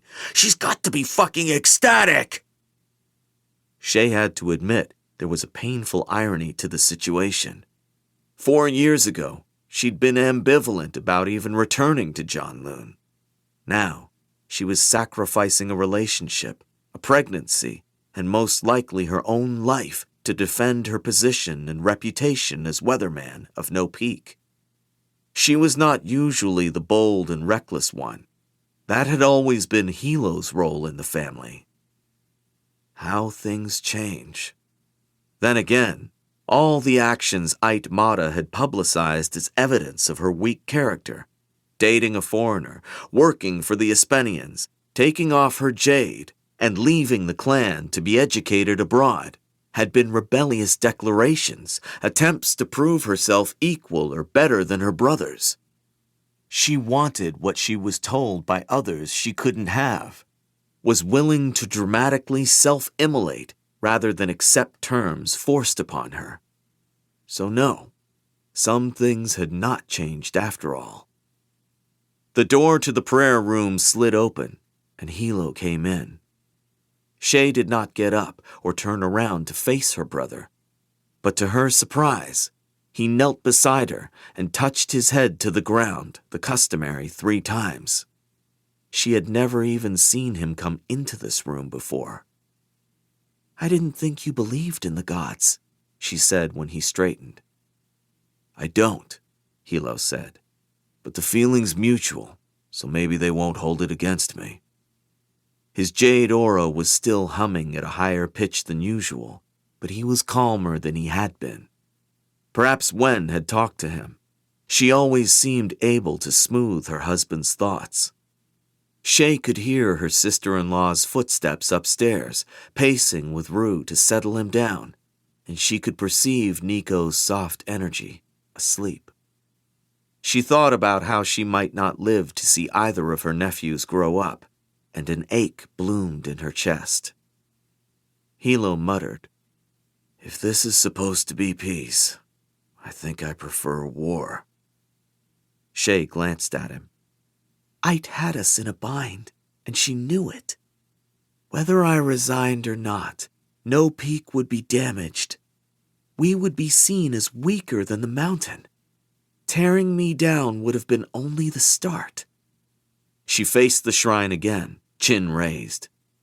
"No matter what happens tomorrow, we'll have taken that leverage away from her." "As if that'll do us much good if you're dead." Hilo turned to her with a ferocious glare. "You didn't listen to me. You never do. You did your own crazy thing as usual. So now you have to go through with it and win." He seized her upper arm in a painful grip and forced her to meet his eyes. "It's true what Ken said. You have a chance to put Aitmata in the ground. We both know that anything can happen in a fight, and a duel is fought in here." He tapped the center of her forehead with a forefinger. "Before blades are drawn. So tell me you'll do it, Shay. You'll cut off Ait's fucking head and put an end to all this." Shay felt her bones prickling from the insistent pressure of her brother's aura. She forced a swallow out of her shrunken throat. "I'll do it," she said, her voice muted but steady. "I'll win tomorrow." Hilo released her and stood up, his fierce expression unchanged. "Then stop sitting in here pretending to talk to the gods. Go to bed and get enough rest. Or else get your moonblade and practice. Put your mind in the right place." He opened the door. "I'll be in the training hall." In the morning, Shay rose and dressed in comfortable pants, fitted nylon top, traditional leather vest, and soft-soled shoes. She tied her hair back and examined herself in the mirror, debating how much of her jade to wear. Combatants hoping for every modicum of advantage wore all their jade into a duel, but that meant losing it all if one was defeated. Greenbones who were heavily jaded and thus gained little additional martial benefit from carrying their entire arsenal might be advised to think of their jade more prudently, as family wealth that they'd rather see passed on to family members instead of adorning the body of an enemy. Notwithstanding the promise of victory she'd made to Hilo in the prayer room last night, it was in Shay's nature to be realistic about her chances. After a long moment of consideration, she removed her earrings and bracelets, leaving in place her anklets and two-tier choker.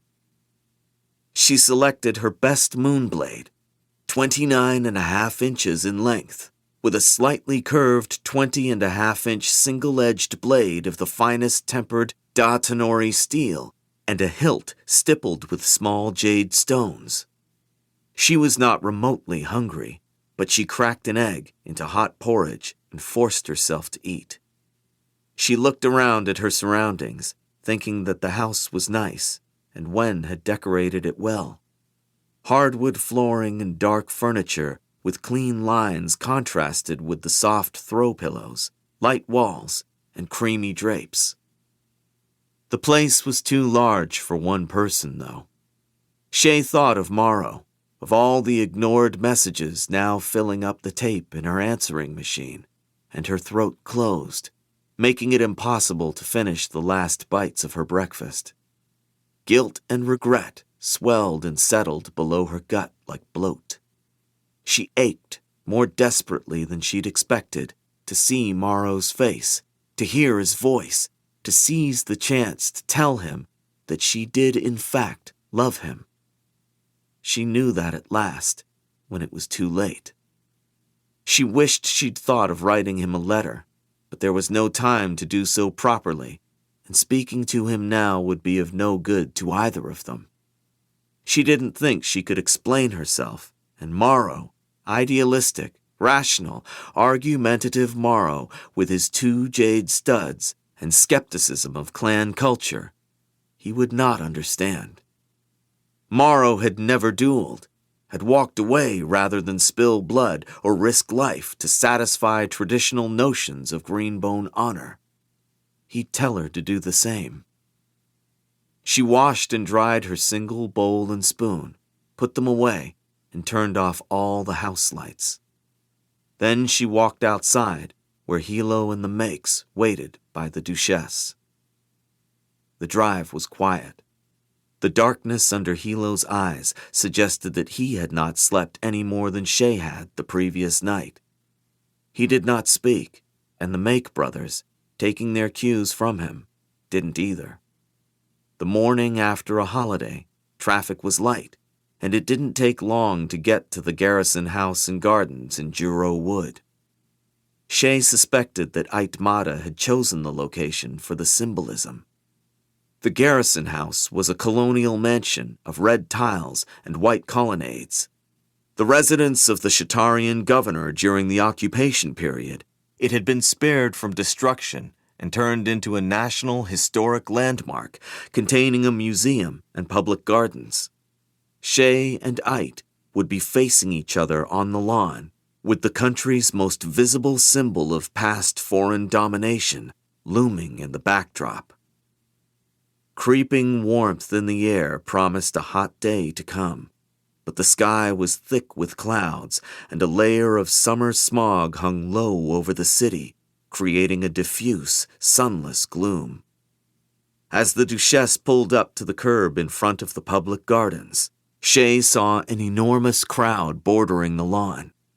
Some people carried cameras, and others had spread blankets on the ground. For a second, Shay thought they had interrupted some public event and would have to move the location of the duel. Then it dawned on her that the duel was the public event. Of course, dueling was not uncommon, but this was not a common duel. News of Shay's challenge had created a storm of overnight attention. Clean blades between the pillar and the weatherman of the two largest clans in the country was dramatic enough, but moreover, there had never been a duel between two women of such high rank in their respective clans.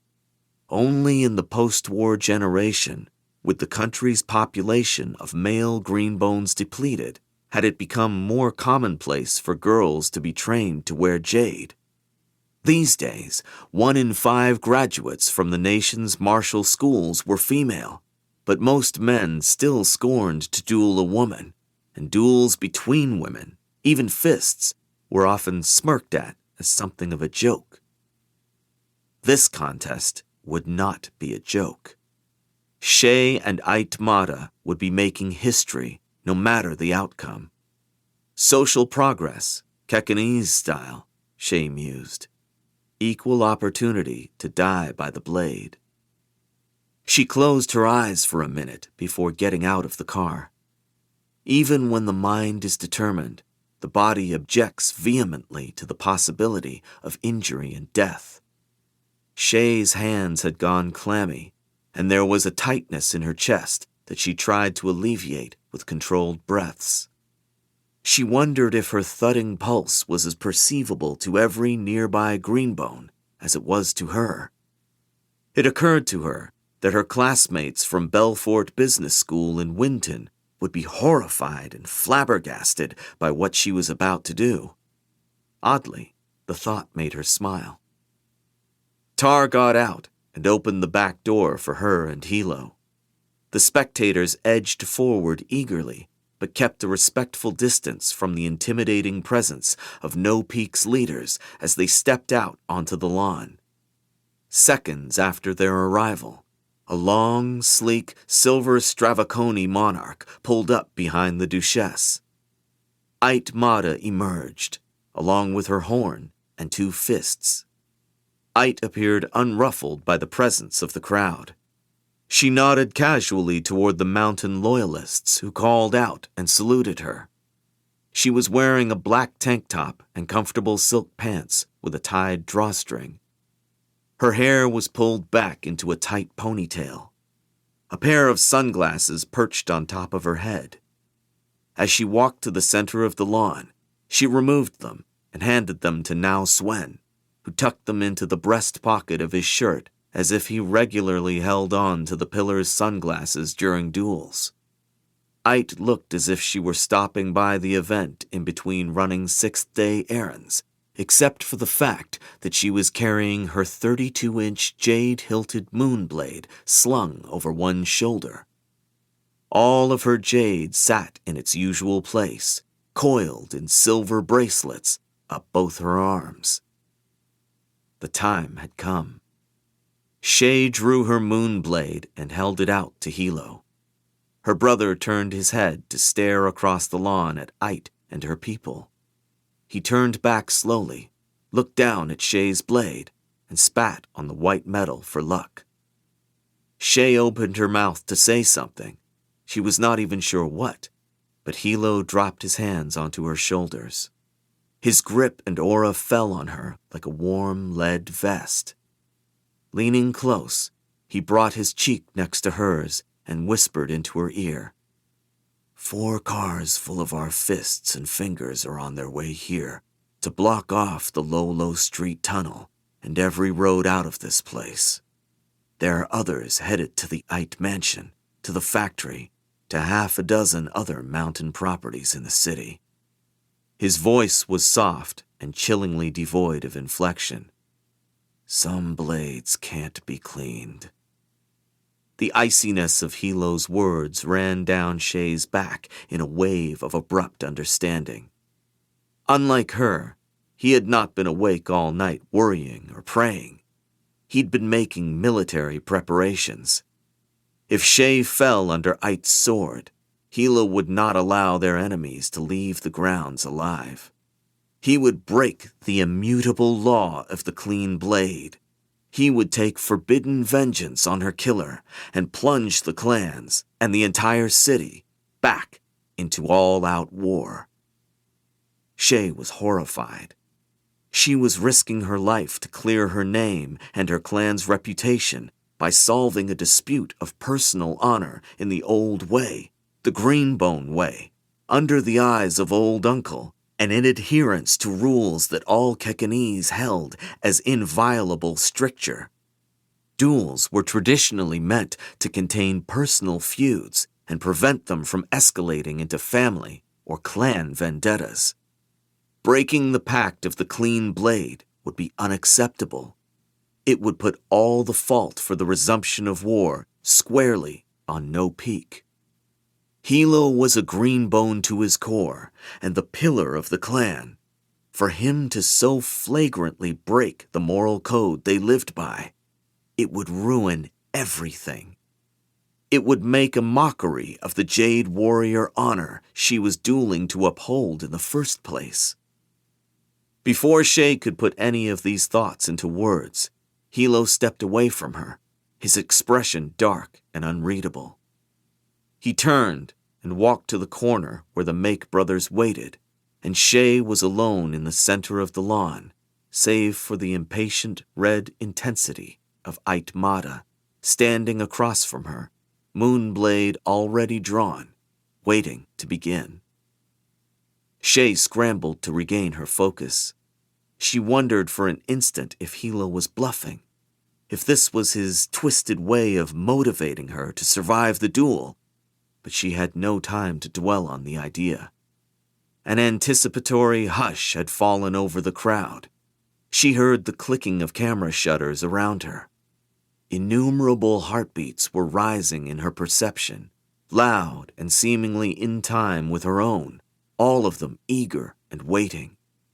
Standing out from the general multitude were the jade auras of green bones from both clans who'd gathered to witness this event, one that was supposedly a matter of personal honor between two people, but that everyone knew was far more than that. Janlooners wanted the clans to hold to the truce, to respect territorial lines, and cooperate to combat crime and smuggling and current international pressures, but they had nevertheless come out enthusiastically at a moment's notice to see blood spilled between the mountain and No Peak. Shay faced her opponent and touched the flat of her blade to her forehead in salute. It did the same. Gone was Ait's casual demeanor.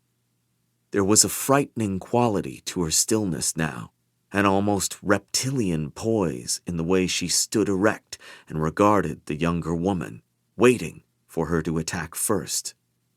In Shay's acutely sharp perception, Ait was a column of red energy, the inside of a coal furnace, its painful heat blotting out everything else.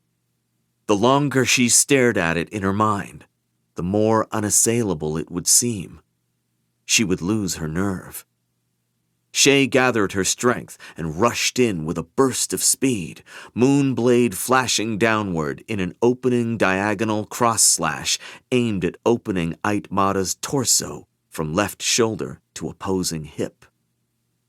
Ait slid left at the edge of the weapon's reach, deftly deflected Shay's next cut, and spun low to the ground, hair whipping around her neck, her extended blade a blur of steel.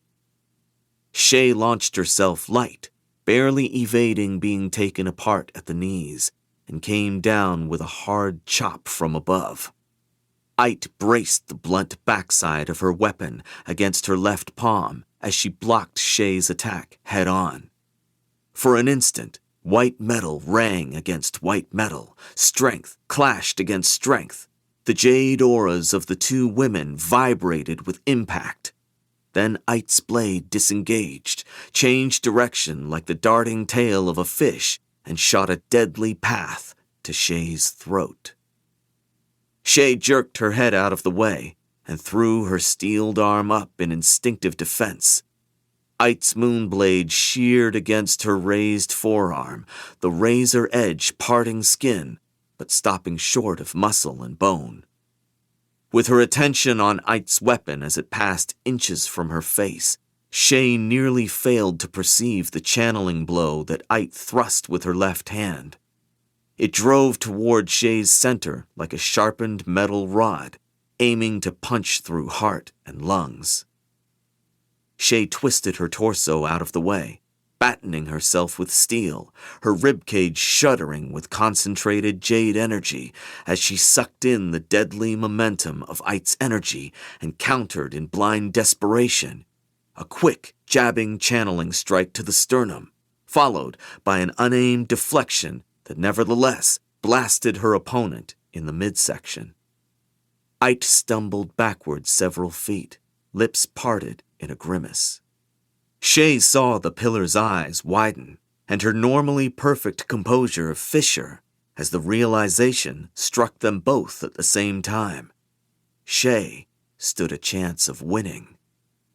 In the opening seconds of the duel, anyone could see that Aitmata was a superlative jade fighter, a powerful, deliberate combatant, well deserving of her reputation. But Shay was fast and talented, and perhaps most importantly, a dozen years younger, a green bone in her physical prime. A moment of emotional stalemate seemed to pass between them. Then, Ait's jade aura lit with the violence of an exploding star, just as a surge of adrenaline and odd elation caught feverish hold of Shay's brain. Ait came at her with weapon upraised and lips curled back, and with a wild cry of effort, Shay flew light at her, blade slicing across in a deadly horizontal blur. It became difficult for anyone watching the contest to follow the movement of the opposing moonblades as the duelists sent them singing against each other, seeking open angles, striving with equal ferocity to connect metal with flesh. Spectators murmured in alarm and scrambled to the edge of the lawn to make more space for the fighters as they raged across the field. Shay's reality telescoped to the desperate purity of the fight. Her conscious mind all but shut down. Only perception, training, and reflexes could possibly save her from the onslaught. She saw Ait's face contort in a snarl of impatience as she lashed out with a flurry of darting, unpredictable slashes meant to overwhelm and confuse her opponent's sense of both sight and perception. Cuts rained down on Shay's arms and torso. Her steel trembled under the strain of constant flexing, and her lungs heaved like bellows, scalded with exertion. She sensed, rather than saw, the impending killing blow, an upward thrust that would pierce the hollow of her throat. Instead of blocking with her own blade, she threw a tight deflection, just enough to shift Ait's aim. The stab passed inches from her left cheek as her own blade lashed out for her enemy's neck. Ait barely twisted away from the lethal maneuver. Shay pressed the attack with a quick upward slash, and a bloody gash opened across the side of Ait's head, bisecting her left ear and taking half of it clean off. Shay heard the collective intake of breath from the watching crowd a split second before she perceived her opponent's pain and rage. A slashed ear was a minor injury compared to the killing blow Shay had intended, but there are few things in Kekani's culture more symbolic than a missing ear. Ait touched the blood on the side of her face in disbelief. For a fraction of a second, Shay was equally astonished. Some part of her had not expected Ait to be a mere mortal, a woman of flesh and blood like herself, someone who would bleed if cut, someone who could be killed. And then she snapped back to her senses. She was tiring rapidly and could not keep fighting like this much longer. These brief seconds while Ait was unbalanced, she had to take immediate advantage of them, win while she had the chance. Shay sidestepped and committed to the momentary opening, throwing her weight into a cleaving, decapitating strike. Far from still being distracted by her superficial injury, Ait seemed to have been anticipating the move. She shifted her position and met the attack head-on, slamming her own blade into the path of Shay's weapon with so much force that Shay felt the impact reverberate through her frame and clatter into her teeth. For an instant, they were both rooted in the concussion of the blow. Ait's roaring jade aura crashed over Shay like a tidal wave.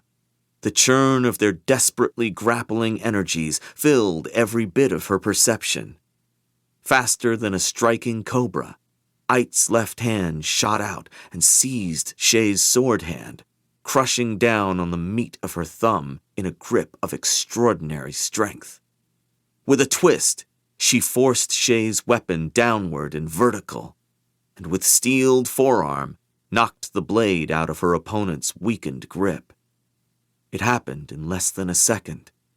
Shay's moon blade went flying, and Ait sliced across with her own weapon, snarling as she threw strength into a disemboweling cut. Shay steeled for all her life was worth. It was not fast or hard enough. Pain lanced across her abdomen like flame along a line of blasting powder. A sudden hot wetness flowed down the front of her pants as if her bladder had given out all at once. When she looked down, she saw blood running down her legs as if a waterfall faucet had opened up above her navel. She felt faint. The reality of impending death emptied her mind. Time elongated and turned the world strangely still. In the periphery of her perception, she sensed Aitmata's murderous triumph descending along with the executioner's swing of her blade. With every particle of remaining wherewithal left to her, Shay staggered backward and fell to her knees in the grass, arms wide. "Ait-Jen!" she called out hoarsely, her head thrown back. "I concede!" She closed her eyes. At any second, she would die. "I concede!" she declared again. She could barely recognize her own voice. It seemed to be coming from someone else. It was hard to think, to grasp words and string them together into a final effort, a thin, calculated lifeline. "You are the greater Green Bone warrior. Truly a worthy daughter of the spear of Kakon. My life and my jade are yours for the taking. If you're merciful enough to spare me, it'll be only so I can follow your example and continue contributing what little worth I have to the good of Kakon." A heartbeat passed. Another. The pain of the stomach wound was unbearable. She wanted to slump to the ground in the damp grass and curl feebly around her injury, but she held herself still. With her eyes closed, she perceived Ait's flicker of hesitation. The blade paused in its descent. Less than 10 meters away, Hilo's jade aura roared like a monster in a pit, its reckless, savage intent unmistakable. Shay opened her eyes and looked into Ait's maddened face, the left side of it smeared with blood, and then past the other woman's shoulder. 2 large cars were blocking off the 2-lane road up to the garrison house and gardens. Another 2 had pulled up along the curb behind Ait's silver Stravaconi. A dozen no-peak fists were coming out of the vehicles. The watching civilians were looking fearfully from Ait to Shay to Hilo to the surrounding soldiers of both clans, whose hands had gone for the hilts of their weapons. Despite the agony in her torso and the clamor of her own panicked heartbeat, Shay met her opponent's eyes and saw the fearsome expression shift into bitter understanding as Ait too perceived the arrival of Hilo's warriors, the sudden dangerous shift in the air. Even now, facing death, Shay was desperately playing what cards remained to her. With the attention of the entire country on them, she had fought bravely and well, in true Kekanese fashion defended her reputation and that of her clan, and ultimately conceded the duel to the better warrior. There had been a moment of opportunity for Ait to take Shay's life fairly in battle, but that moment was lost. Clean-bladed dueling was an honorable tradition. Striking down an opponent who'd surrendered was not. Killing Shay now, as she knelt injured and disarmed, would show the pillar of the mountain to be merciless and bloodthirsty, would publicly confirm that she was who Hilo had been reminding everyone she was, the woman who'd seized power by having her own brother murdered in his sleep. The sort of person who would behead a defeated opponent on her knees might do anything, might break Aisho in other ways, might even harm a child. Ait's image as the patriotic warrior stateswoman, which she had been carefully cultivating for over 2 years as she rebuilt the reputation of her clan, would be ruined. And Hilo would seize the justification he needed, if he needed any at all, to turn the scene into a bloodbath. Shay's blood soaking into the dry dirt raised a pungent metallic smell that stung her nostrils. With shaking fingers, she fumbled for the clasp of her jade choker and broke it. The twin strings fell from her neck, sliding from her skin as easily as blood from a vein. She held it out to Ait, her arms shaking even from the small effort. She could perceive the uncertainty, the frantic calculation behind the burning gaze the other woman fixed on her.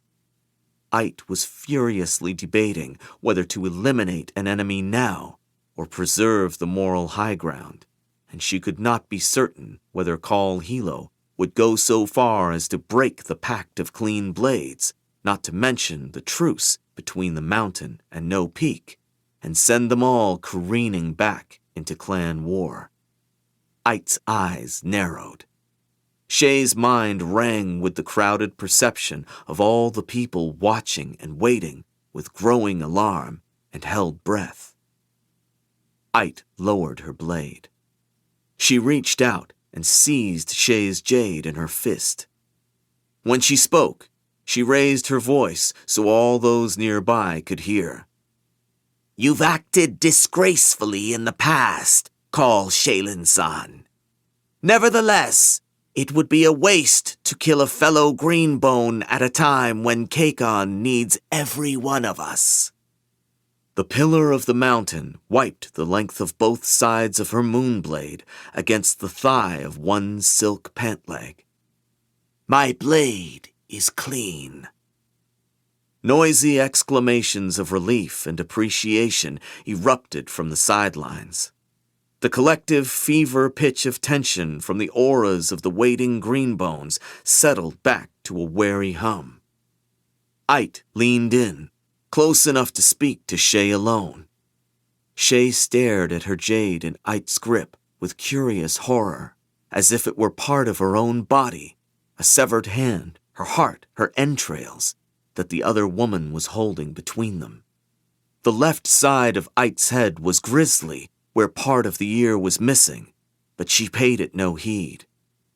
"I promised you before, you foolish girl, that you would live to see your clan in ruins," Ait whispered.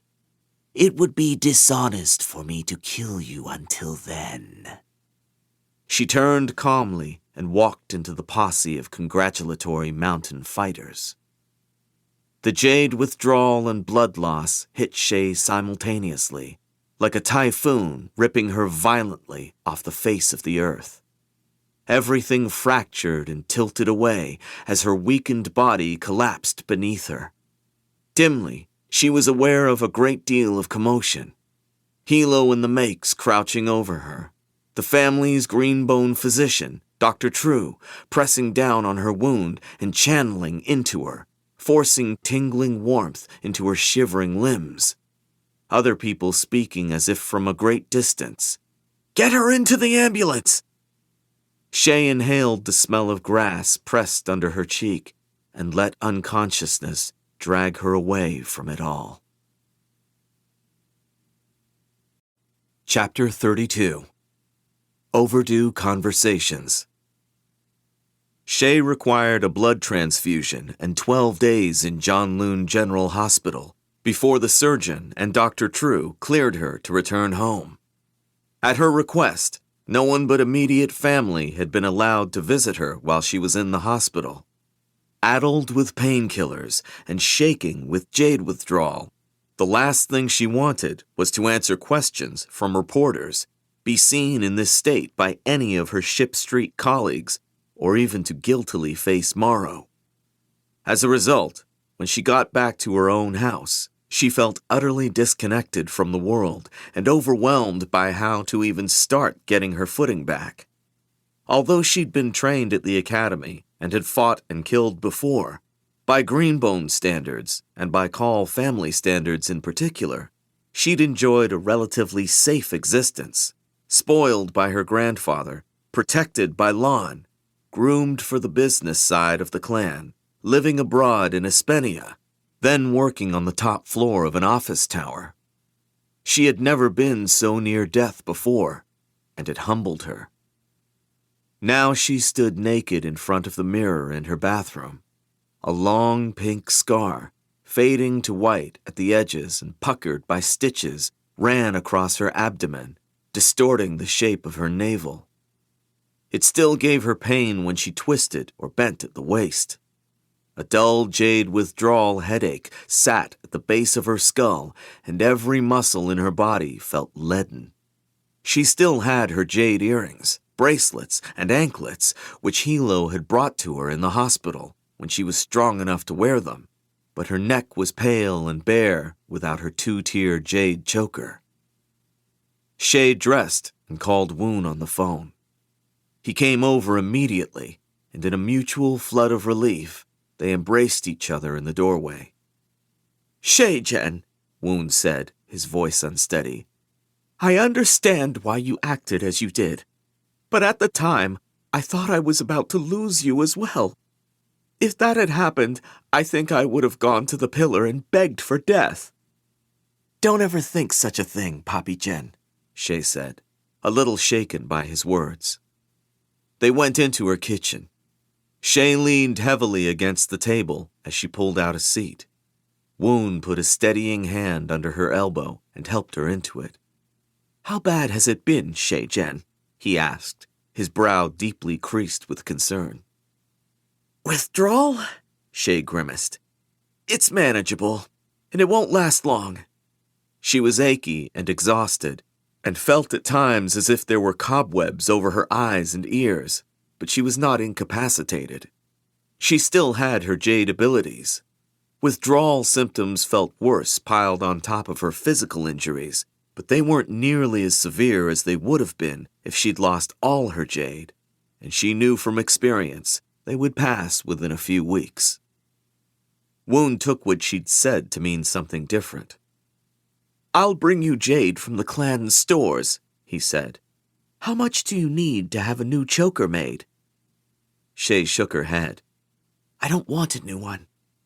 There was nothing to stop her from drawing from the Kaul family's reserves of wealth to replace the jade she'd lost in the duel, but after nearly dying in the most public manner possible, she felt as if it would be dishonest, personally diminishing in some way, to be seen wearing a new choker made of jade she had not fought for. It would seem as if the near-fatal stand she'd taken had no lasting impact, as if what she'd lost that day could be so easily restored. Mada could not grow back the missing portion of her ear. Shay would carry the absence of her jade openly, like a scar. Woon looked unsure at her refusal, but understanding how personal the decision was, he accepted her explanation without argument. Shay asked him to tell her what happened over the past 12 days. The weatherman's shadow had been staunchly holding her place on Ship Street. The decisions that had to be made, he'd made in a way he judged she would approve. All other questions and requests he dealt with by saying the weatherman would answer them upon her return. Woon had done one thing she had not anticipated. He'd gone to Hame Tumashan and asked the Master Luckbringer if he intended to resign from his position. The two highest-ranking men in the weatherman's office had had a respectful working relationship stretching back years to when Woon was Lan's pillarman and Hame a senior luckbringer under Doru. But Hame had not taken the question kindly, seeing it for what it was, an accusation of disloyalty. "Only the pillar or the weatherman can ask for my resignation, Woon Jen," Hame had answered coldly.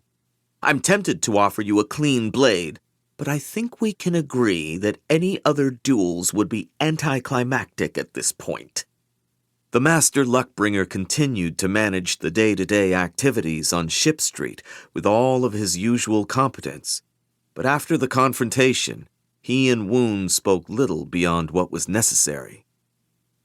When Woon had filled her in on everything she needed to know, Shay felt as if it wouldn't have been so bad to have stayed in the hospital a few more days. "I can't thank you enough, Papi Jen," she said. "And I'm sorry I left you with so much to deal with at a time when you should have been happily planning your wedding." Woon was to be married in a few months. Shay had not met his fiancée, but had seen a very pretty photograph of her on the man's desk. Woon's jade aura shifted at the mention of the wedding. "It was hardly anything compared to what you went through. Besides, Kaya and my mother are doing all the work. I only need to show up." He added, "However, the next time you challenge Ait Madashi with a clean blade, if you could be more considerate about the timing, that would be appreciated." Woon's sense of humor, when it made an appearance, was so deadpan that Shay wasn't sure whether to laugh. When she returned to Ship Street the following day, she felt physically stronger and less muddled after having slept for 14 hours in her own bed. An abrupt silence accompanied her arrival into the building.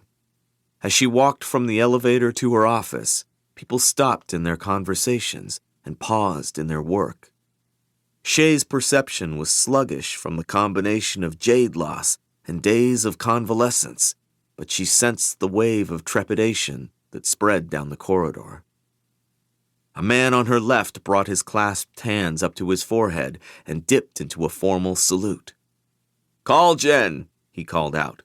"Welcome back." The woman at the desk next to him followed suit, as did another, and the luck-bringers near them stood up from their chairs and went to the doors of their offices or the entries of their cubicles and saluted the weatherman as she passed. Shay saw tenuous smiles on their faces, congratulatory and consoling in equal measure. She'd lost the duel and the majority of her jade, but she'd defended herself and her clan from slander. She'd fought as well as anyone could have expected and shown herself willing to die for personal and family reputation. In those most critical aspects, she'd put to rest the question of her integrity and fitness as a Green Bone leader. Shay's secretary jumped up and followed her into her office. "Call, Jen. Councilman Coe and 2 lantern men have been coming into the building for the past 2 mornings and waiting in the lobby to speak to you. Do you want to see them, or should I send them away?" "I'll see them," Shay said. Behind her, people went back to their work as if there was nothing out of the ordinary. Coe and the 2 lantern men were admitted to Shay's office. The pretense of the meeting was to give her an update on the goings-on in the Royal Council during her absence, particularly the national budget, and the question over what Kakon's stance ought to be regarding refugees from the Orticon War, which had been going on for nearly a year. Shay knew the true reason for their visit. They had taken a risk by going to Hilo to advocate her removal as weatherman. Now that it was clear they had failed and she was to remain in her post, they were here to forestall disfavor. "Call, Jen," Councilman Coe said, saluting deeply and nervously. "I speak for all of us in expressing how relieved we are to see you well." The 2 lantern men echoed his sentiments vehemently. Shay accepted their well wishes graciously and entertained 20 minutes of discussion on council matters. At last, Coe cleared his throat. "Call, Jen.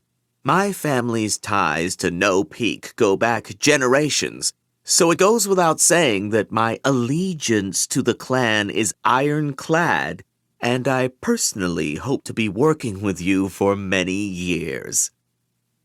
Mr. Iho, the lantern man, said, "In this day and age, the news cycle moves faster than ever, and things are printed in the newspapers or spoken on the radio before the truth is even verified.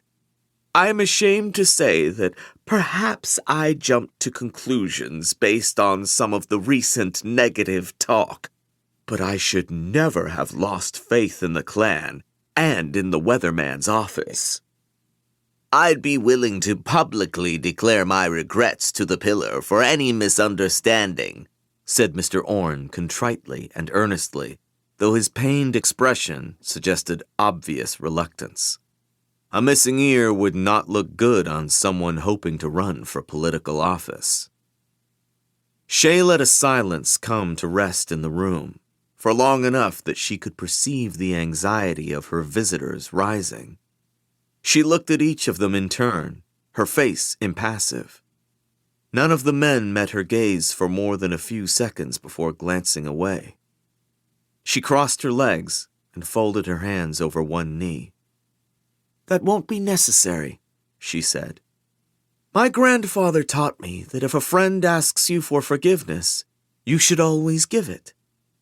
Her guests relaxed considerably, their shoulders coming down, smiles beginning to appear on their faces. Shay added, before any of them could begin to speak, "He also taught me that if you have to give it again, then they weren't a friend to begin with." She rose smoothly from her seat to end the meeting. "I know I can count on your friendship and allegiance from now on." Shay spent the next few days getting caught up. On 5th day morning, she called Hame Tumashan into her office. "Hame-jen," Shay said without preamble, "it's time we talk about your future in the Weatherman's office and in the No Peak clan." Hame's expression turned stiff and wary, and his jade aura began to bristle defensively. Shay went on, We haven't always seen eye to eye during the time I've been weatherman. At times, you've challenged my decisions or made it clear that you felt I acted incorrectly. I've spoken up when I've thought it necessary, Hame said brusquely. I did the same when Yondoru was weatherman. He was too parochial, but the truth is the clan was comfortable with him because he was an old-timer, a comrade of the torch. You don't have that luxury.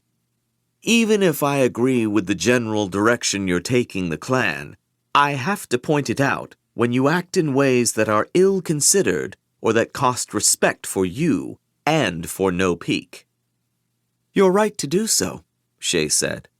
As much as your honesty wounds my pride sometimes, I have to admit you're the one person in No Peak who best straddles the different sides of the clan.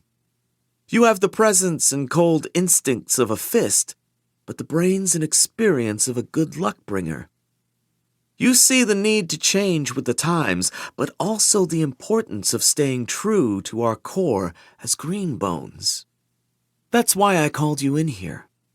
I want you to move to Espenia, to start up a branch of the Weatherman's office in Port Massey.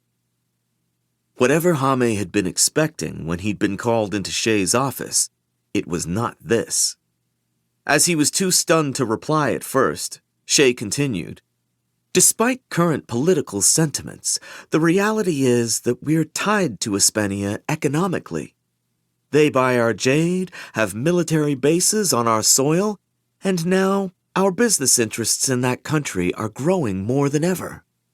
We can't manage it all from Janloon. I need someone there. Someone who I know is loyal to the clan, who is adaptable to new ways, but will run the business like a true Kekanese. Hame was obviously still trying to process the idea. Cautiously, he said, "What support would I have from Janloon?" He wanted to know if Shay was serious about expansion, or if this was simply a convenient excuse to send him overseas and into functional exile. As much as I can give you, Shay said. You would choose a handful of luckbringers to help you start the branch office. We have connections in Port Massey to help you hire additional staff locally. You would report directly to me, as you always have. The clan would pay for your family's relocation and living expenses.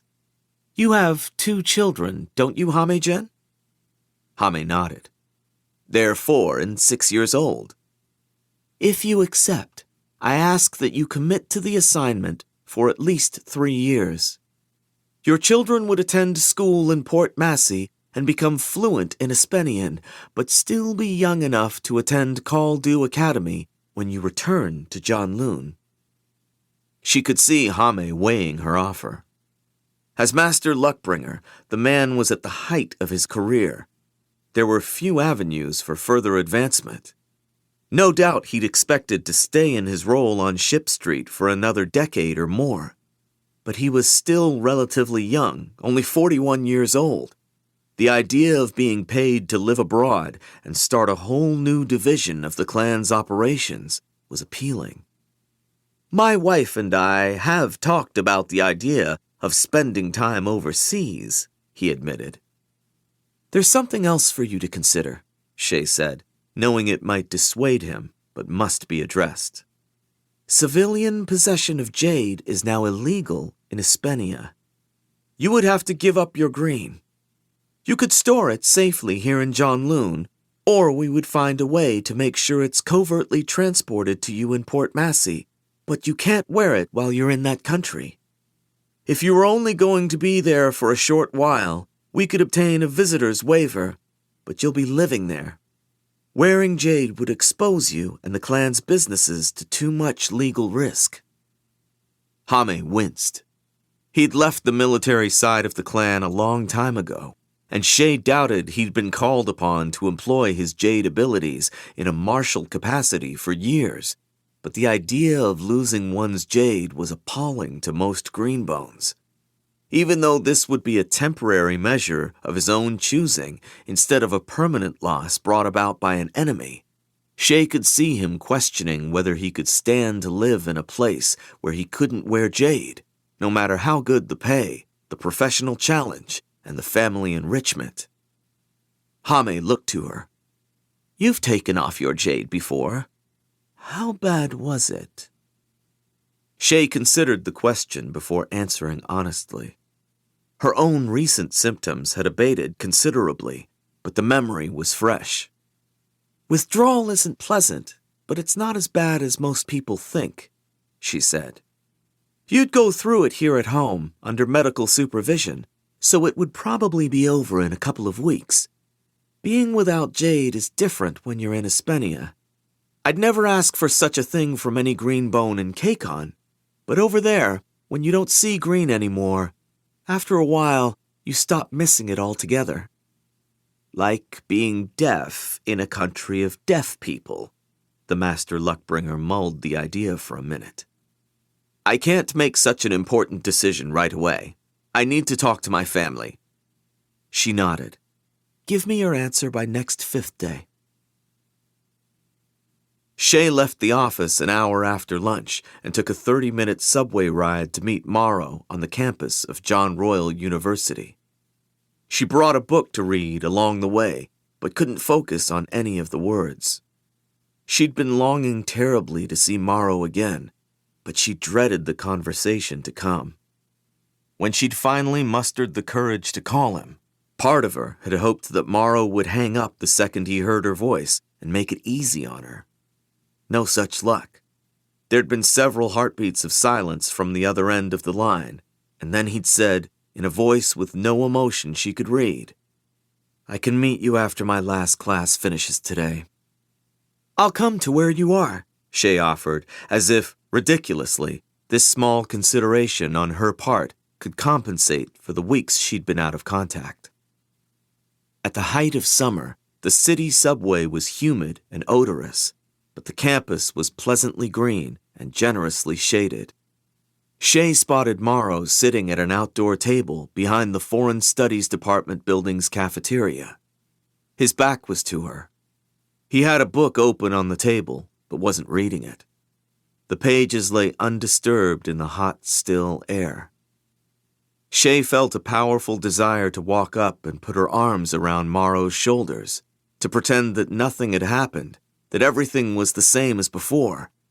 And yet in the same moment, the idea struck her as impossible, awkward, inappropriate, like draping her arms over a stranger.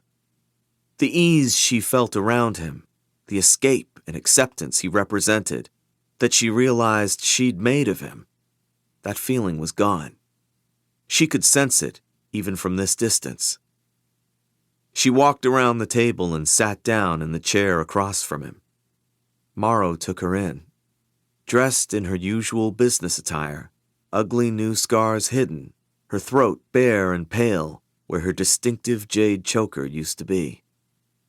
A strange expression crossed his face, a mixture of hurt confusion, affection, anger, and relief that seemed to twitch his features in several indecisive directions before he forced it into a cautiously neutral smile. The smile of someone trying to be civil to another driver who's smashed into their car. "I'm glad you're okay," he said slowly. "And I'm glad you came to see me." "I'm sorry," Shay said. It seemed to be the only way to start. "Why?" The single word came out strained, but there were so many things that it could be referring to that Shay was not sure how to answer. Morrow lowered his voice. "Why wouldn't you return any of my calls? Before or after you did it?" For a second, Shay was struck by uncertainty. Did he mean the abortion or the duel? But he didn't know about the former, so it was the duel. "Why did you make me find out about it from the news? Why wouldn't you even talk to me?" "I'm sorry," Shay repeated. "A lot of things happened quickly. I knew that if I talked to you, I'd lose my nerve and not be able to do what I had to." "What you had to?" Morrow asked, skepticism strangling each of his words. You had to volunteer for a dramatic public death? I was being discredited and forced out, Morrow. The mountain was using me to undermine and weaken No Peak. She'd promised herself she would not give in to defensiveness, but she heard it creeping into her voice anyway. I had to put a stop to it. On the phone, you reminded me that I deserved my position. You told me not to give in. Morrow shook his head. A duel wasn't what I had in mind. You could have been killed. Shay said, Yes, but I wasn't. I'm still here. Still the weatherman. But if you had been killed, and you almost were, you wouldn't have even spoken to me beforehand. That's... Disbelief and anger contorted his expression. That's not how it's supposed to work between people who care about each other. How could you not even talk to me about it? What would you have said? Shay asked. Would you have supported my decision? Or would you have told me not to risk my life? To avoid the duel by not showing up? She regretted her words almost at once. Morrow's eyes widened, and then his face crumpled softly. Yes, he said. I suppose that's exactly what I would have said. I would have told you that you're above that kind of thing, above using violence to prove yourself. No matter the public pressures, I would have reminded you of what you once said to me, that it's brave to be true to who you are. Shay said quietly, This is who I am. Morrow reached a hand partway across the table, but did not touch her.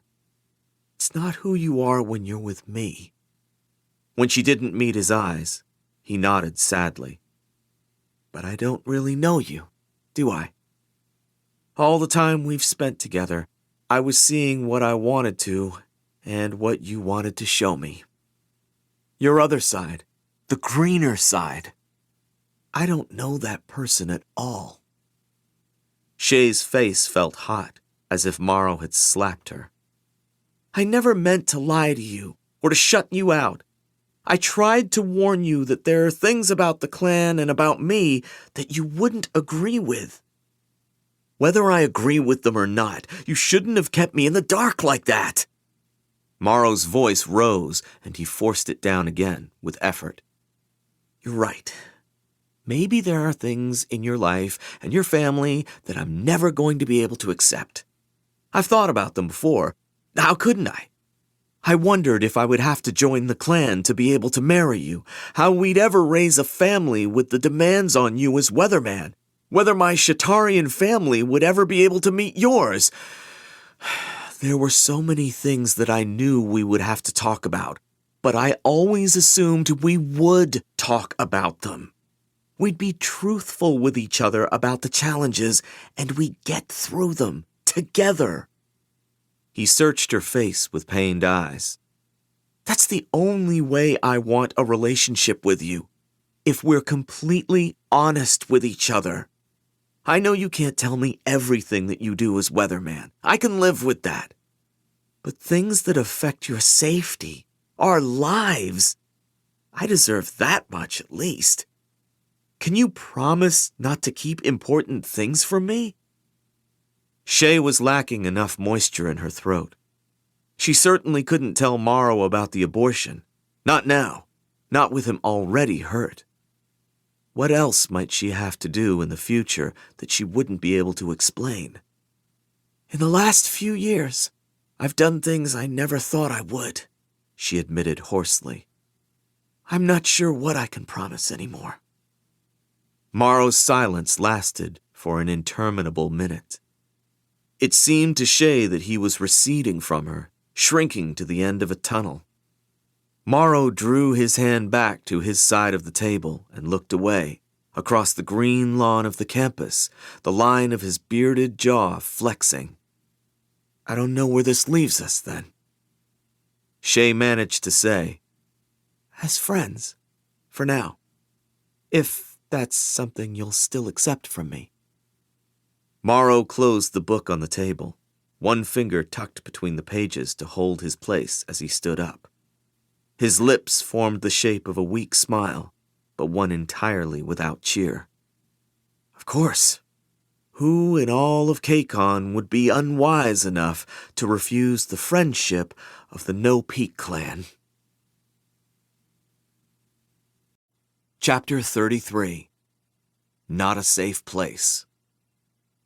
During his second year in Port Massey, Andon took a part-time job at a hardware store, stocking shelves, manning the cash register, assisting customers with home improvement projects. He still had his usual course load to manage, but he wanted to earn some extra money. He could help out the Hyans with some of their monthly expenses, save some cash for the future, and have a little extra to spend. Financially, he'd relied on the Kaul family all his life. Now that his prospects in the clan seemed so low, he felt as if he ought to be better prepared to pay his own way through life. Also, he would rather be doing something besides studying. Working at Star Lumber and Supply would improve his ability to speak Espenian, so in truth, it could be considered part of his education. He could now navigate public transit and read signs and hold conversations with strangers. It was satisfying to feel self-reliant. Andon had never understood why, years ago, his cousin Shay had gone abroad and distanced herself from the clan. Now he thought he had a better idea. He'd continued meeting up with Corey Dowk and his relay ball friends at the Grudge Hall all throughout the winter and the dreary, wet spring. When he first told Mr. and Mrs. Hyan where he was going on Fifth Day evenings, he was surprised that they didn't seem to approve. He would have thought they would be happy he was spending more time with friends in the neighborhood. Instead, Mrs. Hyan said, in a tone that suggested Andon might be making a poor decision, Andon say, that place is not a good influence on young people. So much violence. It gives people a bad impression of us. I have a great respect for the Dowks, Mr. Hyan put in, sliding Andon a gaze of paternal concern. But the Grudge Hall, I wouldn't spend time there myself. The cockfighting and gambling and dueling, those things are against the law. What if the police raid the building and you're caught doing something illegal? You could have your student visa revoked. It occurred to Andon that if that happened, he would be deported back to Kakon immediately, and Hilo would have no choice but to take him back in. He didn't voice this flash of wry optimism to the Hyans. Instead, he promised them that he would never engage in gambling or dueling of any kind. But there are always a lot of green bones there, said Mrs. Hyan, persisting in her concern. It's not safe. In Janloon, it was common knowledge that the safest places to be were those frequented by greenbones. Excepting unusual circumstances of clan war, there were few spots less prone to trouble than establishments like the Twice Lucky Restaurant or the Lilac Divine Gentlemen's Club. So Mrs. Hyan's worries made no sense to Andon until he remembered that the proposed law Dowk Losen had spoke of last summer had been passed by the National Assembly, and jade itself was now another thing that was illegal in Espenia. He often forgot this fact. He could accept that a great many things were different in Espenia than they were in Kakon, but the idea of banning jade was as hard for Andon to imagine as forbidding the use of cars or money. Of course, not everyone could or should have those things because they were dangerous in the wrong hands, but trying to do away with them altogether would be ridiculous. How would society function? Andon reminded himself he was reacting with a narrow Kekanese mindset. Other places in the world had gotten by for thousands of years with no jade at all, and so the availability of it now was a new and harmful thing. The recent prohibition against civilian ownership and selling of jade had not changed anything so far as Andon could tell. No greenbone that he knew of was giving up his green on account of it. All the new law did, Andon thought, was promote a negative view of Kekanese people. Mr. Hyun was thinking of a different threat besides law enforcement, however. The crews have left our neighborhood alone for a long time, but the bosses, they see there's gambling and money lending going on here that they don't control. And Jade. Mr. Hyun frowned deeply. Jen said it wouldn't be long before the understanding broke down. You don't want to be caught in the middle if anything bad happens between Green Bones and Boss Cromner's crew. This rationale Andon could better understand. Civilians were always better off steering clear of conflicts that did not involve them. Seated in the Hyun's kitchen, he grew quiet and pensive. He didn't want to cause the Hyuns any worry on his account, but he couldn't give up going to the Grudge Hall and meeting with Corey. Seeing this, the Hyuns relented. You're our guest, and we feel as responsible for your safety as if you were one of our own sons, but it's not up to us to tell you what you can or can't do. You're a grown man who can make his own decisions. Mrs. Hyun sighed. You grew up with Green Bones, so naturally you want to be back among them, and who are we to say no? We only want you to be careful. Andon gratefully promised them that he would be, and that they needn't worry. It was not, in truth, that he wanted to be back among Green Bones, as Mrs. Hyun had assumed. Although he enjoyed the food and drink, the displays of Jade ability, and the generally convivial atmosphere of the Grudge Hall, punctuated on occasion with the genuine and deadly serious settling of grievances, it was, as he'd already learned on his first visit there, not really like Kakon at all. At best, it was something entirely different. At worst, an exaggerated facsimile of a working-class Kekanese tavern. If anything, it made him miss home more than ever. What he truly wanted came after his visits to the Grudge Hall, when Corey would offer to drive Andon back to the Hyuns, but instead drove the two of them to his own apartment. Corey did not own the place he lived in, which was a one-bedroom condo only 10 minutes away from his parents' house. The Dauks kept it as an investment property and were planning to renovate it and put it back on the market once Corey went to law school in the fall. It was drafty, the furnace was noisy, and the hot water heater badly needed replacing, but these were minor discomforts. Andon was forced to admit to himself, with some embarrassment, that he would probably follow Corey anywhere the other man asked him. After that first time in the car, Andon had spent the entire following week thinking about his friend, about the pale skin of Corey's torso illuminated by streetlight, about his teasing eyes and quick smile, his shapely hands and mouth. When the weather was still bad the following fifth day, Corey phoned the Hyun's house to ask if Andon wanted to meet up at the Grudge Hall again, and Andon said yes. Afterward, he said yes to going to Corey's apartment, and he said yes to everything else that Corey suggested that night and on the other nights that followed. Corey was the same in lovemaking as he was in everything else, spirited, good-humored, eager to please, and easy to please in turn. For this, Andon was grateful because he felt acutely that he was the opposite, torn between the nearly unbearable force of his awakening desire and the self-consciousness of his own inexperience and nerves. Corey did not take himself too seriously in anything. He played music in the bedroom and danced in his underwear. He gave Andon gently teasing advice about what to do in bed. He admitted that when he was with men, he preferred to be the receiver, but he wasn't insistent, suggesting they should be open-minded and figure out what Andon liked. When they were together, Andon could feel Corey's jade almost as acutely as if he were wearing it himself. Every sensation was heightened to an exquisite pitch.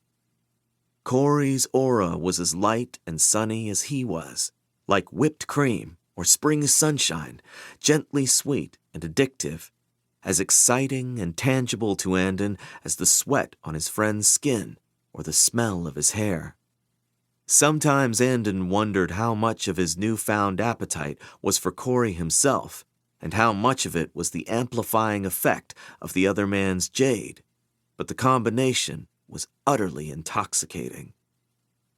They saw each other every week, and sometimes more than once a week, if they could manage to sneak away from their respective obligations. Andon, who'd never in his life skipped class or showed up late for work, found himself cutting it close on a regular basis. Whenever his mind was idle, it drifted to thoughts of Corey, to erotic remembrances and anticipation of their next meeting, which was never soon enough, even if it was tomorrow or in an hour. He wondered if this was love. Relay ball started up again with the spring. They'd lost a few players and gained a few others, but Andon was part of the regular group now. Others wanted him on their team, said hello to him around the neighborhood, showed friendly interest in him, and asked him questions about school or work or what it had been like growing up in Janloon. Then summer arrived, and Corey got ready to leave on his long-anticipated travels, which would take him through the major cities along the coast of Whiting Bay, backpacking into the scenic wilderness of northeastern Espionage, and back down into the heartland of the country before ending in Adamant Capita, where he would begin law school at Watersguard University. "Come with me," he suggested to Andon. "I can't." Andon wanted to. The idea of 6 weeks alone with Corey was appealing in the extreme, but he was already registered to continue with the ISIL program through the summer. He didn't have either the funds or the days off from work, and he wasn't about to abuse the generosity of either the Hyans or his cousins by asking them for money. Also, he imagined the Dowks would suspect his reasons for suddenly wanting to leave behind his obligations and travel alone with their son. "What would your parents think if they knew about us?" Andon asked. Corey made a face. "What does it matter what my parents think?" In Kacon, queerness was considered a natural, if unfortunate, permanent condition afflicting unlucky families, not unlike stone eyes and children with birth defects. Corey explained that in Espionage it was commonly thought as a sign of weak character, similar to addiction and indebtedness, a situation that some susceptible people were predisposed to fall into if not careful, but might recover from. "Bad luck can be turned around," was Corey's wry assessment of the prevailing attitude among Keko-Espenians. "Look, Crumb," he explained to Andon. "I know my da. He's a traditionalist from the island, like you. What he cares about is that his son wears jade. He'll let me get away with just about anything else, but wearing jade, being true to our roots, that's an absolute must for him. I suspect at some point my ma will start making noises about me getting married and having kids, but come on, I'm 24. Plenty of time to think about that later." The summer days were long and hot and smelled of dock fumes and piss. Seagulls wheeled in the sky and left shit on lawns. Tourists crowded the transit system. The streets swelled with traffic and street vendors, petty crime and road construction. Port Massey was an expansive, world-class city in a league above even a burgeoning metropolis like Janloon. After living in it for 16 months, Andon still felt as if the place completely defied familiarity. At times, it seemed to him that the sheer size and cultural scope of Port Massey only made his life shrink, made him want to take refuge in the routines and people he felt he could trust. The 5th day evening before Corey's departure, they played relay ball as usual in the high school field. Andon was keenly aware of his friend's presence at all times. He felt as if he were a small planet, caught in the gravity of a star, circling at a helpless distance from its radiance. He watched Corey scramble and leap for passes, laugh and joke, push his hair out of his eyes, and perform the silly dance he did when he put the ball between the point posts. Andon fumbled the next pass, and the ball flew into the net. He cursed under his breath. When they went to the grudge hall afterwards, Sano, the doorman, clapped Corey on the back and said, "Last we'll see of you for a while, huh? Travel safe, and don't forget about us in South Trap when you're a big-shot attorney." Downstairs, Corey's friends had pushed several tables together. Derek's mother had baked a cherry spice cake, and people were signing messages in a notebook for Corey to take with him. Andon had no idea what to write in the book, so when it was his turn, he wrote, in careful Espenian, "Thank you for your friendship this year. You made me feel at home in Port Massey. Good luck in law school," and then felt wretched about it. He turned to look for Corey again, and saw him with his arm thrown over Derek's shoulder, laughing uproariously at something Sammy had said. Jealousy stabbed into Andon like a talon knife to the gut. At Watersguard, Corey would be immersed in new experiences and surrounded by new friends, confident young fellow Espenians. Andon turned away and took a piece of cake. There were no duels in the grudge hall tonight, merely the usual entertainments. Dauk Losen and Dauk Sana were nowhere to be seen, perhaps so Corey could enjoy one of his last nights in Port Massey away from the watch of his parents. But Roan Toro was present, sitting by himself at a small table by the door, quietly enjoying a drink and nodding to people who touched their foreheads in silent salute as they passed him. "Did you hear about Tim Joro?" Andon overheard a man nearby talking to two others. "Died from a sudden heart attack. Only 54 years old.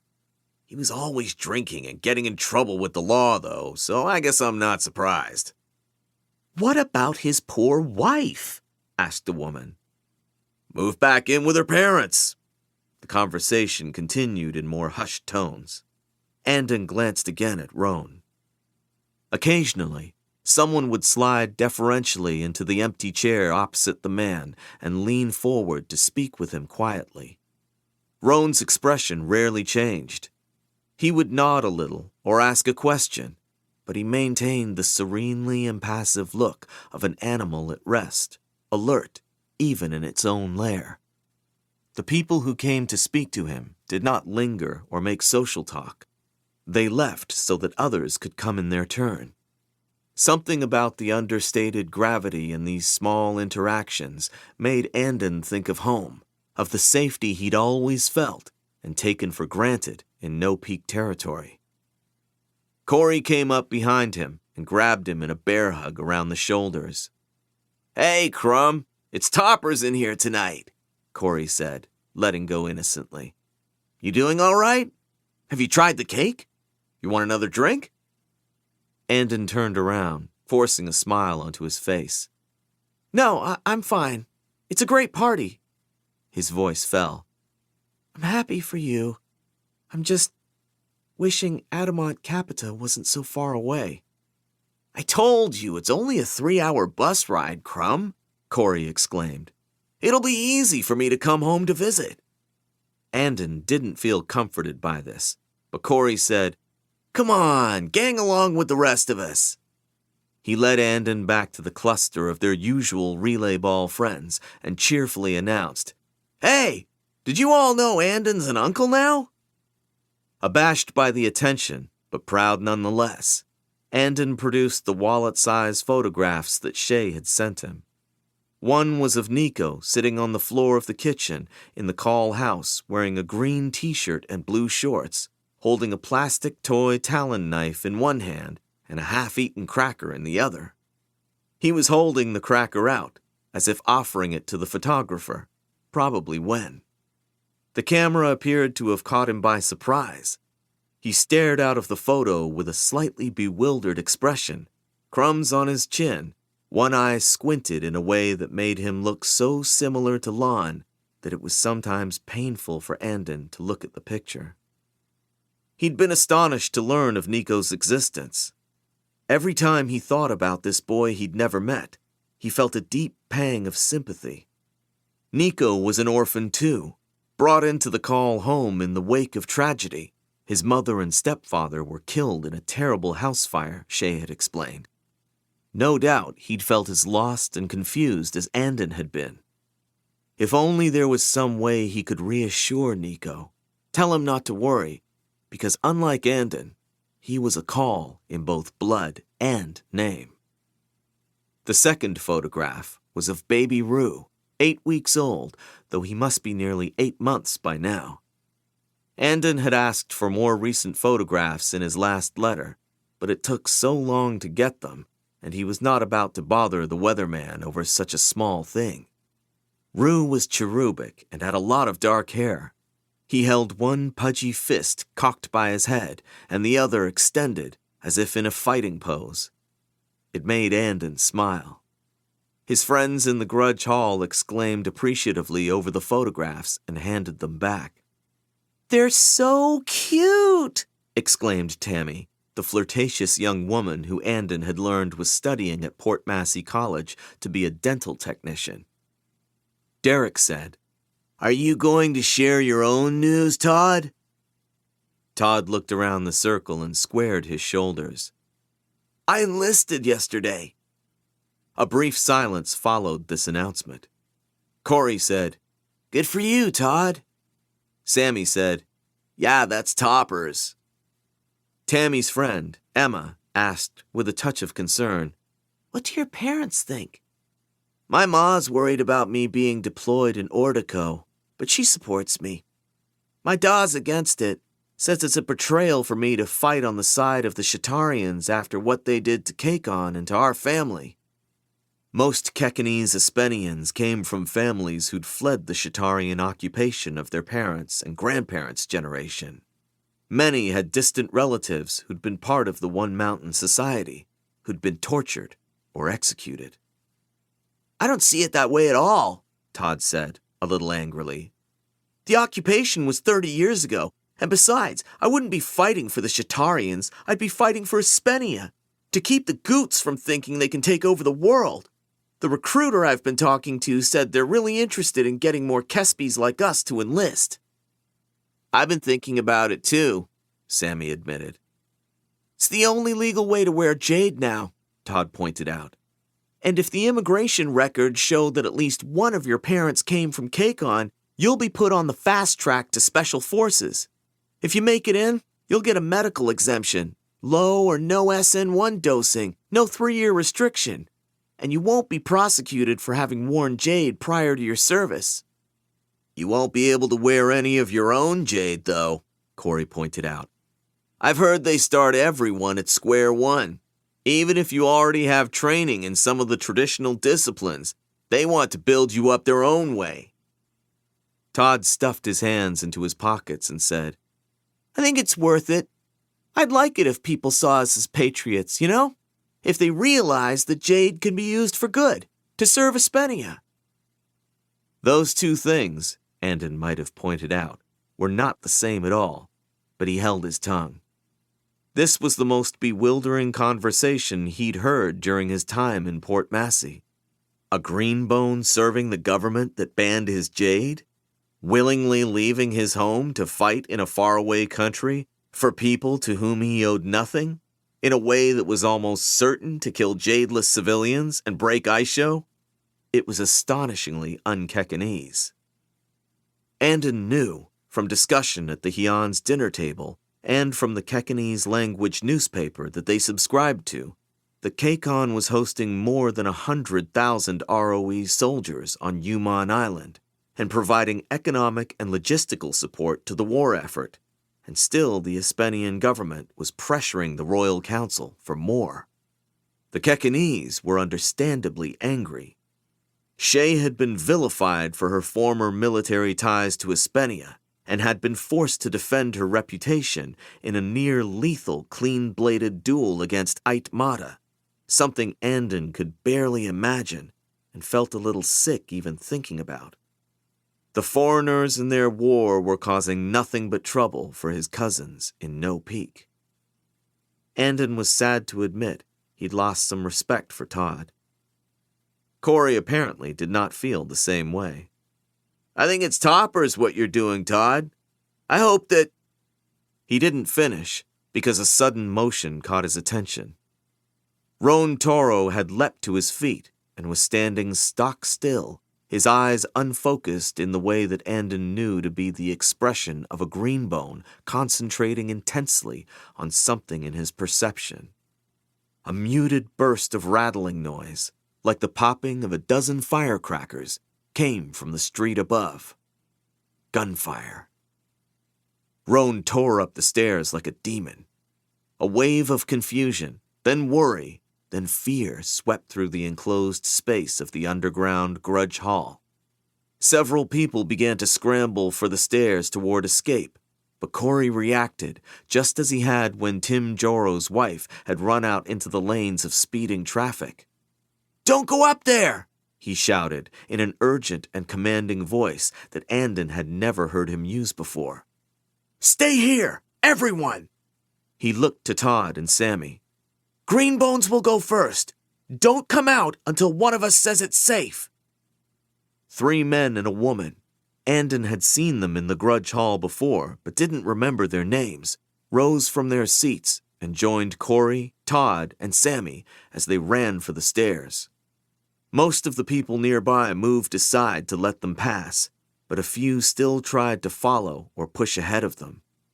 Protesting voices started to rise.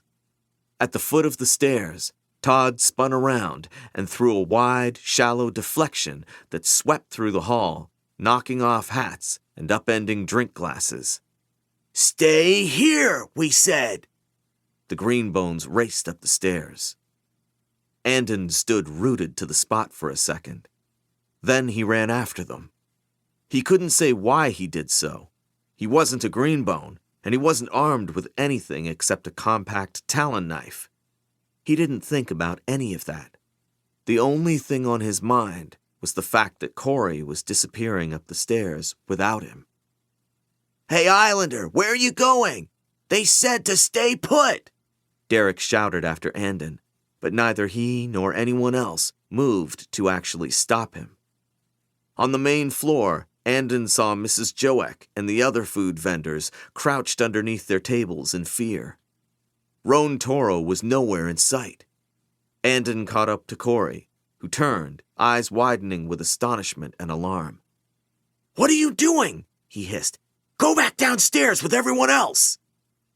A muffled, agonized groan came from behind the metal doors. "Sano!" Todd said. He ran to the entrance and threw it open.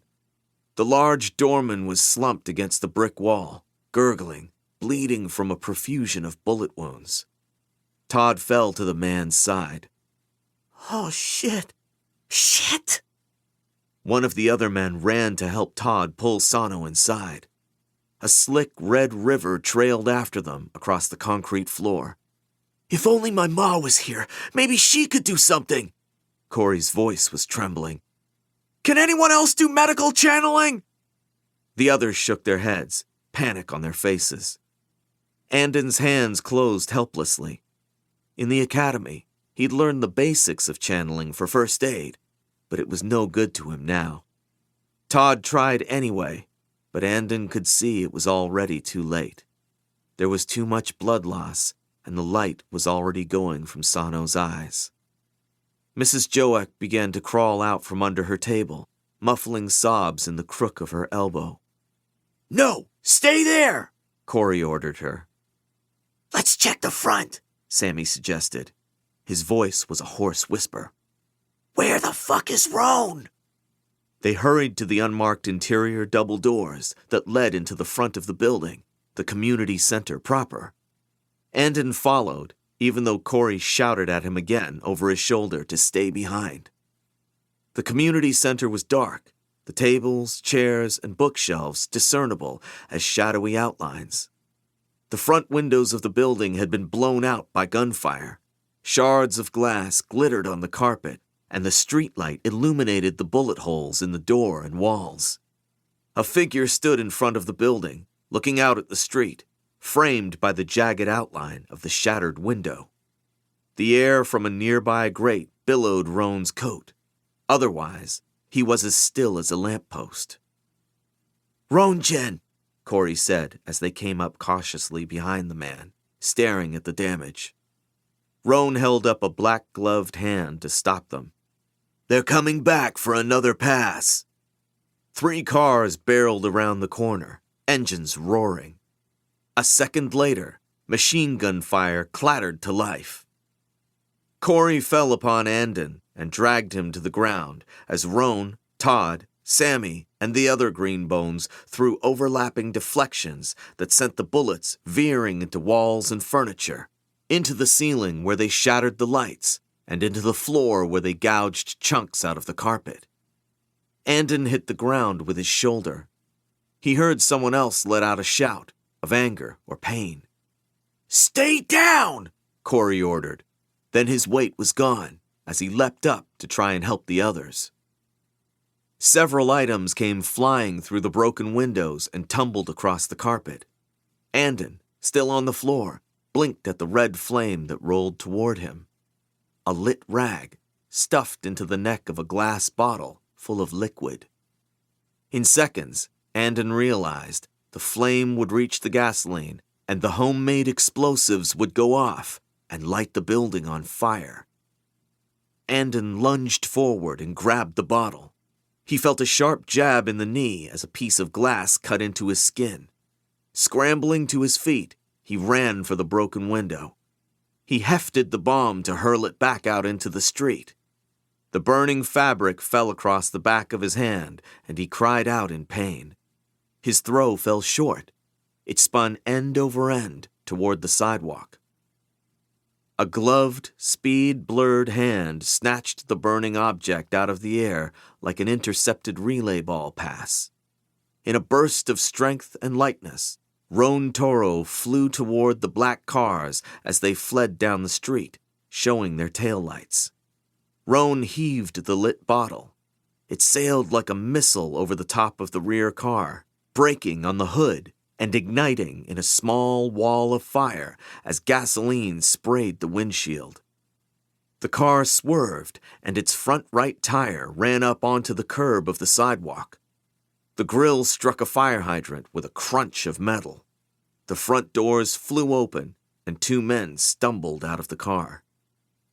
Roan strode up, drawing a revolver from the inside pocket of his jacket. He put 2 bullets in the chest of the driver. The other man swung up the Fullerton submachine gun he'd used to pepper the building.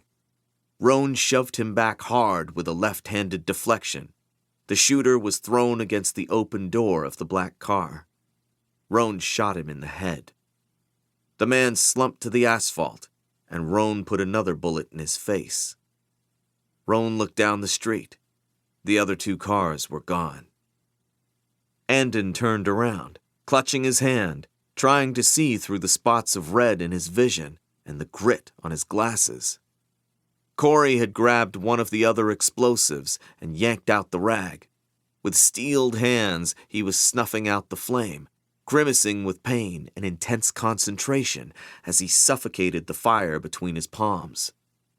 One of the other Green Bones was disarming another unbroken bottle in the same way, but the others were desperately battling fires.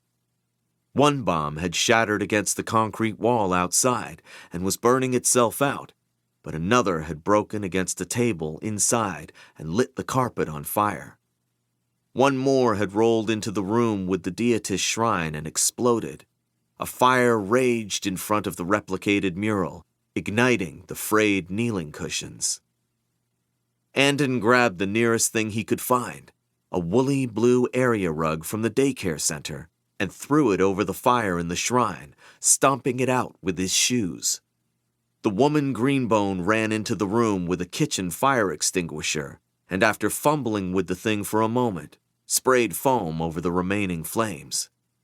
She ran back out to help Todd and Sammy, who were dousing the other fire with buckets of water.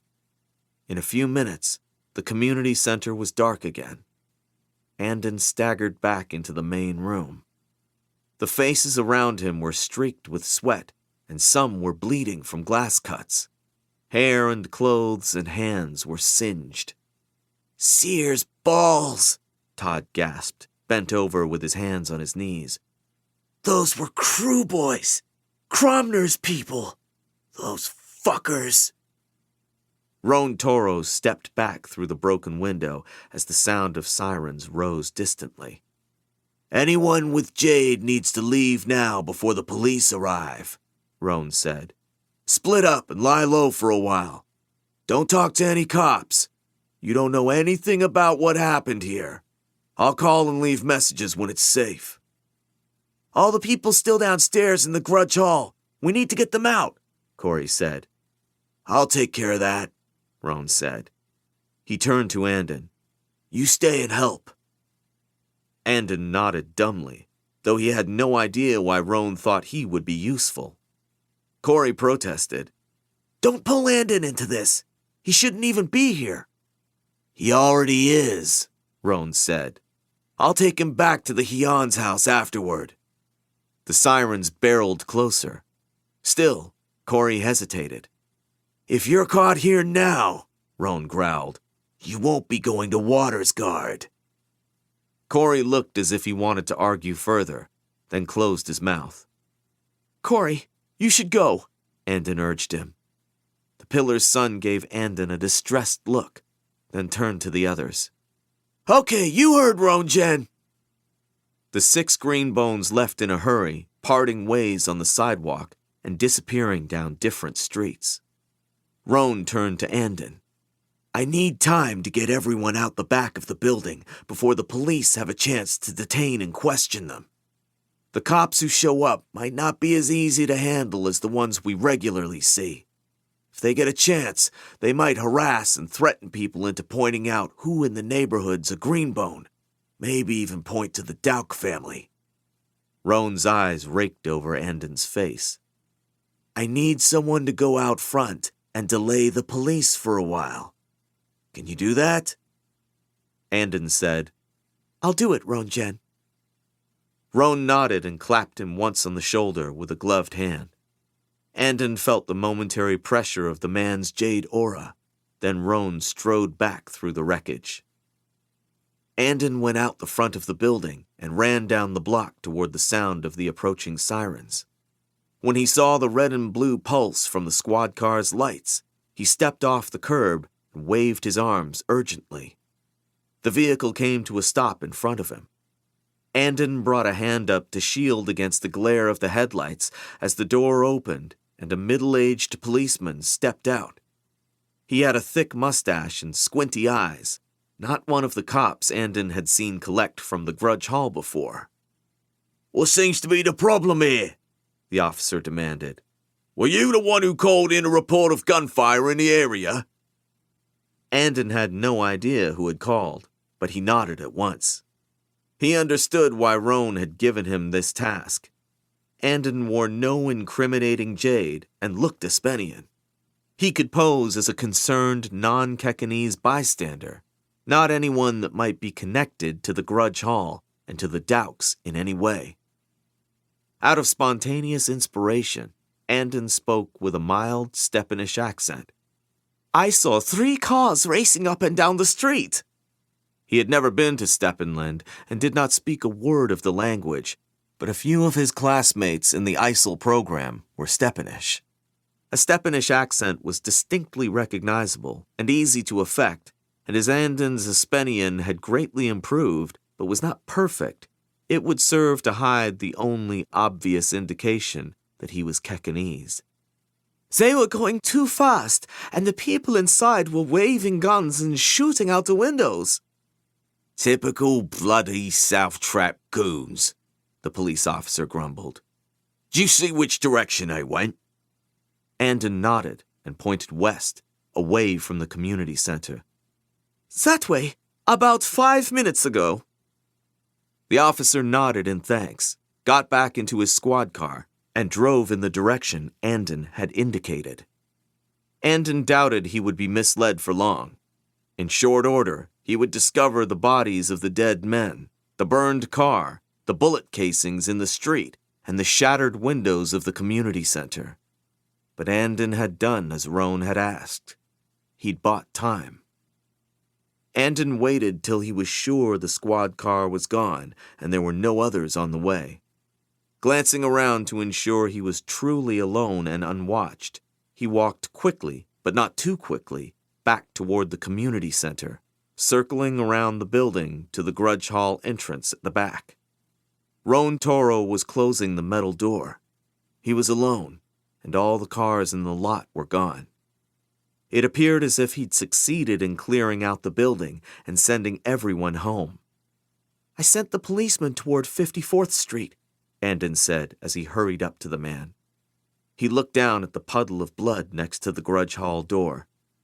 "What about Sano?" Roan said, "Mrs. Jowick took him to the hospital. It was too late, though." Andon muttered, "Let the gods recognize him." "My da used to say that. But I don't think there are gods in Espenia. Not our gods, anyway." Roan began walking purposefully away from the building, crossing the parking lot and entering one of the nearby alleys. Andon followed. The sound of another siren rose up. Perhaps the police officer had circled back and discovered the bodies and the car by now. Roan Toro stopped and turned to the brick wall beside them. He felt around the surface with his gloved hands, then closed his fingers around a slightly protruding brick. He pulled, and it came loose, revealing a small, hollowed-out space. Carefully, the horn took off his black leather gloves, folded them neatly, almost reverently, and pushed them into the small crevice. He replaced the brick so that all that was visible was the slight unevenness between it and its neighbor. Roan grimaced and leaned heavily against the wall for several seconds, as if suddenly nauseous. Andon recognized the signs of discomfort for what they were: jade withdrawal. Roan Toro's jade was stitched into the lining of his leather gloves. When necessary, he could remove and hide them in a secret location until he had occasion to return and retrieve them. If he was stopped and questioned by the police later tonight, they could strip him naked and not find a bit of green on him. Roan straightened away from the wall. Hesitantly, Andon offered a hand to help the man. He had seen Roan's abilities tonight and knew it could not possibly be easy to live as a greenbone in this way, putting on and taking off so much jade at an instant. Roan was not young either. Perhaps 50 already. How could his body handle it? But the horn was steady now. He gazed at Andon, and his mouth moved with wry embarrassment, as if the younger man had witnessed him in a moment of vulnerability, fly open and pissing against the wall. They continued down the unlit alleyway. Chapter 34. The clan's friendship. The 2 months following the attack on the Grudge Hall were the worst that Andon had spent in Espenia, even worse than when he'd first arrived and been bereft with homesickness. Corey was gone. He'd called from the train station to say goodbye. He explained that he wanted to come over to see Andon in person, but it was too risky. Not only were Cromner's crew boys still about, the police had begun randomly stopping Kekkene's residents on the street and searching them for jade. The Dowks were glad their son was getting out of the city. "I'm sorry I didn't listen when you told me to stay downstairs," Andon told Corey morosely over the phone. "I just wanted to help." Corey was silent for a few seconds. Then he sighed. "You know, I worry about you, Islander. For a guy who seems so responsible, you sure do manage to get into trouble." An announcement came over the speakers at the train station, and Corey said, "I have to go, Crumb. I'll be back for Harvest Eve's break. Don't do anything stupid while I'm gone, okay?" After they hung up, Andon was not only despondent at Corey's departure, but troubled by their conversation. After leaving the Grudge Hall that night, he and Roan had walked 3 blocks away from the scene of destruction before Roan hailed a taxi and instructed it to take them to the Hyun's house. Mr. and Mrs. Hyun were relieved and dismayed when they opened the door. While Andon ran the burn on the back of his hand under cold water at the kitchen sink, Roan explained what had happened. "Why did you have to get involved?" Mrs. Hyun berated Andon as she rummaged bandages and a tube of antibiotic cream from the drawer. "You're a visiting student. Why didn't you stay in the basement with the others where it was safe? You should have let the Green Bones handle it. If you'd been hurt or killed, what would we tell your family?" She was near tears. Andon was mute with guilt, but Roan said, "Don't be so hard on him. He couldn't help it. He's green in the soul, like Doc Jen said. In fact, he was a great help." Roan told them about how Andon had diverted the police long enough that Roan could get all the people safely out of the Grudge Hall. The Hyuns reluctantly agreed that was indeed a good thing to have done. Roan drank some hot tea and got up to leave, saying that he had to work the next morning. It was sometimes hard for Andon to remember that Roan Toro was not actually a clan fist, that he had to earn money in an ordinary job, running a small moving company with a couple of friends.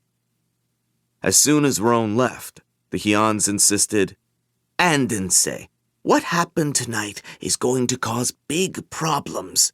Don't go anywhere near the Grudge Hall or the Dauk's house from now on. Just go to school and work and back home again right away. If the police recognize you as the person who misled them, they'll want to question you." Andon did as he was told, but over the next several days, he kept recalling Corey's look of alarm that night, the way he'd pulled Andon down to the ground away from machine gun fire, and how he'd gotten angry at Roan and told him not to involve Andon at all. He shouldn't even be here. Thus far, Andon had thought of Corey as the leader in their relationship, himself as the follower.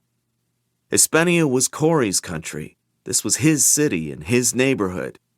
He was 3 years older than Andon. He was more socially gregarious and more sexually confident and experienced. None of this had bothered Andon, had indeed made Corey only more attractive and alluring. But for the first time now, Andon also saw himself as the weaker of the two of them. Mrs. Hyun was right. Corey was a greenbone, and Andon was not. When he'd rushed into danger, the Pillar's son had been forced to protect him. If their relationship lasted, would this always be the case? Andon was deeply troubled by the idea. He'd been born to a Greenbone family, adopted and raised by Greenbones, and trained at a Greenbone school. All his life, he'd been taught to stand up not only for his own honor and reputation, but that of his family and clan, and to defend those who were weaker, those without Jade who fell under the clan's protection. Even as an exile from No Peak, even without Jade, he hadn't yet faced the reality that he was now one of those people who needed defending. Everyone Andon had ever been close to, everyone important in his life, was a Greenbone. He had no template for how to be a member of the Kaul family, indeed, how to be a Kekanese man at all, without Jade. He had a sudden vision of Corey one day following in his father's footsteps and becoming the pillar of Southtrap, with Andon relegated to being his secret lover, a vulnerable boyfriend who never fit into Espenia on his own terms, and the thought made Andon feel, for the first time in nearly a year, a fresh pang of shame over his situation. It didn't help his mood that he'd lost the parts of his routine that he'd come to enjoy the most. Relay ball was put on hiatus for 2 weeks following the incident, and afterward, he couldn't muster the enthusiasm to attend knowing that Corey wasn't there. The Grudge Hall was indefinitely shut down. Andon snuck by the building once during the day and saw police tape crisscrossing the broken front entrance. The Port Massey police questioned the residents of Southtrap, but learned very little. No one claimed to have been there at the time that the shooting happened. No one said anything about why the community center had been targeted. That same night, elsewhere in South Trap, Kekinese businesses had been vandalized and walls were spray-painted with slurs, but no one pointed out the obvious to the police, that the crimes were racially motivated, that Cromner's crew boys were targeting the Kekinese for their gambling operations and Jade. Andon heard rumors from Derek and Tammy and a few others he managed to run into occasionally on his way to and from school and work. Dowk had sent Roan Toro with a few of his men to retaliate against Cromner's crew. 2 bookmaking operations were attacked and robbed, and 2 crew boys suspected of being among the drive-by shooters were found dead with broken necks. In response, the attacks on Kekinese businesses and civilians increased. The barber shop that Mr. Hyun had been going to for 8 years was set ablaze. An elderly Greenbone was ambushed and beaten outside of his home, and his few pieces of jade stolen.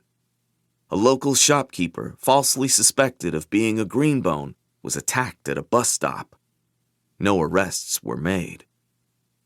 The Hyun's eldest son, a perpetually harried but well-meaning man in his early 40s, whom Andon had met over several polite but shallow interactions in the past, came over to the house to try to convince his parents to move out of the neighborhood and into the suburbs.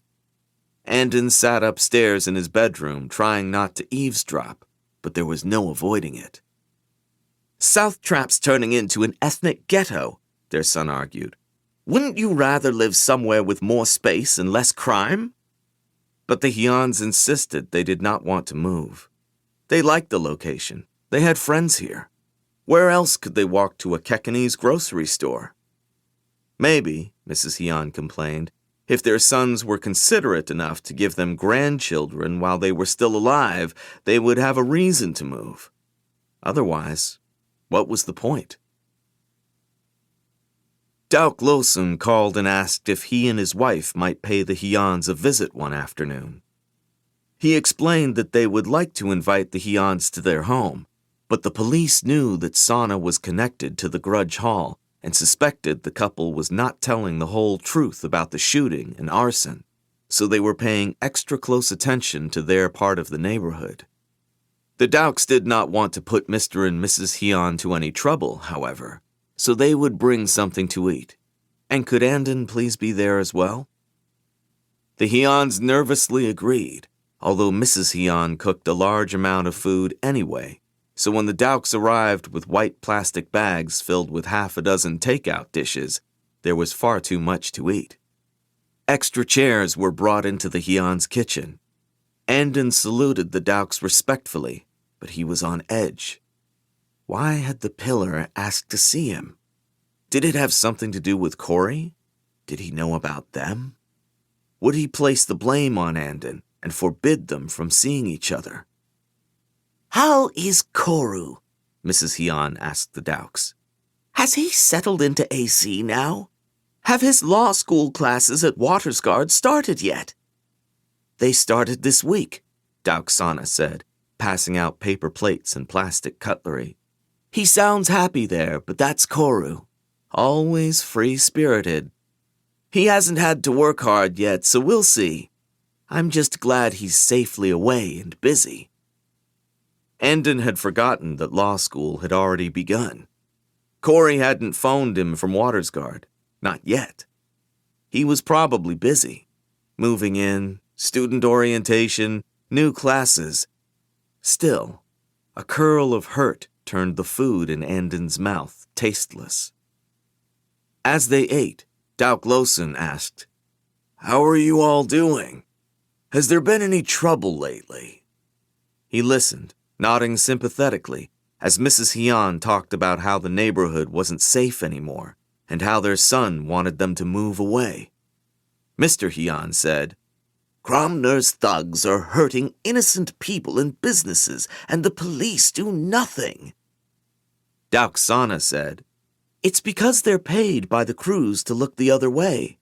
We have some of the police in our pocket, it's true, but they have more.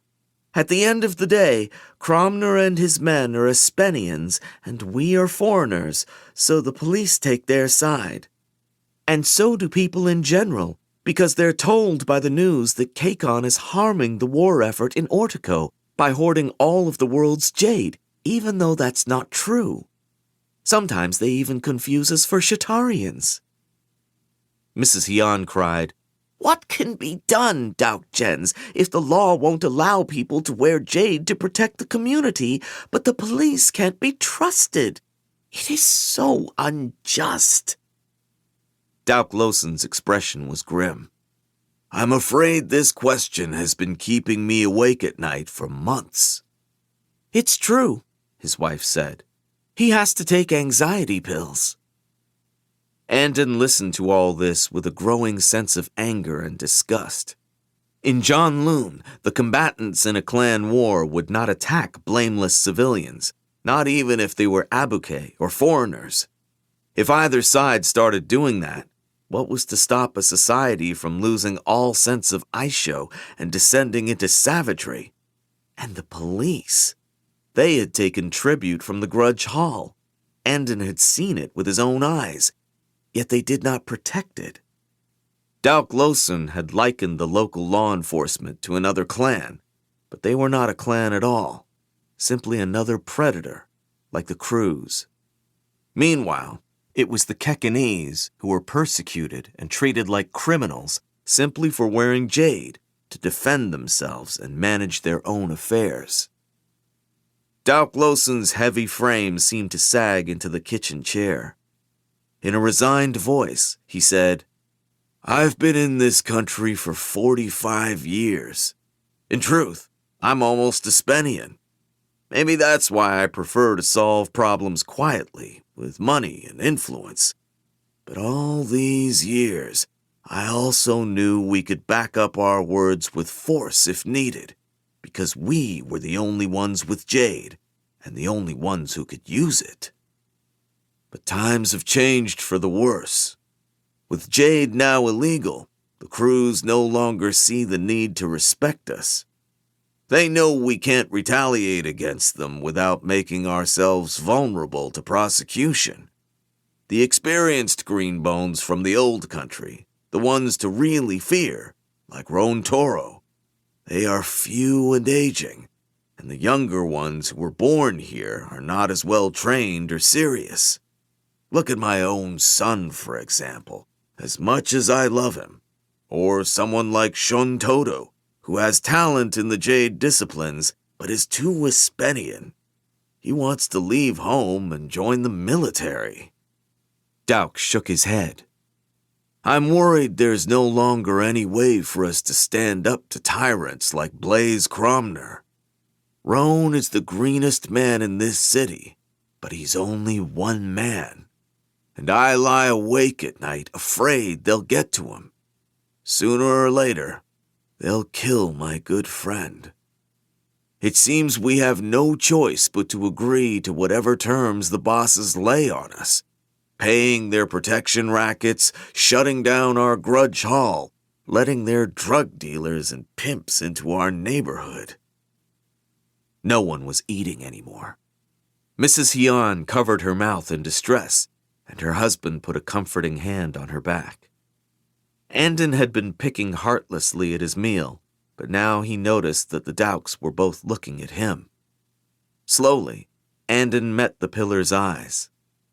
Dauk Loson continued speaking to the Hyans, but his gaze remained on Andon.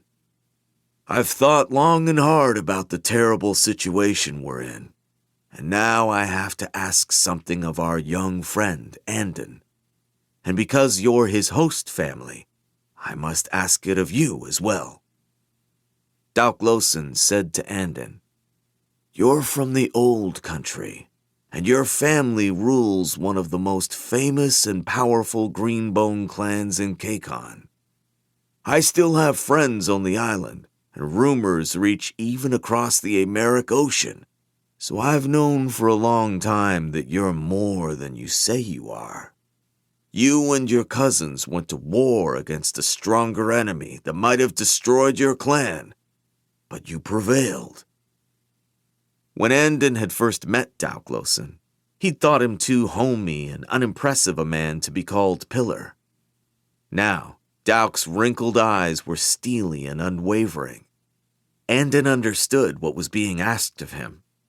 He recalled that he'd anticipated this since that first time he dined at the man's table and accepted his help. Dauk said, "The Kaul family has far greater resources than we do. Jade, money, people, even influence over governments. Perhaps they have no reason to care about what happens here in Espenia, but if there's a chance they would offer their friendship in some way, it might help us now, when we have nothing else to rely on." Quietly, Andon said, "Daukjen, if I had sway over my cousins in the No Peak clan, I wouldn't be in Espenia." Dauksana held up a finger and made a skeptical noise in her throat. "I've seen and heard enough about you to believe that your cousins, if they have any sense or cunning at all, wouldn't throw you away. How can you be sure they didn't send you to Espenia for other reasons? They're your family, after all." Mrs. Heon stood up from the table and took the green ceramic teapot from the kitchen shelf, the one that Andon had brought with him and given to his host family on behalf of the clan on the first day he'd arrived in Espenia, a token of the clan's friendship, the promise of a favor to be returned. She placed it in front of Andon and said, "For the sake of the Kekanese community, Andonse, if you have any affection for us, as we have for you, we beg you to please try." Chapter 35. Stranger Allies. A year after the Republic of Espenia entered the Orticon War, the Secretary of International Affairs made his first visit to Kakon as part of an 8-country state tour. He was welcomed by a formal military procession in front of Wisdom Hall, as well as a crowd of silent anti-war protesters and scathing editorial commentary from the Kekanese press. On the last day of his 3-day visit, the secretary held a closed-door meeting on Yuman Island Naval Base with Chancellor Son Tomoro, selected members of his cabinet in the Royal Council, and the top leadership of No Peak.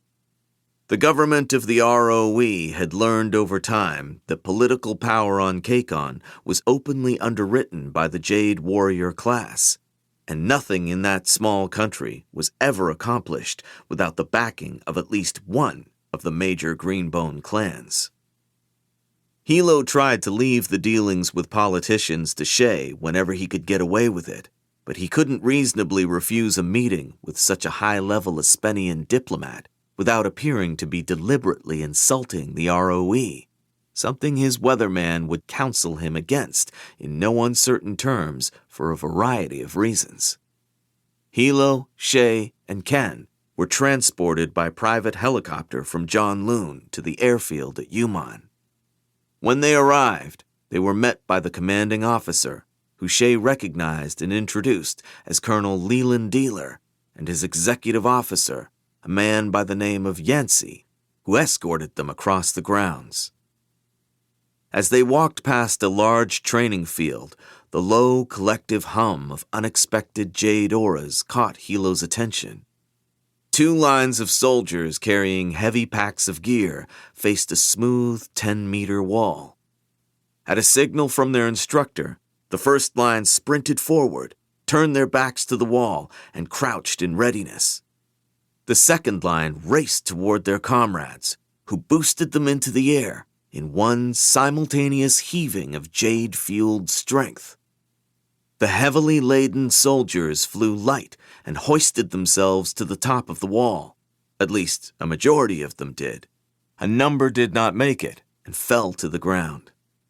Those who succeeded turned around and used their own strength to seize their fellows at the peak of their bounds and haul them up alongside.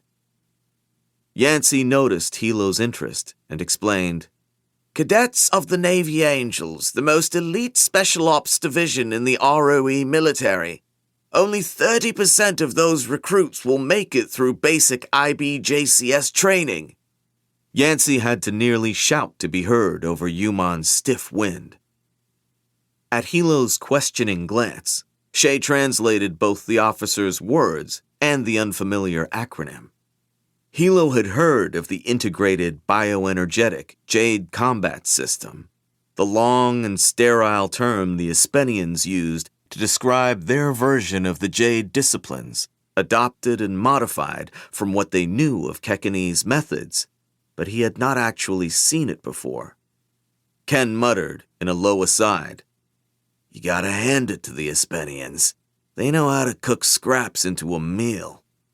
A green bone skilled in lightness could get over the wall unaided. From their auras, it seemed the Espenian soldiers wore only as much jade as a middling graduate of Kaul Academy, but IBJCS trained them to act together to amplify their collective effectiveness.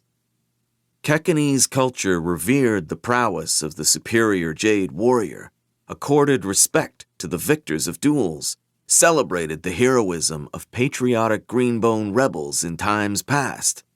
But the Espenians took Jade and issued it as military equipment with unsentimental uniformity.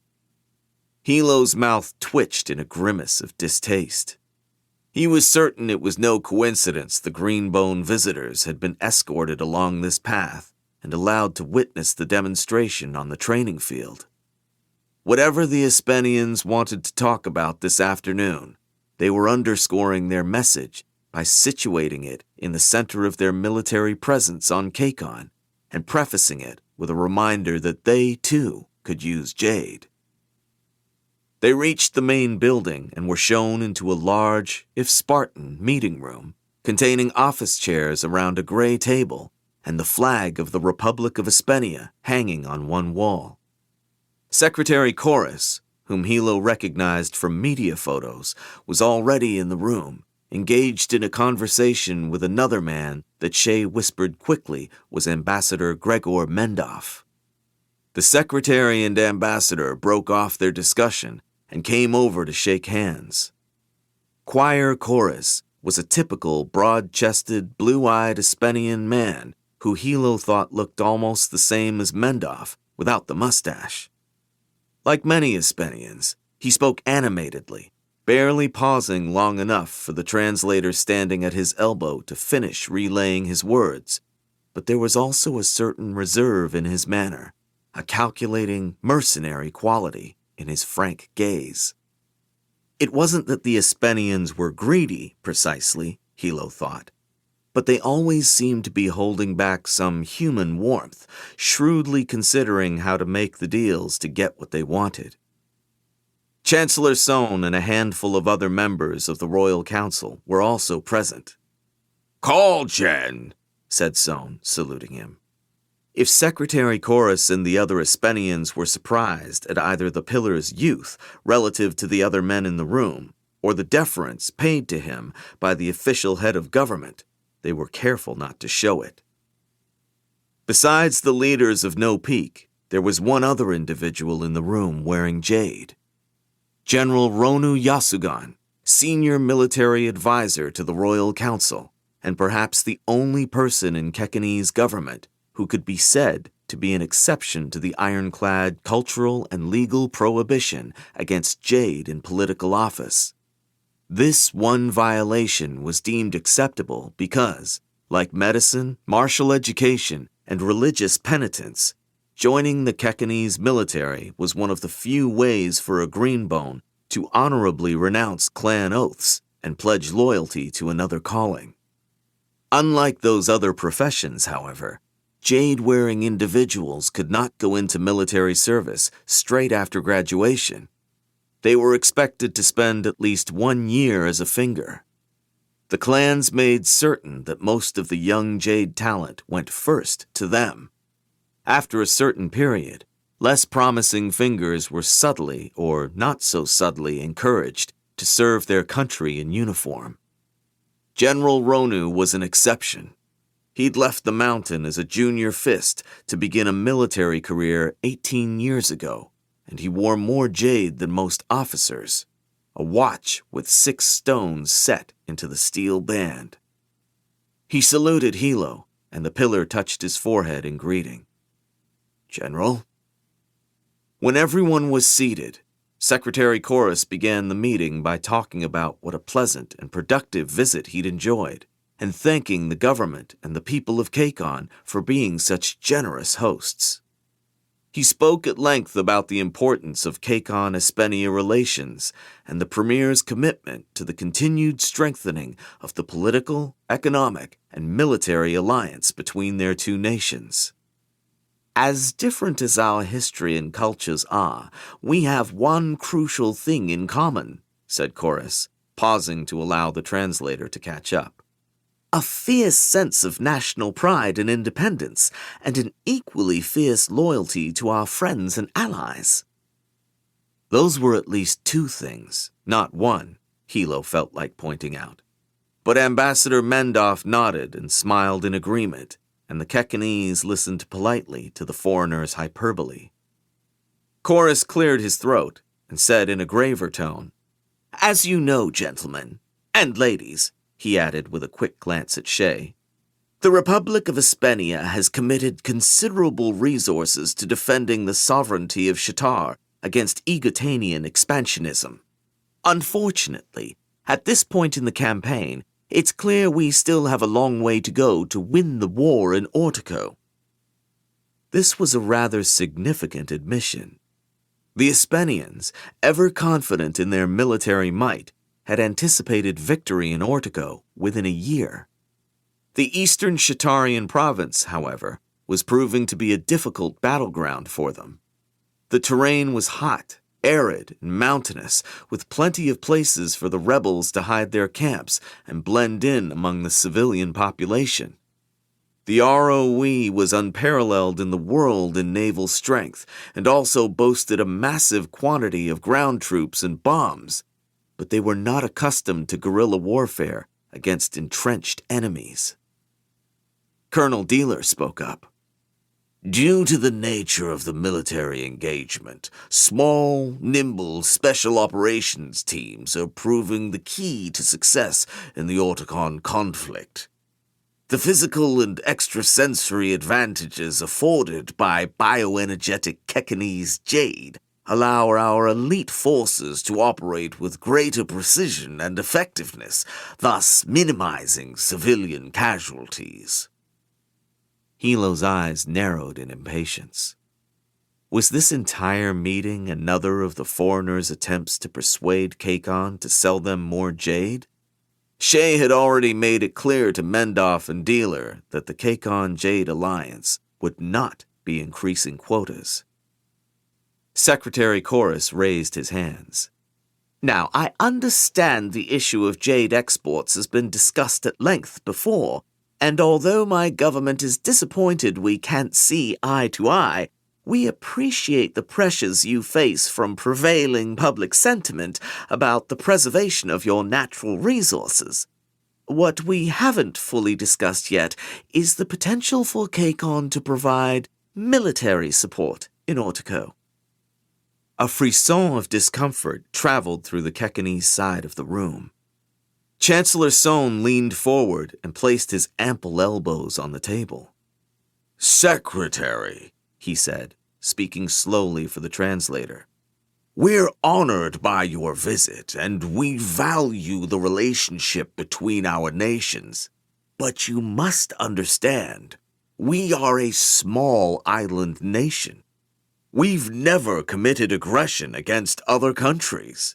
In fact, as General Ronu can explain, our military is not designed for such things." Ronu was sitting slightly behind and to the left of the Chancellor. At the sign he'd been given permission to speak, he straightened and said, "We maintain a modest force of 60,000 active duty personnel to defend Kakon's surrounding waters, airspace, and borders." It was, indeed, a small number, even for a country of only 12 million people. The military was accorded nominal respect, but hardly considered a vital national institution by the Kekanese. I think that's rather understating the matter, isn't it, Chancellor? Said Ambassador Mendoff, once Soames and Ronu's words had been smoothly relayed into Espenian.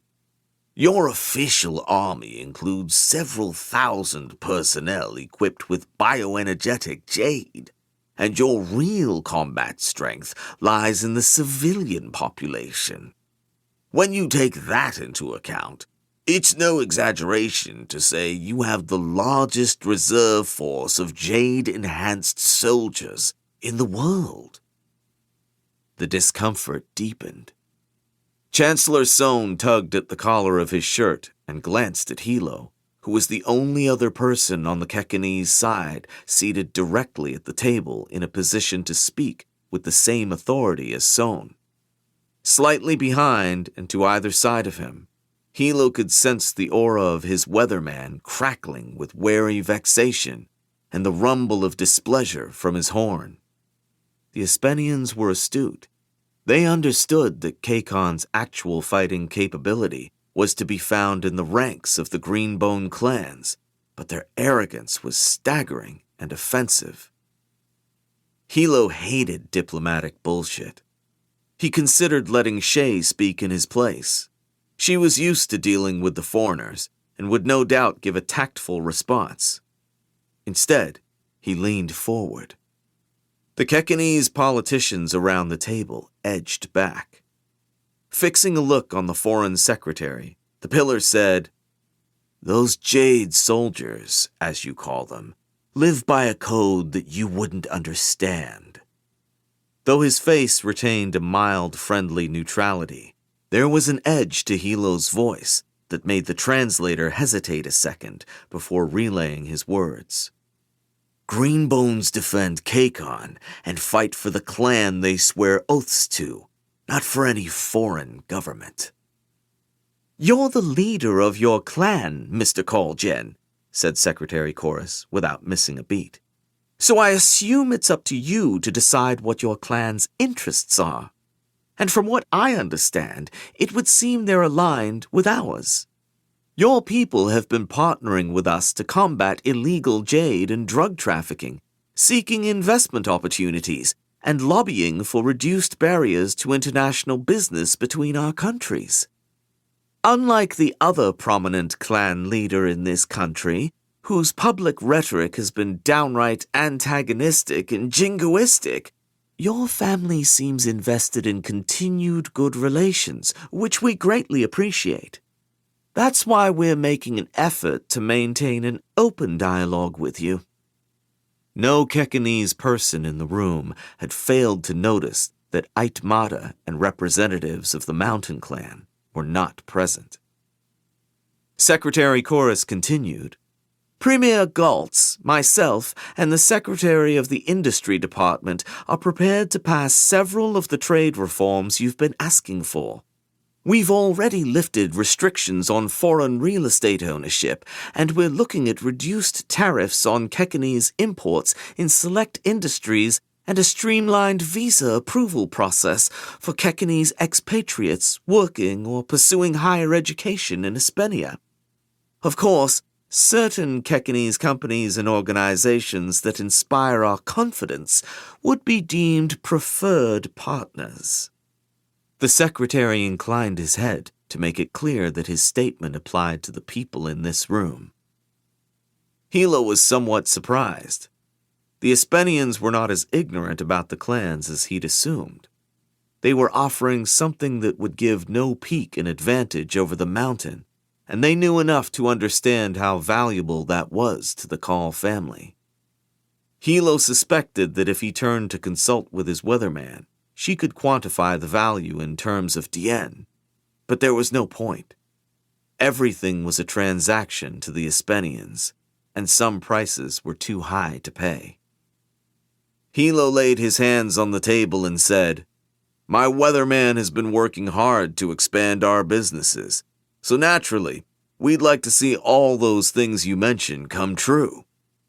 Shay had once told him that the Espenians interpreted the word no as merely a starting point for negotiation, so he paused to make it absolutely clear that he meant what he said next.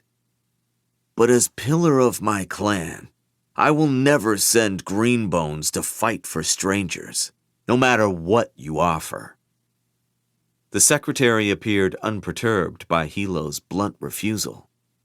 Kakon is the linchpin of our strategic presence in the East Americ. If we can't count on your military contribution to this vital effort, then it's all the more important that we have your staunch political support.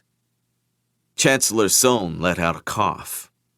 Kakon is hosting more foreign troops on our soil than at any time since we achieved independence in the Many Nations War. That is considerable support. It's to our mutual benefit, said Colonel Dealer. The presence of ROE forces on Yumon Island acts as a deterrent to aggression in this region and ensures your country's safety. A few months ago, Hilo said, in a soft, almost placid voice, I spoke to a couple whose 16-year-old daughter was raped by Espenian soldiers. Ask Mr. and Mrs. Iyun if the foreign troops gambling, whoring, and getting drunk on shore leave in our city streets is good for safety. Ambassador Mendoff winced in distaste. Tragic, isolated incidents notwithstanding, he said, undeterred. What we're concerned about is Kakon's willingness to stand firm on issues of regional security, namely, acting as a reliable bulwark against the growing threat of Igutan. Igutan's aims are to expand its territory and extend its influence in any way possible, added Colonel Dealer.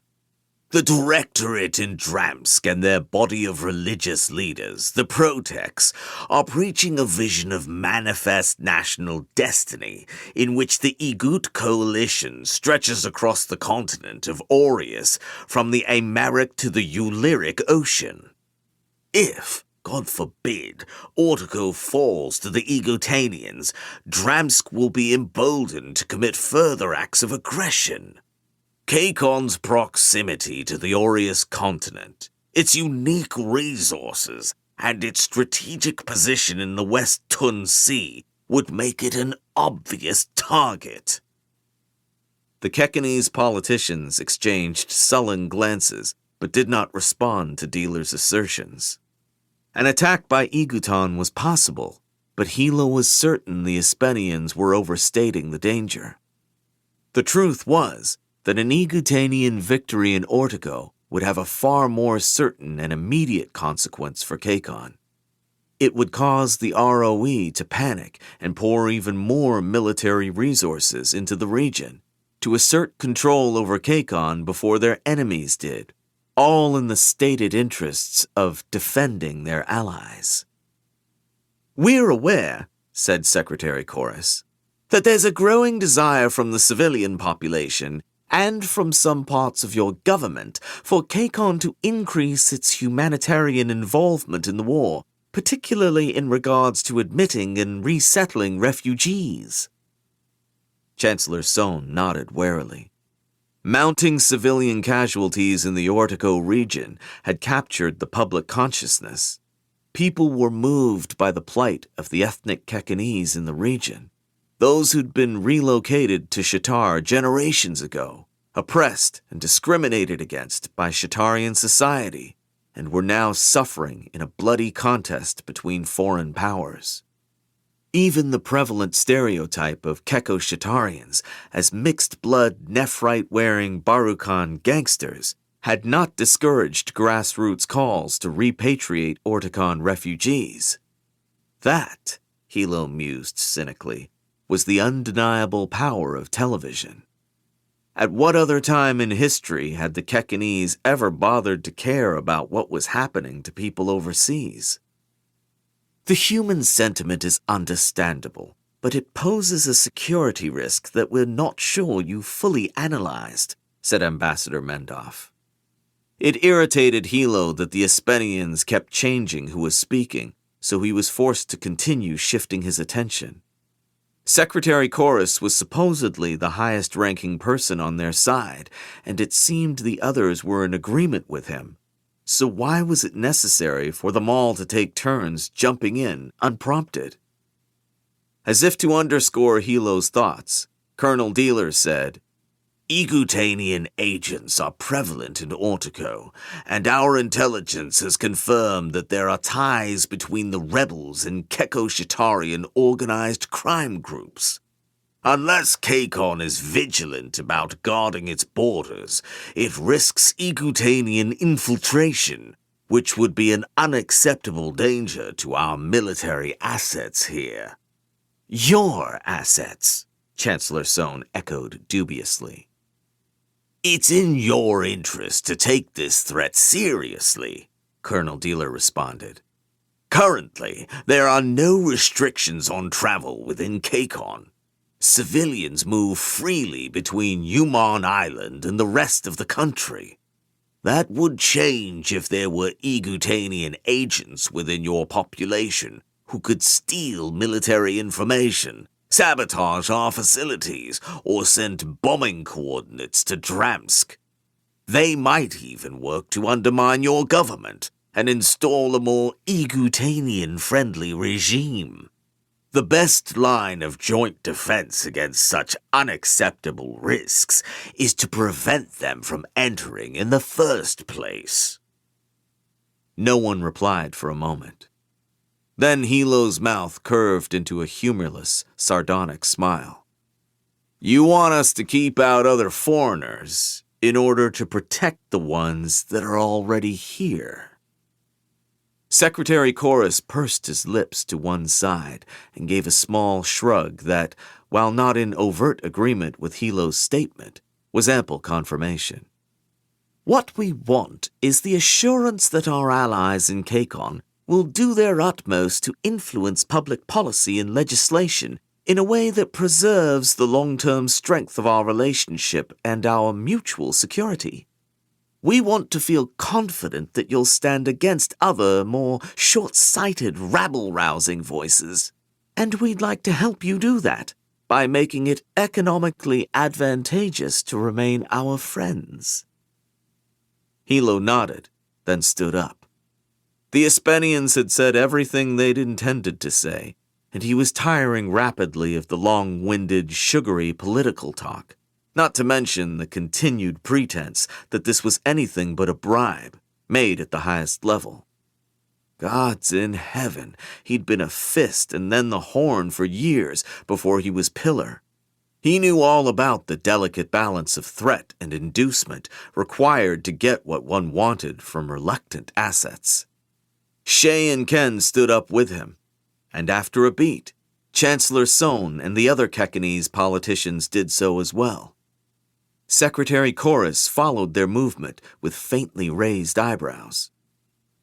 "Ait Madashi is my enemy," Hilo said. "But that doesn't mean you're my friend. I'll deal with you and your government so long as it benefits No Peak, but you're still visitors here. Don't ask for too much or presume to control Kakon. Other foreigners have tried before you." When the translator had finished repeating Hilo's words, Secretary Chorus smiled, showing a flash of white teeth, and to the surprise of everyone in the room, raised clasped hands and touched them to his forehead in the traditional Kekanese salute.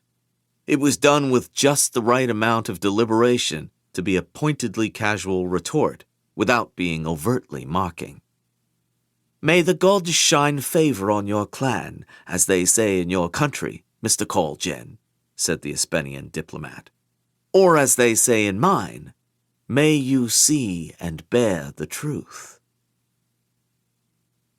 "Fucking Espenians," Hilo said after dinner that evening. Ken grumbled in agreement and pushed back his empty plate. "Dealing with them is like wrestling a creature with many heads. One head smiling at you, another stealing your food, a third's taking a bite out of your ass." The Horn crossed his arms. "They knew we wouldn't send green bones to fight on their side in that hellhole. They only said it so they could be more forceful asking for what they thought they could really get. Spennies. They'd line up to sell their own mothers just to see who could get the best price. Tar was leaning back with a contentedly lazy look on his face, having spent the afternoon with his sometimes lover, Een Rowe, instead of on Yuman Naval Base. You could have let me mention a few things in that meeting, Shay said to Hilo, a little sourly. Such as the fact that the proposed trade agreements benefit their economy as well. Manufacturing capacity in Espenia has been shifted to the war effort, and they need foreign trade to meet consumer demand. So it's not as if the leverage they're trying to apply is one-sided. There were already enough people in that meeting trying to sound like the smartest one in the room, Hilo replied. The bottom line is we're stuck. Most people hate the foreigners being here and want to suck on Ait's teat every time she whips out another of her speeches, but we've tied ourselves to their goddamned money. Shay crossed her arms in response to Hilo's squint. You're looking at me as if it's my fault the Espenians are demanding and unscrupulous. Yes, they'll try to take advantage of us, they'll make offensive requests, they'll bargain for the most they can get out of every situation. That's their way. But they're still our strongest edge over the mountain. The destruction of the mountain shine factories in Igutan 5 months ago had dealt Ait a serious financial blow. Shay was keen to press the advantage by cutting off their rivals' other overseas investment options, especially in Espenia, where the weatherman's office was focusing on expansion. The mountain is still in a stronger position than we are with their core businesses in Kakon. But if we secure trade agreements that benefit us and lock them out of the Espenian market, we could be the larger clan in 5 to 10 years. Hilo approved of Shay and her people eking out every economic victory they could over the mountain, anything to weaken Aitmada's position as leader and strengthen internal opposition against her, but he was not willing to wait 5 to 10 years for results. K-Star Freight was prospering, raising the Ven family's prominence in the mountain, but Ven Sando's opposition to his pillar had not yet spawned any concrete action that would see Ait feeding worms in the heaven-awaiting cemetery. Ait's been too quiet lately, Hilo mused. Perhaps she wasn't as eager to make public appearances now that Shay had cut off half her ear, but Hilo wasn't so optimistic as to think she had been dissuaded by her failed attempt to oust Shay and bring down No Peak in the process. More likely, she was simply gathering her resources for some other attack. Money's not enough. We need to keep stirring the mountain shit so it doesn't settle. Have you dug into the Iwi family, like I asked? Shay frowned at the way Hilo changed the subject, but she said, There's nothing on Iwi Kalundo.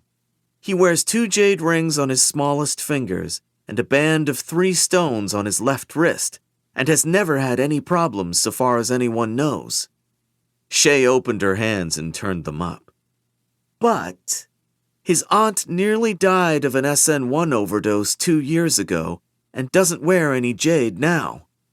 Both Iwi's younger brother and his cousins are addicts, and they use the same supplier, a dealer in the Crossyards who's rumored to quietly sell the highest quality shine to Greenbones. Hilo eyed his sister, impressed. How did you find this out? Rats are everywhere these days, Shay said, so smugly that Hilo smirked. Gossip about drug addiction and vice was not exactly the sort of intelligence he'd imagined the Weatherman's network would be able to deliver. But if Shay was exercising some creativity in her role, he wasn't about to complain. Wen smiled and spoke up. Long gone, it seemed, were the days when she would hold her tongue, except when she and Hilo were alone. If we know who to look for, it shouldn't take long for Ken's fingers to find this dealer. Do it quietly, Hilo said to the horn. Tell me when you found him, but don't act unless I say so. You have enough to do already, handling the raids on Tipaswiga. Ken's wife, Lena, came back into the dining room with Rue, his diaper freshly changed, and handed him back to Wen. She kissed her husband goodnight and said that she was going back to their house to finish marking term papers. Ken nodded, gazing after her with the obvious, besotted look of a newly married man. Hilo smiled to see it.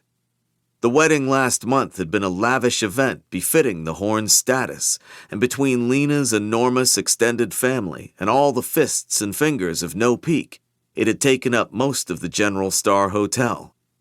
Tar made a teasing face of mock disgust and threw a napkin at his brother.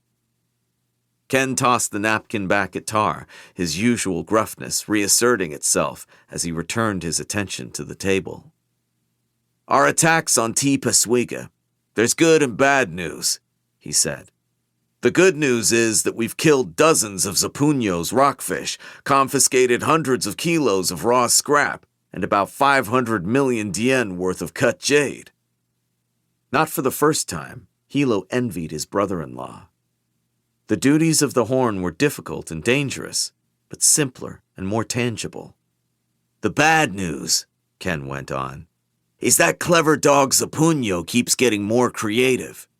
I've seen jade disguised as buttons and children's toy marbles, packed in frozen seafood or hidden in canned goods. We catch some of it, but the Espenian Navy catches more. Another reason why Shei-Gen is right. We need to stay in bed with the foreigners if we want to put that Yuiwan dog out of business." Tar shook his head at the irony. "The Spennies start a war that grows the black market for jade. We get them to help us shut down the smuggling that they caused in the first place, and in return, they expect us to be grateful and do their bidding like children." The political demands of the Espenians, the constant threat of the mountain, the dirty schemes of T. Paswiga, any one of them was more than enough to have to deal with, but they were all connected in inextricable ways that made Hilo frustrated and uneasy. "It's getting late," he said. "That's enough talk for tonight." Ken and Tar departed for their own homes. Nico came down the stairs to say that he'd had a nightmare and didn't want to be alone. Wen handed Rue to Hilo and rose with a pregnant groan to settle the boy back to bed. The pillar and the weatherman were left alone in the dining room, except for the drowsy child in Hilo's arms and the sound of Kianla doing dishes in the kitchen. Shay appeared deep in thought. Hilo noticed that she'd developed the habit of rubbing absently at her bare throat, where her two-tier jade choker had once rested. Shay dropped her hand and turned to him. "I'm going to Espenia for a couple of weeks," she said. "I've been thinking about what Andon told me over the phone, and I think we should meet these people, these green bones in Port Massey. One thing was clear from the meeting on Newmont Island today. The Espenians have leverage over us because they have people here, and they know more about what's happening in our country than we know about what's going on in theirs. It seems everything the Espenians do affects us in some way, and from what Andon said, their largest city is turning into a battleground for jade, just like here at home. I need to go over there and learn more." Hilo considered her words. "No," he said after a minute. "You need to stay here. There's too much political bullshit going on with the Royal Council, the KJA, and the Espenians these days. You can't afford to be gone from Kakon that long in case something happens. And now that you have the support of the clan back under you, the last thing you should do is leave Ship Street and travel to Espenia again." The weatherman opened her mouth to argue, but Hilo said, "I'll go." Shay did not mask her surprise. "You will?" "I'm the pillar. If this could be as important as you say, I should handle it in person. You keep telling me that our advantage is in Espenia, that we need to invest there. I'm going to that country to see it for myself." Part of the problem, Hilo thought, was that foreign people and businesses had always been Shay's thing. Now they were too much a part of No Peak's fate, indeed, Kakon's fate, for him to leave them entirely to his sister's attention. Hilo had always found that when things were unclear, when he couldn't immediately see the right action to take in a confusing situation, he needed to get closer, talk to the right people, understand it all better. The solution was always there on the street, somewhere in plain sight. Rue began to fuss, and Hilo stood up to walk around and calm him. Besides, Hilo said quietly, it's been a long time since I've seen Andy. Too long, I think. Chapter 36. What You Deserve. Barrow and Moot sat on the floor of Barrow's apartment, drinking and practicing their channeling on a pair of rats that Moot had lured and captured in a plastic bucket in the alleyway behind the building. I say we learn how to make shine ourselves, Barrow said. Then we can sell it and save what's left of the good stuff for ourselves. Sure, KK. Moot opened a bottle of beer and took a large swallow from it. You got a lab to synthesize chemicals? We're not the fucking Espenian military, Barrow scoffed. You can make street shine if you can get syrup. The main ingredient in SN1 could be found in small quantities in plant-based remedies that had been used since ancient times as a health aid. If you could steal or smuggle prescription medicine out of a hospital or pharmacy, you could distill it into syrup and amplify its potency with industrial chemicals. Barrow hovered his hand over the bucket on the ground. If he closed his eyes, he could perceive the rats more clearly as thrumming hot spots of energy. Trying to visualize his own jade energy as something he could extend beyond his own body, like a sharp weapon held in his hand, Barrow channeled into one of the rodents with a 2-fingered jab. The animal fell stunned onto its side, legs twitching in pain, but not dead. Gods damn it! Moot handed the beer bottle to Barrow. Have the rest. I thought you'd like this stuff. Not anymore. It's cheap Egutanian shit. Moot put his hand in the bucket, his face tight with a concentration that looked almost angry, and touched the other rat. It gave a little jump, staggered in a circle, and keeled over dead. Barrow scowled and drank the rest of the beer. Since when had Moot gotten better than him at channeling? Had he been practicing? Barrow admitted there had not been much else to do for the past 3 months. They hadn't seen or heard anything from Soradio. The ungrateful Barukan sheepfucker had cut them out and was probably giving all the jobs to Mo and Shrimps now, which meant that Barrow, once again, needed to think about how to bolster his income stream. I already have clients who buy from me, regular, Barrow went on.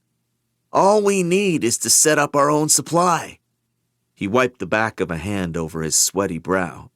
The last typhoon of the season had brought down the lingering summer heat, but also knocked out the power in Barrow's building, so none of the fans were working. Moot said, Your clients don't come to you for the weak stuff cooked with drain cleaner that'll make you go blind. They come to you for quality shine. He turned to Barrow, his small eyes dead cold. Shine you stole from my Daw's storeroom after he died. Barrow stared at him. He's drunk. But Moot's gaze was steady, his face flushed with anger, not booze. Barrow growled, his voice a low threat. Are you calling me a thief?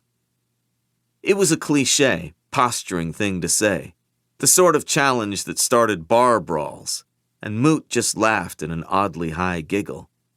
That's really funny, KK. We are thieves, remember? We're the lowest of the low. His voice took on a strange edge. But you're something else. My dog gave you work and paid you good money.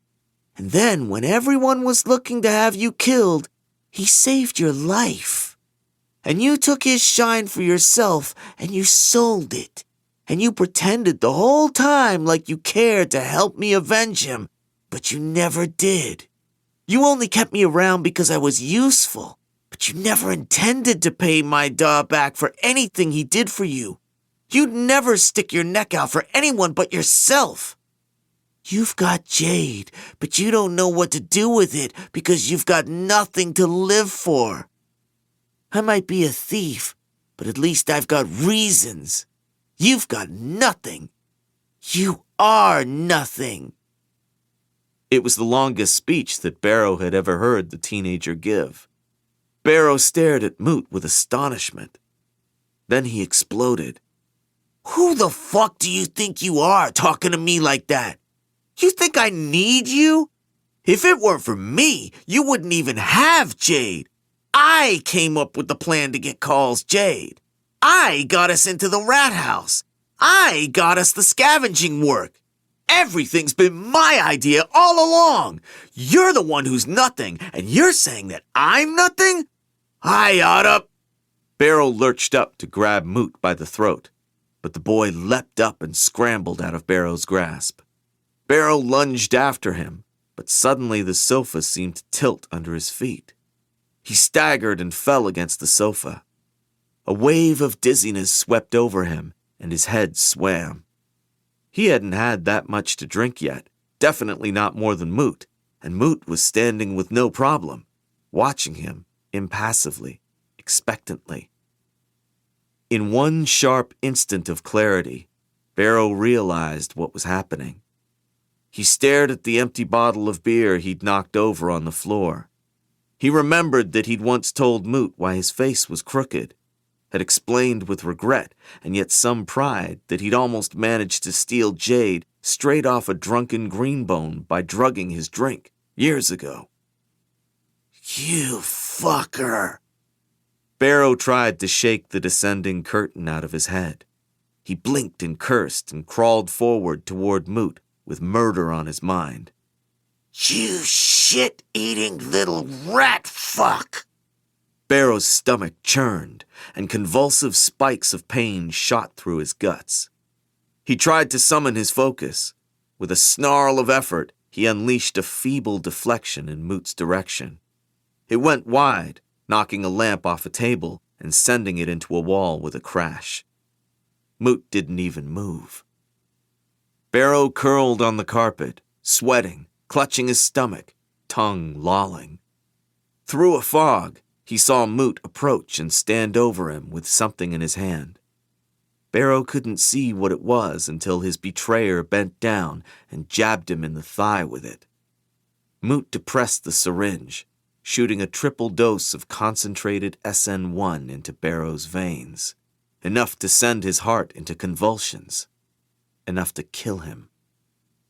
Barrow tried once more to wrap his hands around Moot's skinny neck, but the teenager used his strength to break Barrow's grip easily. He sat on Barrow's chest, pinning his arms, and as Barrow's eyes rolled and his mouth worked frantically, Moot removed the string of jade from around Barrow's neck and placed it around his own. Barrow's world dimmed. The poison in his drink, the overdose of shine in his blood, the jade being torn away from him. He couldn't tell which of the three was most rapidly robbing him of the ability to move, to speak, to think. Moot stood back up.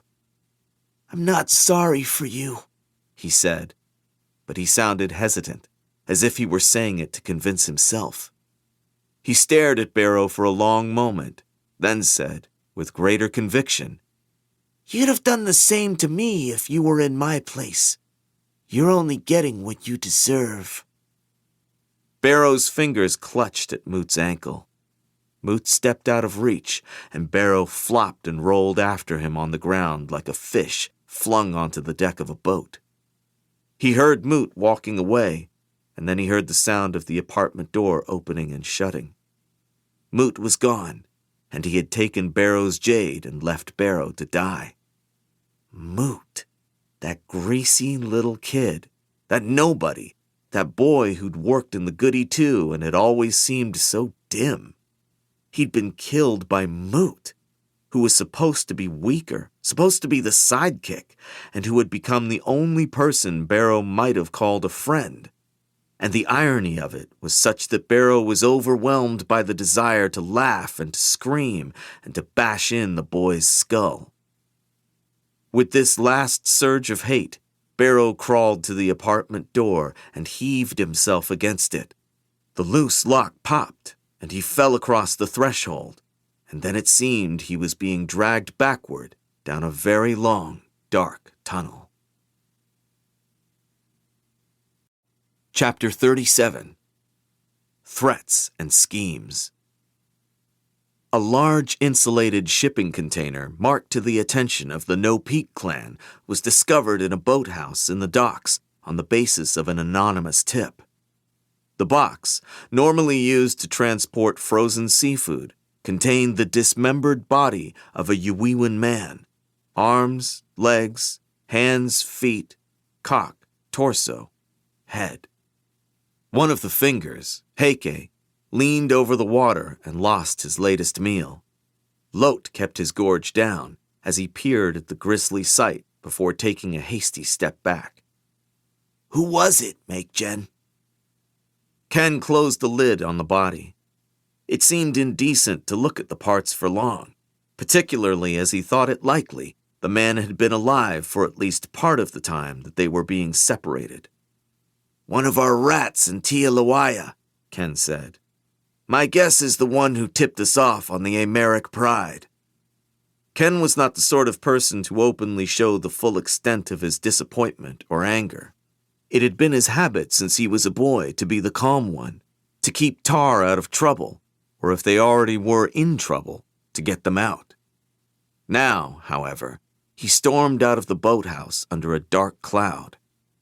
Establishing and maintaining informers in the Yuwiwa Islands was painstaking work and a significant investment of time and money on the part of the Horned side of the clan. In Kakon, No Peak had ample resources and influence, but it was not easy to recruit, control, and protect white rats in other countries.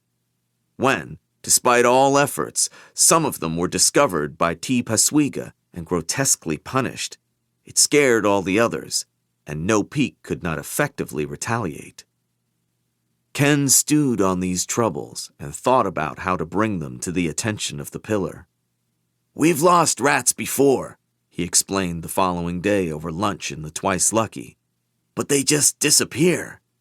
This is the first time Zapuño's rubbed our face in it, sending us a body in pieces like that. Smugglers used to be mostly a nuisance, but Tipa Swiga is well organized and feared in those islands, and now it's not afraid to offend us directly. That Yuwiwan cur has gotten too bold." "He's frustrated," Hilo said, passing the plate of duck skewers to Tar. "Zapuño has plenty of dirty money and cheap lives, but if he can't get Jade out of Kakon and move it to buyers, he doesn't have a business. The Igutanians, the Ordicon rebels, and the Barukan who are supporting the rebellion because they hate the Shatarian government.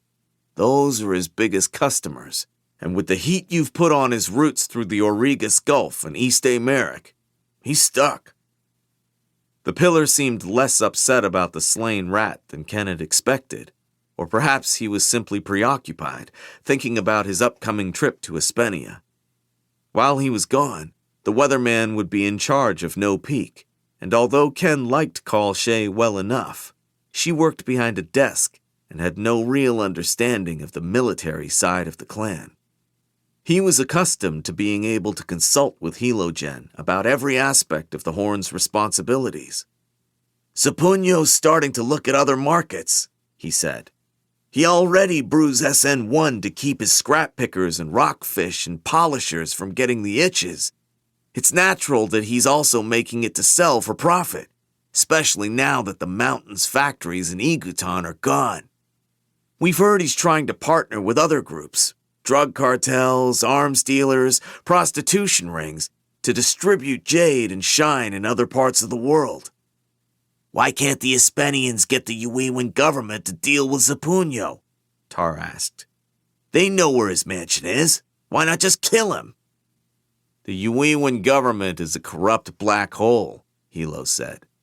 Parts of that country are lawless, and half of the foreign aid that goes into that place disappears. Tipaswiga pays the police more than the government does, Ken said. And Zapunyo makes himself out to be a generous man, giving money to the local towns to build roads and schools and temples. He's practically untouchable in that country. We may be harming his business, but as long as he's alive, he'll keep being a problem for us. Ken scratched his jaw. Hilogen, we have to think of how to whisper his name. Hilo barely reacted to his horn's pronouncement. Ken expected the pillar had already thought about this, but not come to any satisfactory conclusions.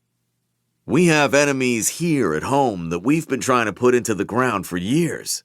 We can only handle so many things at one time, Hilo said. 2 weeks ago, on the pillar's discreet instructions, the Janloon City Police had arrested and interrogated the shine dealer Shay had spoken of, and Ken's fingers had quietly tracked down. The man cut a deal by naming several high-profile Green Bone clients, including immediate relatives of Iwi Kalundo, the Mountain Clan's weatherman. No Peak made sure that news of both the arrest and the clients who'd been named was leaked to the press. Aitmata was not the only one who could use the media to paint her rivals in an unflattering light. The story had reignited a public debate about the evils of SN1, but more importantly, renewed concerns about the leadership of the Mountain Clan possibly falling to the Iwi family. Meanwhile, No Peak had solved some of the problems it was having on Poor Man's Road by offloading it onto their rivals. On Hilo's orders, Ken's Greenbones had shut down prostitution in the gambling triangle of the Armpit District. Pimps were forcefully run out and warned not to be caught anywhere near the casinos. Instead, the No Peak chance houses put up posters and distributed leaflets advertising the strip clubs and brothels in the nearby mountain-controlled districts of Dogshead and Spearpoint. Rowdy Espenian servicemen were migrating their money and troublesome disorderliness into mountain territory.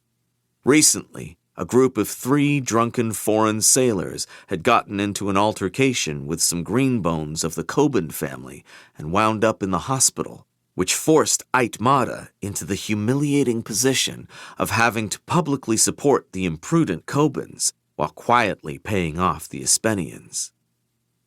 Ken admired Hilogen's tactical cunning, though he could not help but think that the pillar's preoccupation with destabilizing the mountain was like trying to light wet grass on fire. They were making a lot of sparks and smoke, but so far, no roaring flames had erupted. Perhaps Hilo was thinking the same thing, because he pushed his plate of remaining food aside and said to Tar, "Have someone in the Coben family killed. Not the kid or his mother, but a Greenbone man, someone close to them. Not by you or any of your men. The job has to be hired out, and it can't be traced back to No Peak in any way. Make it an obvious thing, not an accident." "The kid's ma has a brother who wears jade, and an uncle," Tar said. "That's good," Hilo said. "Either of them would do. It's better if he dies, but if he doesn't, it's okay, so long as they don't know who to blame." The Makes nodded. The Cobens were numerous but not very clever. Now that they seemed to be ahead of the Iwis, perhaps they could be provoked into useful violence, as they had been against the drunk foreigners. Tar began to ask a question, but Mr. Une, the lantern man owner of the Twice Lucky, came around to pay his respects, and they chatted with him pleasantly for a few minutes. After the smiling restaurateur saluted and withdrew, Hilo answered his pillarmen. "No rush on killing one of the Cobens. Sometime after we get back from Espenia is fine." As they got up to leave, Hilo put a hand on Ken's shoulder. "I haven't forgotten about what you said about Zapunyo. Losing some rats is expected, but you're right to be angry and offended by this. We have a lot of things going on right now, but I agree, we have to move stronger on Tipaswiga. We'll think about it some more when I get back. Tao Morrow returned from a lunch-hour meeting with the board of directors of Four Virtues International, feeling both cautiously optimistic and deeply frustrated. The grassroots charitable organization was only a year old, but had already exceeded its initial public fundraising goals and was getting considerable positive press. On the other hand, efforts to lobby Wisdom Hall on key issues, such as refugees, were meeting with little success.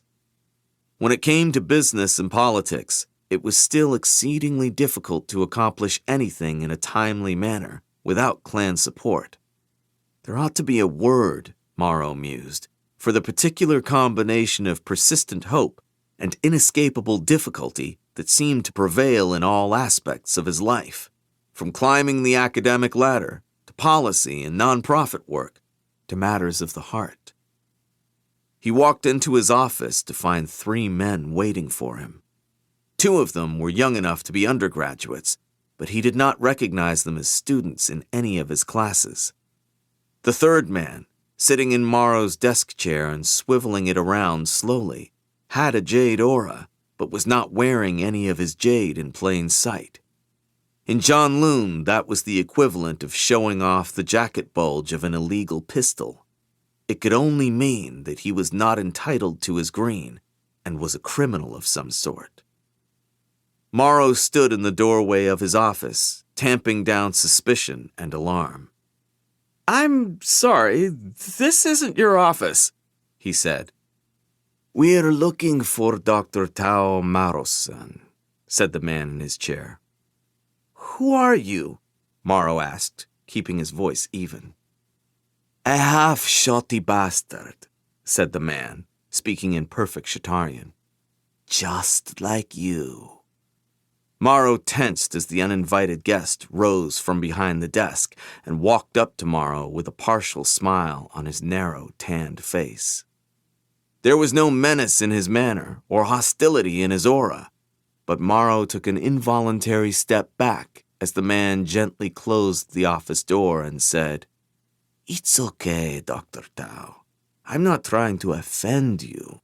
I know how prejudiced the Kekonese can be, and I understand you don't want your colleagues to know the real reason you make so many trips to Leolo City."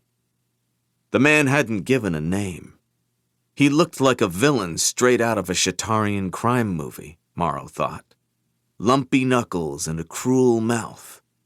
Morrow stared at him with a rising sense of disbelief, and despite himself, a frisson of fear. The stranger said, "You have to look out for yourself, after all. It's not easy to get ahead in this city unless you're a stooge of one of the big Green Bone clans. Men like yourself don't get the consideration they deserve." He noticed Morrow glancing at the 2 younger intruders and said, "Don't worry about them. They can't understand Shatarian. Say, Dr. Tao, are you still fucking the Kaul woman, or are things over between you 2? Morrow's head jerked around to stare. His unease took a sharp turn into anger. "If you people think you can bribe or blackmail me, you're wrong," he said.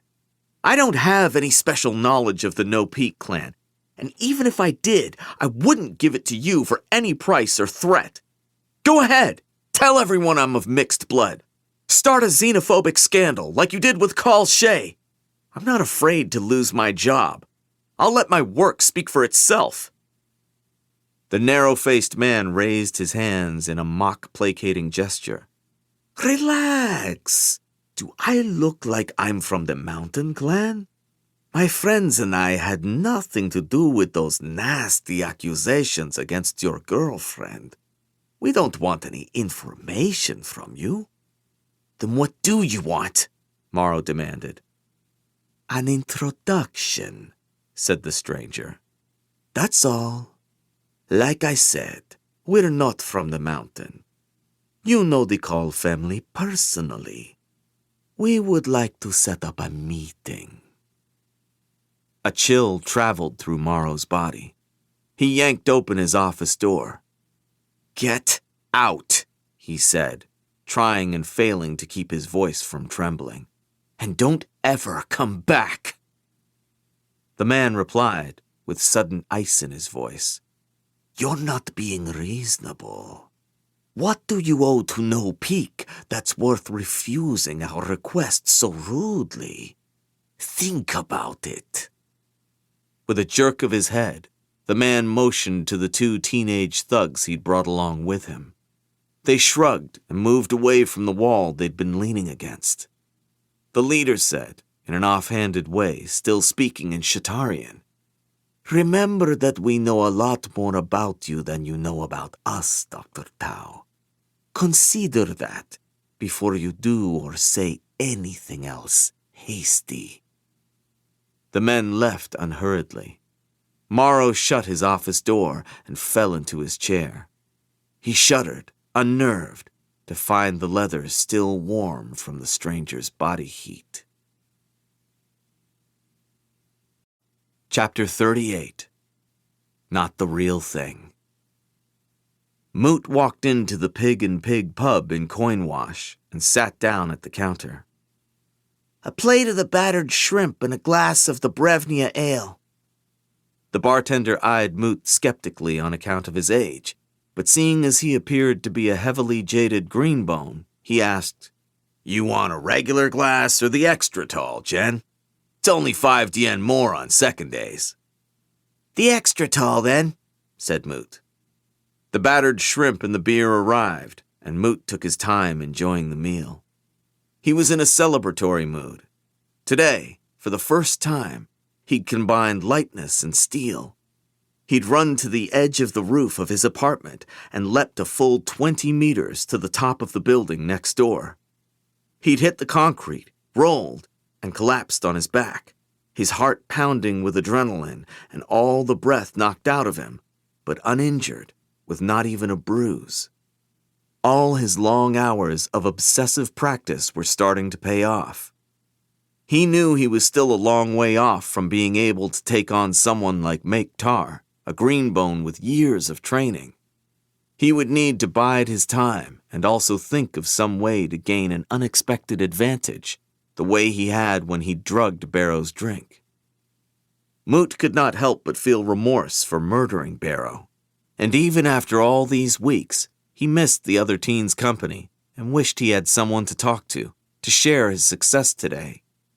He was still haunted by the way Barrow had lain on the floor twitching in those last minutes, eyes rolling with impotent rage. But with each fortifying swallow of ale Moot took, the feeling diminished. There wasn't any room in this world to be soft.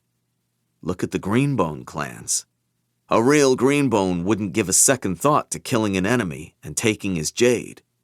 That was the sort of person Moot needed to be if he was going to achieve his eventual revenge against Make Tar and the No Peak clan. Moot ordered another extra-tall glass of beer and reassured himself with the knowledge that the world had suffered no great loss from Barrow no longer being a part of it. Moot had even heard his father once say, "I think he's a sociopath." In their world, that was not necessarily a bad thing. Moot had looked up to the older teen for a long time. Unlike Moot, Barrow had seemed so confident and tough, not afraid of anybody. Moot admired that about him. The jade around Moot's neck felt warm and heavy. It moved and rolled on his skin like something alive that gave life. He'd had to increase his daily dose of shine to carry it all. Fortunately, he knew where Barrow kept his stash hidden, and unlike Barrow, he also knew how to get more. He might, at one time, have told Barrow, if Barrow had ever bothered to ask him. The pub was slow at first, but more people arrived as the night went on. A group of 5 college-age girls arrived, dressed in short skirts and high heels. They were on a mission to get their friend, who had just been dumped by her asshole boyfriend, properly drunk. "A greenbone!" one of them exclaimed, flashing a coy smile at Moot after she'd ordered her drink from the bar. I haven't seen you before, but you must be a fist. Are you new around here?" "He's not a fist." An older girl rolled her eyes at her friend's naivete. "He's too young. That can't be real, Jade." "It is real," Moot said, his face warming. He'd never been noticed by women before, had barely even had any conversations with them. His head buzzed from the booze, and his stomach felt bloated with fried food. With this much jade, his sense of perception was distracting, overwhelming. The girls seemed like furnaces of energy standing close to him. He had a hard time focusing on their faces. "Do I look like some Baruchan poser? Every bit of green you see is the real thing." The older of the two girls said, "How did you get it then, since you can't even be 20? She feigned intense interest. "Did you win it in duels? Is your family name Kaul?" Her friend laughed. The girls wore perfume and makeup, and they were as pretty as models on television, even as they laughed at him. Twin surges of embarrassment and anger flooded Moot's brain. People treated Green Bones with respect. That was the way it was supposed to be, the way it had always been. They wouldn't dare to question Green Bones about how they'd earned their jade, or speak to them in a condescending way, the way these girls were speaking to him. But not everyone who wore jade these days was worthy of deference. They could be found in Janloon, or on television, or in gossip talk. New green and Baruchan and foreign gangsters and Espenian soldiers who killed even women and children. Moot had jade, but he was not a greenbone. He had not been raised or trained as one, so he was not convincing as one. He had a wary, twitchy, cowed manner that had become apparent to anyone who spoke to him for a few minutes. On some deep and shameful level, he knew this about himself, and he knew the girls at the bar could sense it too. In that instant, he remembered how Barrow had stood up to the disbelief and laughter of the mountain greenbones on that night in the forest when Moot had been sure they were both going to be killed. Barrow had been selfish and reckless, but he hadn't been afraid. Moot turned to the girls and blurted, "What makes you think the Kauls are so special? You want to know where I got my jade? I won it. I took it off the body of Kaul Lon himself." The two girls stared at him. Moot saw that he'd gone too far. He might as well have stood on the counter and proclaimed himself the reincarnation of Genshu. Unlike now Swen and the mountain greenbones, no one here was amused by new green bravado. They did not want to be seen associating with him. The girls began to edge away as if he'd admitted to a contagious disease, their eyes darting around to see if there were any real greenbones in the pub who had overheard and would come over to break Moot's legs for his blasphemy. Quickly, Moot laughed loudly and smiled. He was not practiced at smiling, so it came out as an overly toothy grimace. "You should have seen the look on your faces," he exclaimed. "You're drunk," the older girl said, not smiling at all, and pulled her friend away to rejoin their party. Moot admitted that he might be at that. He paid his bar tab and left before he could say anything else foolish. The bartender had only been at this particular establishment for a month, but he had sharp ears and was not new to the neighborhood, not by a long shot.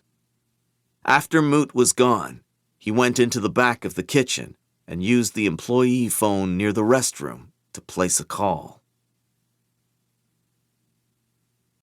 Chapter 39. A Meeting of Pillars.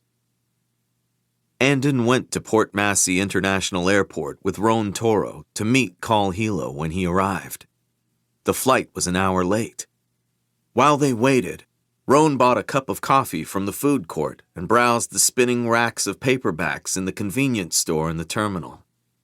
Andon sat in one of the molded yellow chairs near the gate and tried unsuccessfully to read a magazine.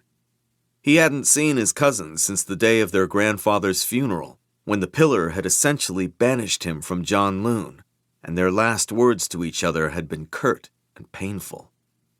When Andon had phoned home and spoken to Shay, explaining the situation and the Dauk's request for assistance, the last thing he had expected was for her to phone back 2 weeks later and tell him that Hilo was getting on a plane and coming to Port Massey himself. It had taken another month to secure all the necessary travel papers and free up the room in Hilo's schedule. In the meantime, the leaves turned golden in Port Massey, and the sky darkened to a creamy gray. Harvest Eve's decorations went up. Garlands of acorns and dried apples, dolls and pictures of Straw Jack, rows of yellow candles in windows. Flyers and signs littered the streets and walls of the city. Grocers and restaurants advertised feasts of corn cake and fatted rabbit. Stores proclaimed the year's steepest retail discounts. In South Trap, the crews continued to target Kekanese people and businesses. After the body of one of Boss Cromner's mid-level drug dealers was found floating in the Camrys River, 3 gunmen burst into a restaurant where Roan Toro was eating. The Green Bone sensed them coming and escaped out a back door, but whenever Andon saw Roan now, he was almost always wearing his leather gloves. He was wearing them now, even here in the airport. He kept his peaked cap pulled low, and he often paused in whatever he was doing, his eyes going momentarily distant as he cast his perception about for threats.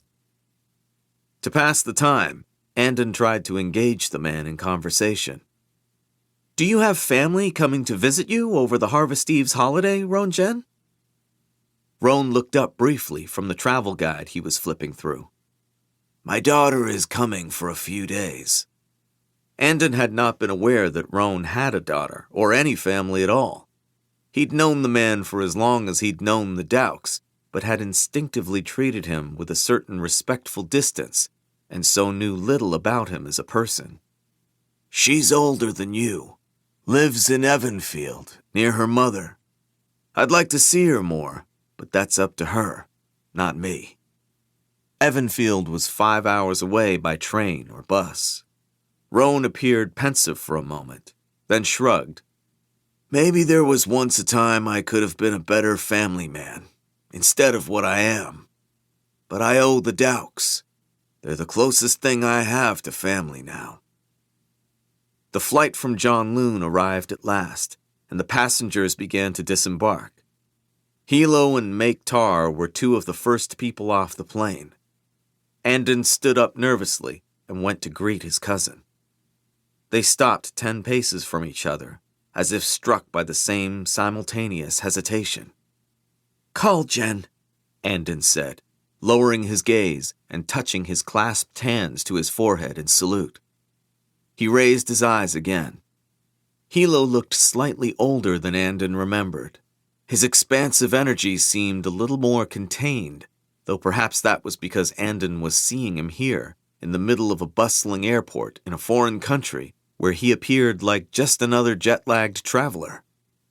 Hilo carried his jacket over one arm, and the buttons of his blue shirt were done up all the way, hiding the jade studs on his collarbone that Andon had always seen prominently displayed. He was not smiling, but as Andon watched, a reluctant softness came into Hilo's eyes.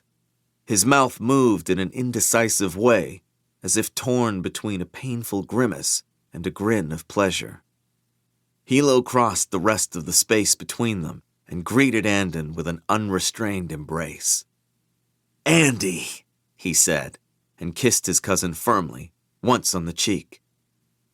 A wave of unexpectedly strong relief washed over Andon and weakened his knees.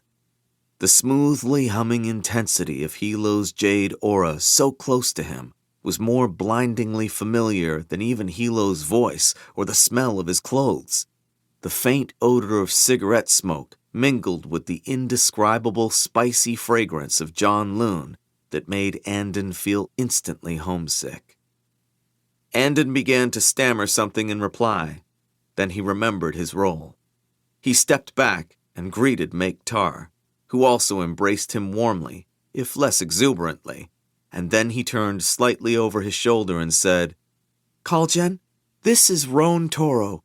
He's the—" Andon realized he didn't know if Roan had an official title in the clan. Indeed, if any green bones besides Dauk had titles. "Think of him as the Horn. Among green bones here in Port Massey, he's second only to his good friend, Dauk Losenyin, whom we're going to see." "We don't stand much on ceremony here," Roan said in his usual even, wary voice.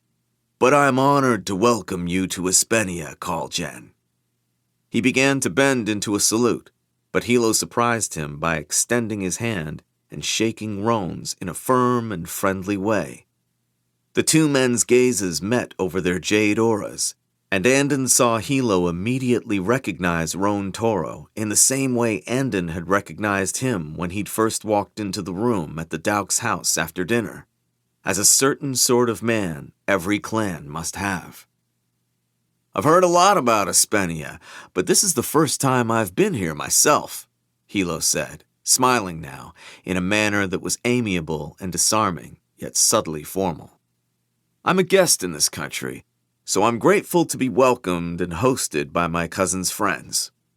He nodded to Tar. "This is my pillarman and brother-in-law, Make Tar." Roan and Tar greeted each other with perfectly equal shallow salutes, like a meeting between two dogs of the same size. "It's good of you to come on nothing but Andon's word," Roan said to Hilo. The pillar's smile stayed stiffly in place as he said, without looking directly at his cousin, "Andy wouldn't ask me here for no reason. Who can we trust if not our family?" And Andon knew that even though Hilo was glad to see him, he was not entirely forgiven. After Hilo and Tar claimed their baggage, Roan Toro led the way out to the short-term parking area and a rented black town car. Roan explained to the visitors that Dauk Losen had arranged for them to stay at the Crestwood Hotel in downtown Port Massey. Would they like to go directly there to rest for a while? Hilo was looking through the window with interest as Roan drove the car out of the airport and onto the freeway. "No," Hilo said. He'd slept on the plane and didn't need to go to the hotel right away if it meant keeping another pillar waiting. They ought to go meet with Dauk Losen now. Roan drove through the center of Port Massey, intentionally taking a longer route to give the visitors a chance to see some of the cityscape. Hilo remained silent for much of the ride, but several times he nudged Make Tar and remarked on this or that interesting sight. The world-famous mast building, the garish orange buses, a familiar brand name on a billboard. Andon wanted to tell his cousin 1,000 things. He felt a strange compulsion to act as a tour guide and point out tidbits that he hadn't known when he'd first arrived in Port Massey, but had subsequently learned and that the pillar might appreciate.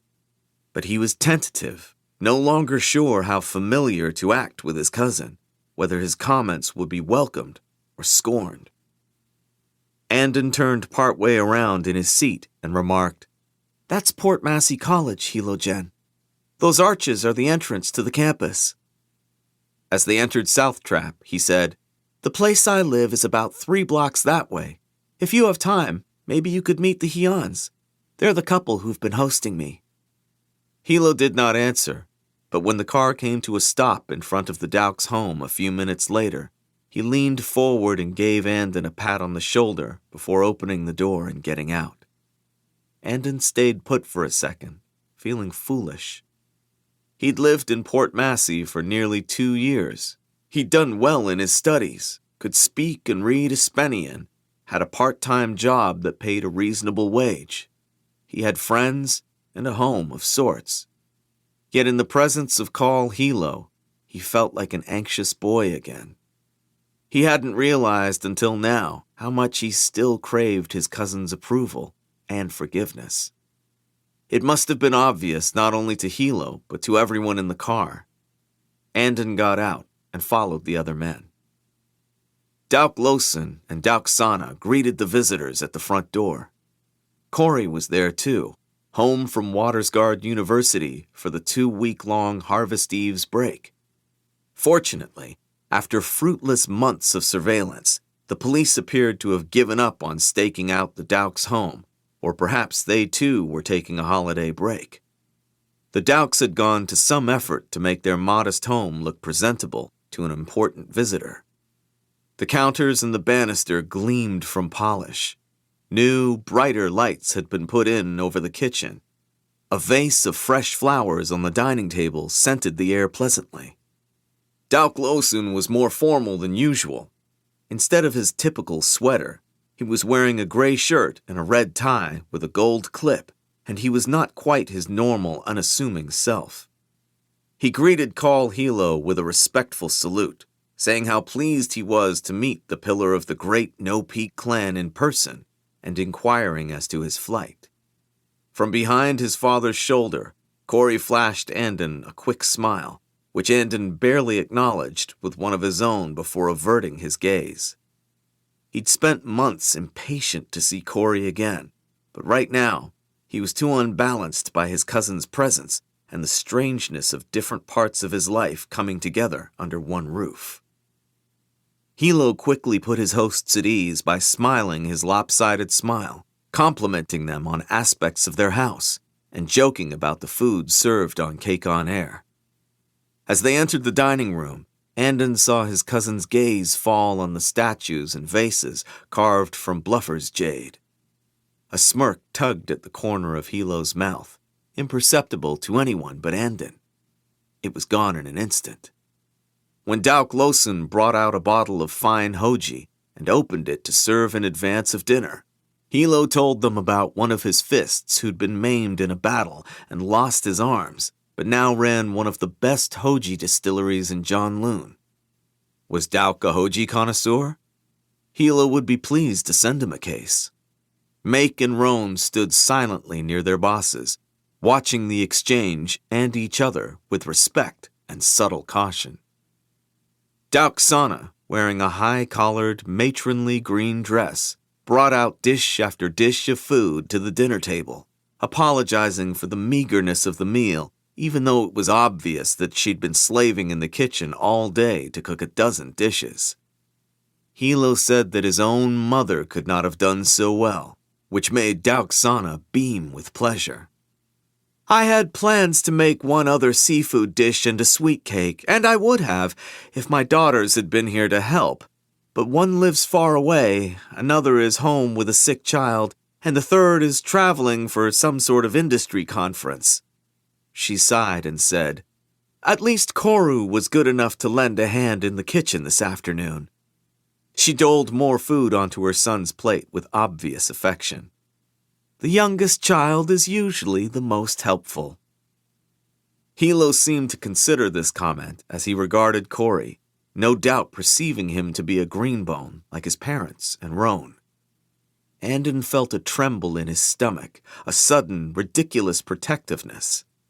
Hilo smiled in a teasing, friendly way and raised his hoji glass to Dauk Koru. The youngest is also the most spoiled, the one who gets away with anything.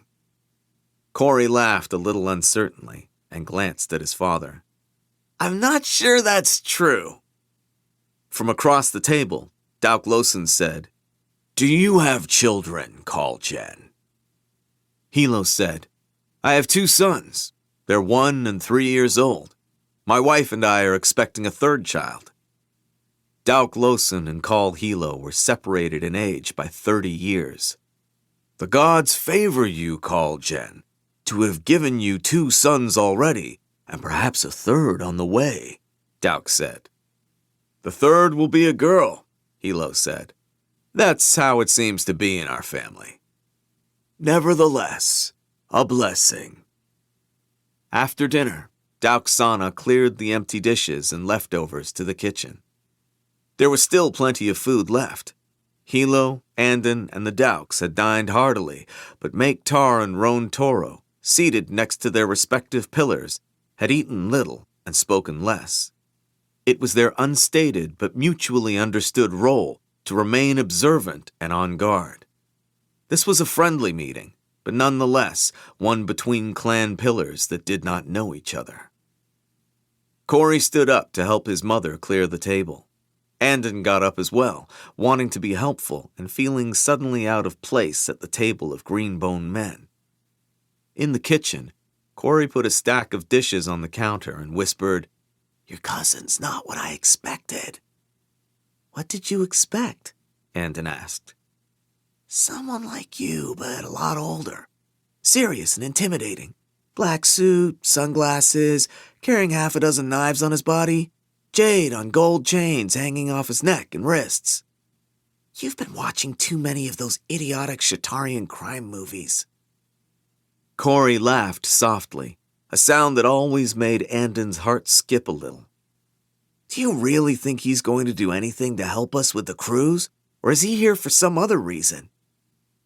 Andon felt oddly accused, as if he was expected to know the pillar's mind, and it was his fault the Dauks had gone to so much trouble to prepare for this evening. "I don't know," he said. Dauk Sana took a fresh pot of tea back out to the dining table. "When are we going to get together?" Corey whispered, now that they were alone in the kitchen. He put his hand on the small of Andon's back and slipped his fingers under the waistband of Andon's pants. Andon moved away, extricating himself. How could Corey think about that right now, with his parents and the pillar of No Peak sitting in the room next to them? "Maybe second day," he said, when he saw the faintly hurt expression on Koru's face. "We'll talk later." They went back into the dining room. Tea and cigarettes and glazed quartered plums were on the table. Make and Roan had edged their chairs back so that they sat slightly behind the two pillars. Andon stood in the doorway for a second, unsure of where he ought to place himself, but Make Tar hooked the leg of Andon's empty chair with his foot and moved it deliberately next to his, so it was clear that Andon was expected to sit on the Kaul side, behind Hilo. Andon did so.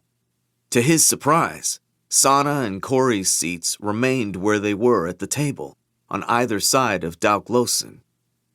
Dauk said, with an air of casual explanation, "Kaul, Jen, I hope you don't mind if I ask my wife and son to remain a part of our conversation. We're usually not formal around here, and even though the people in our neighborhood call me Pillar, it's more as a sign of respect than an official title. Someone has to lead the community when needed. It's my honor to hold that responsibility, but I'm not ashamed to admit that most of the time I rely on the straightforward good sense of my wife. My son is the only one of our children who wears jade. He's like a bee that sips from every flower.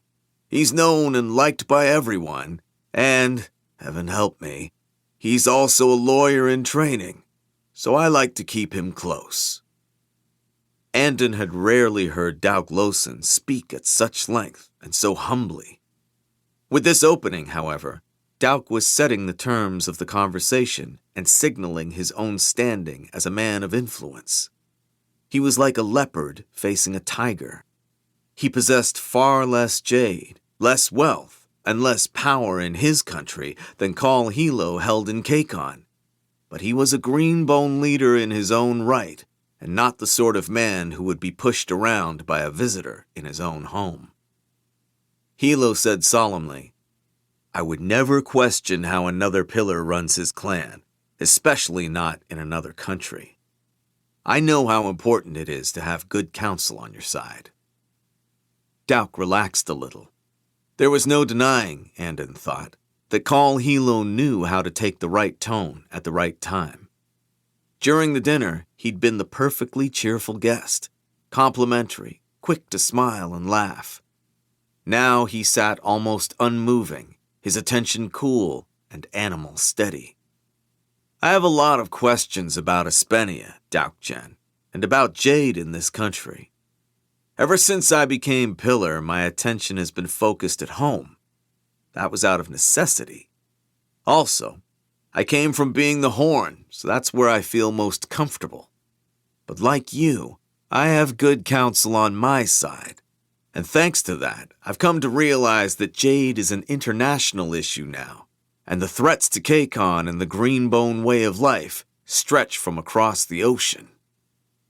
Dauksana said, "Many of the Kekanese in this country are from families that came here to escape the Shatarians. We held on to some of the old ways, but sadly also lost touch with our kin back on the island. Some families, like mine, brought jade with them, and that was never a problem because we kept to ourselves. Now it seems the world is changing, and everyone is turning against us." "We haven't made connections with our countrymen overseas either," Hilo said. "We Kekanese have never been good at looking beyond our own shores, but my friends and my enemies have taught me that needs to change. That's why I wanted to come in person to meet you, Daukjen, and to learn how we Greenbones might help each other." 3 hours of intense discussion followed. The Dauks told Kaul Hilo about the secretive life led by Greenbones in Port Massey, explaining that they could not openly wear jade and had to train in the disciplines covertly, using their abilities to handle affairs in their own community and to defend themselves from the predatory crews, and on occasion the hostility and mistrust of Espenians, which had only increased in recent years due to the strained relationship with Kakon over the Ordicon War and Espenian government propaganda about the dangers and evils of civilian jade use. They spoke of how they had kept the grudge hall running for a long time by paying off the Port Massey police, but now the greatest threat came from the crews, who saw the opportunity to expand their protection rackets, gambling, and drugs into neighborhoods that the Kekanese had long controlled, and to steal jade. The hour grew late. Dauksana brought out more tea and a bowl of roasted nuts. She opened the windows to clear the air as the dining room grew hazy with smoke. Outside, it had turned dark some time ago. Hilo asked increasingly specific questions. How many Green Bones were there in Port Massey? Were they organized? How many could Dauk reliably call upon if needed? What was this Boss Cromner like? What about his foreman, Skinny Reams? How many coats did he command? What were their main businesses? Who were their rivals? This was a side of Kaul Hilo that Andon knew about, but had not witnessed in person before. The mind of a horn at work. Andon saw Corey slide slowly lower into his chair and his eyes lose focus, his attention drifting like a bored student in a college lecture hall. His mother prodded him to sit up, and he excused himself to go to the bathroom before taking it upon himself to wash and dry the dishes in the kitchen. Andon heard him running the water and clattering about in the other room and stifled a flash of annoyance. He was also stiff and tired, but he didn't think it appropriate to get up and do something else when the pillars were discussing strategy that would affect everyone. Dauk Losen did not publicly scold his son or order him back into the discussion, but Andon saw the man's mouth pressed together in disappointment. At last, Hilo said, "I'd like to meet these bosses. All of them. Together. In one room." Dauk Losen was silent for a minute. Then he spoke with obvious concern. "Kauljen, I doubt that'll be possible. Even if you could trick them into such a thing, and I don't think you could, the laws are extremely strict about violence, even against criminals who deserve it. It would be too risky and costly for you personally, as well as for the Kekanese community.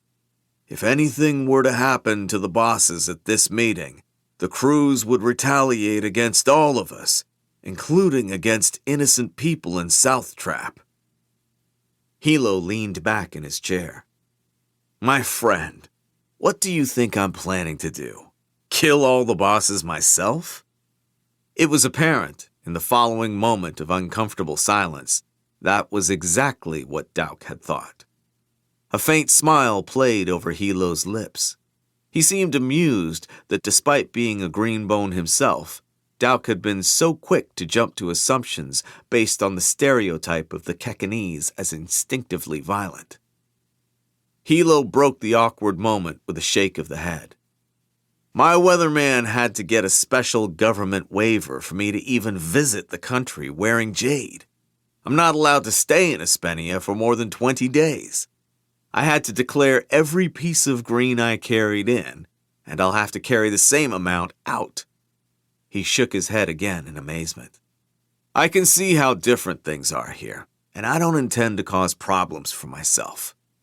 More importantly, it's not my place to whisper names or to take lives in another pillar's territory, not when I respect him and would like to remain his friend. He smiled to show that he had not been at all offended by what Dauk had said. There's a lot you can learn about people when you're in the same room with them. That's why I want to meet the bosses, or rather, for you to meet with them.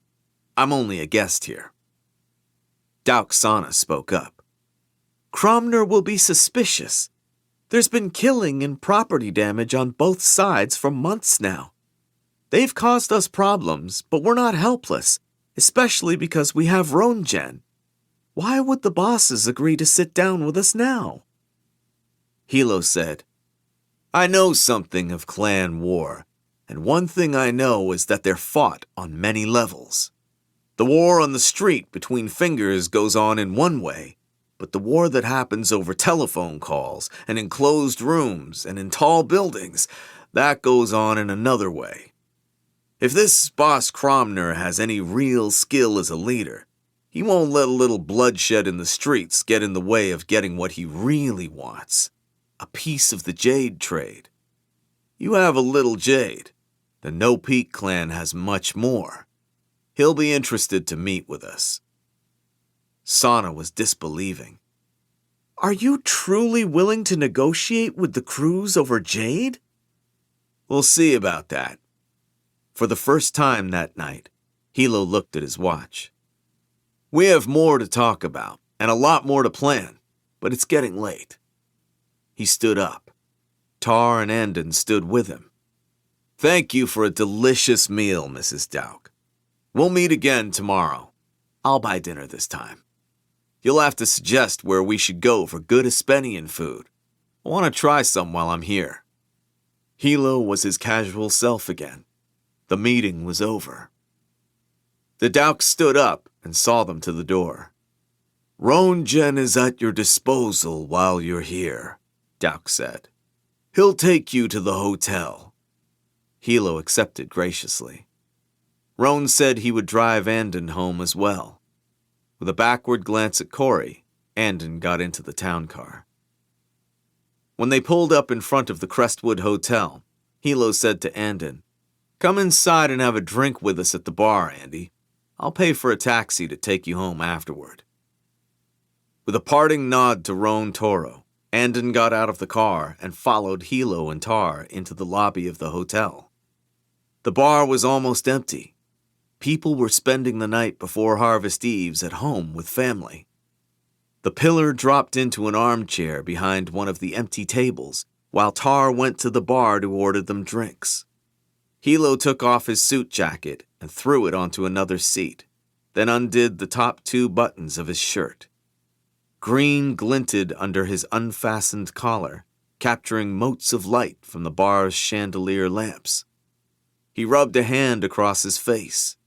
He looked exhausted now, when minutes ago he'd shown no sign of fatigue. Sit down, Andy, he said, and Andon did so, taking the seat across from his cousin. Hilo shifted onto one hip. He took out his wallet and removed a couple of small photographs, which he passed to Andon. Your nephews, he said, pride and affection lightening his voice, despite the jet lag that was obviously crashing over him fast. They're getting big. They fight sometimes, but all brothers fight. In one of the photos, Wen was holding both the boys on her lap on the bench under the tree in the Kaul courtyard. In the other, the boys were squeezed together riding a large toy car, Rue in front, Nico behind. Nico was much larger than he was in the last photograph Andon had seen. He looked happy and robust, more like Lon than ever. I told them they have an uncle going to school in another country, and that they'll get to meet him someday. Rue's too young to understand, but Nico does. Hilo sounded more tired by the minute. Keep the photos. I brought them for you. Shay never sends the latest ones. Andon looked at the photos another minute, then put them in his own wallet. Tar came back with drinks. I don't know what this is, he said. I just pointed to the most expensive-looking bottle behind the bar and asked for 3 glasses. It was brandy, they discovered upon tasting it. Well, how about that? Tar said, smacking his lips. A bit sweet, but not half bad. Here we are, said Hilo, together on the other side of the world. He drank from his glass, then leaned his head back against the cushioned chair and closed his eyes for a minute. When he opened them again, he turned his chin toward Andon. For a moment, he didn't speak. Then he said, quietly, You look good, cousin. Not as pale and underfed as I worried you might be. Tell me how you're doing, what you've been up to these past couple of years. Chapter 40. The Bosses.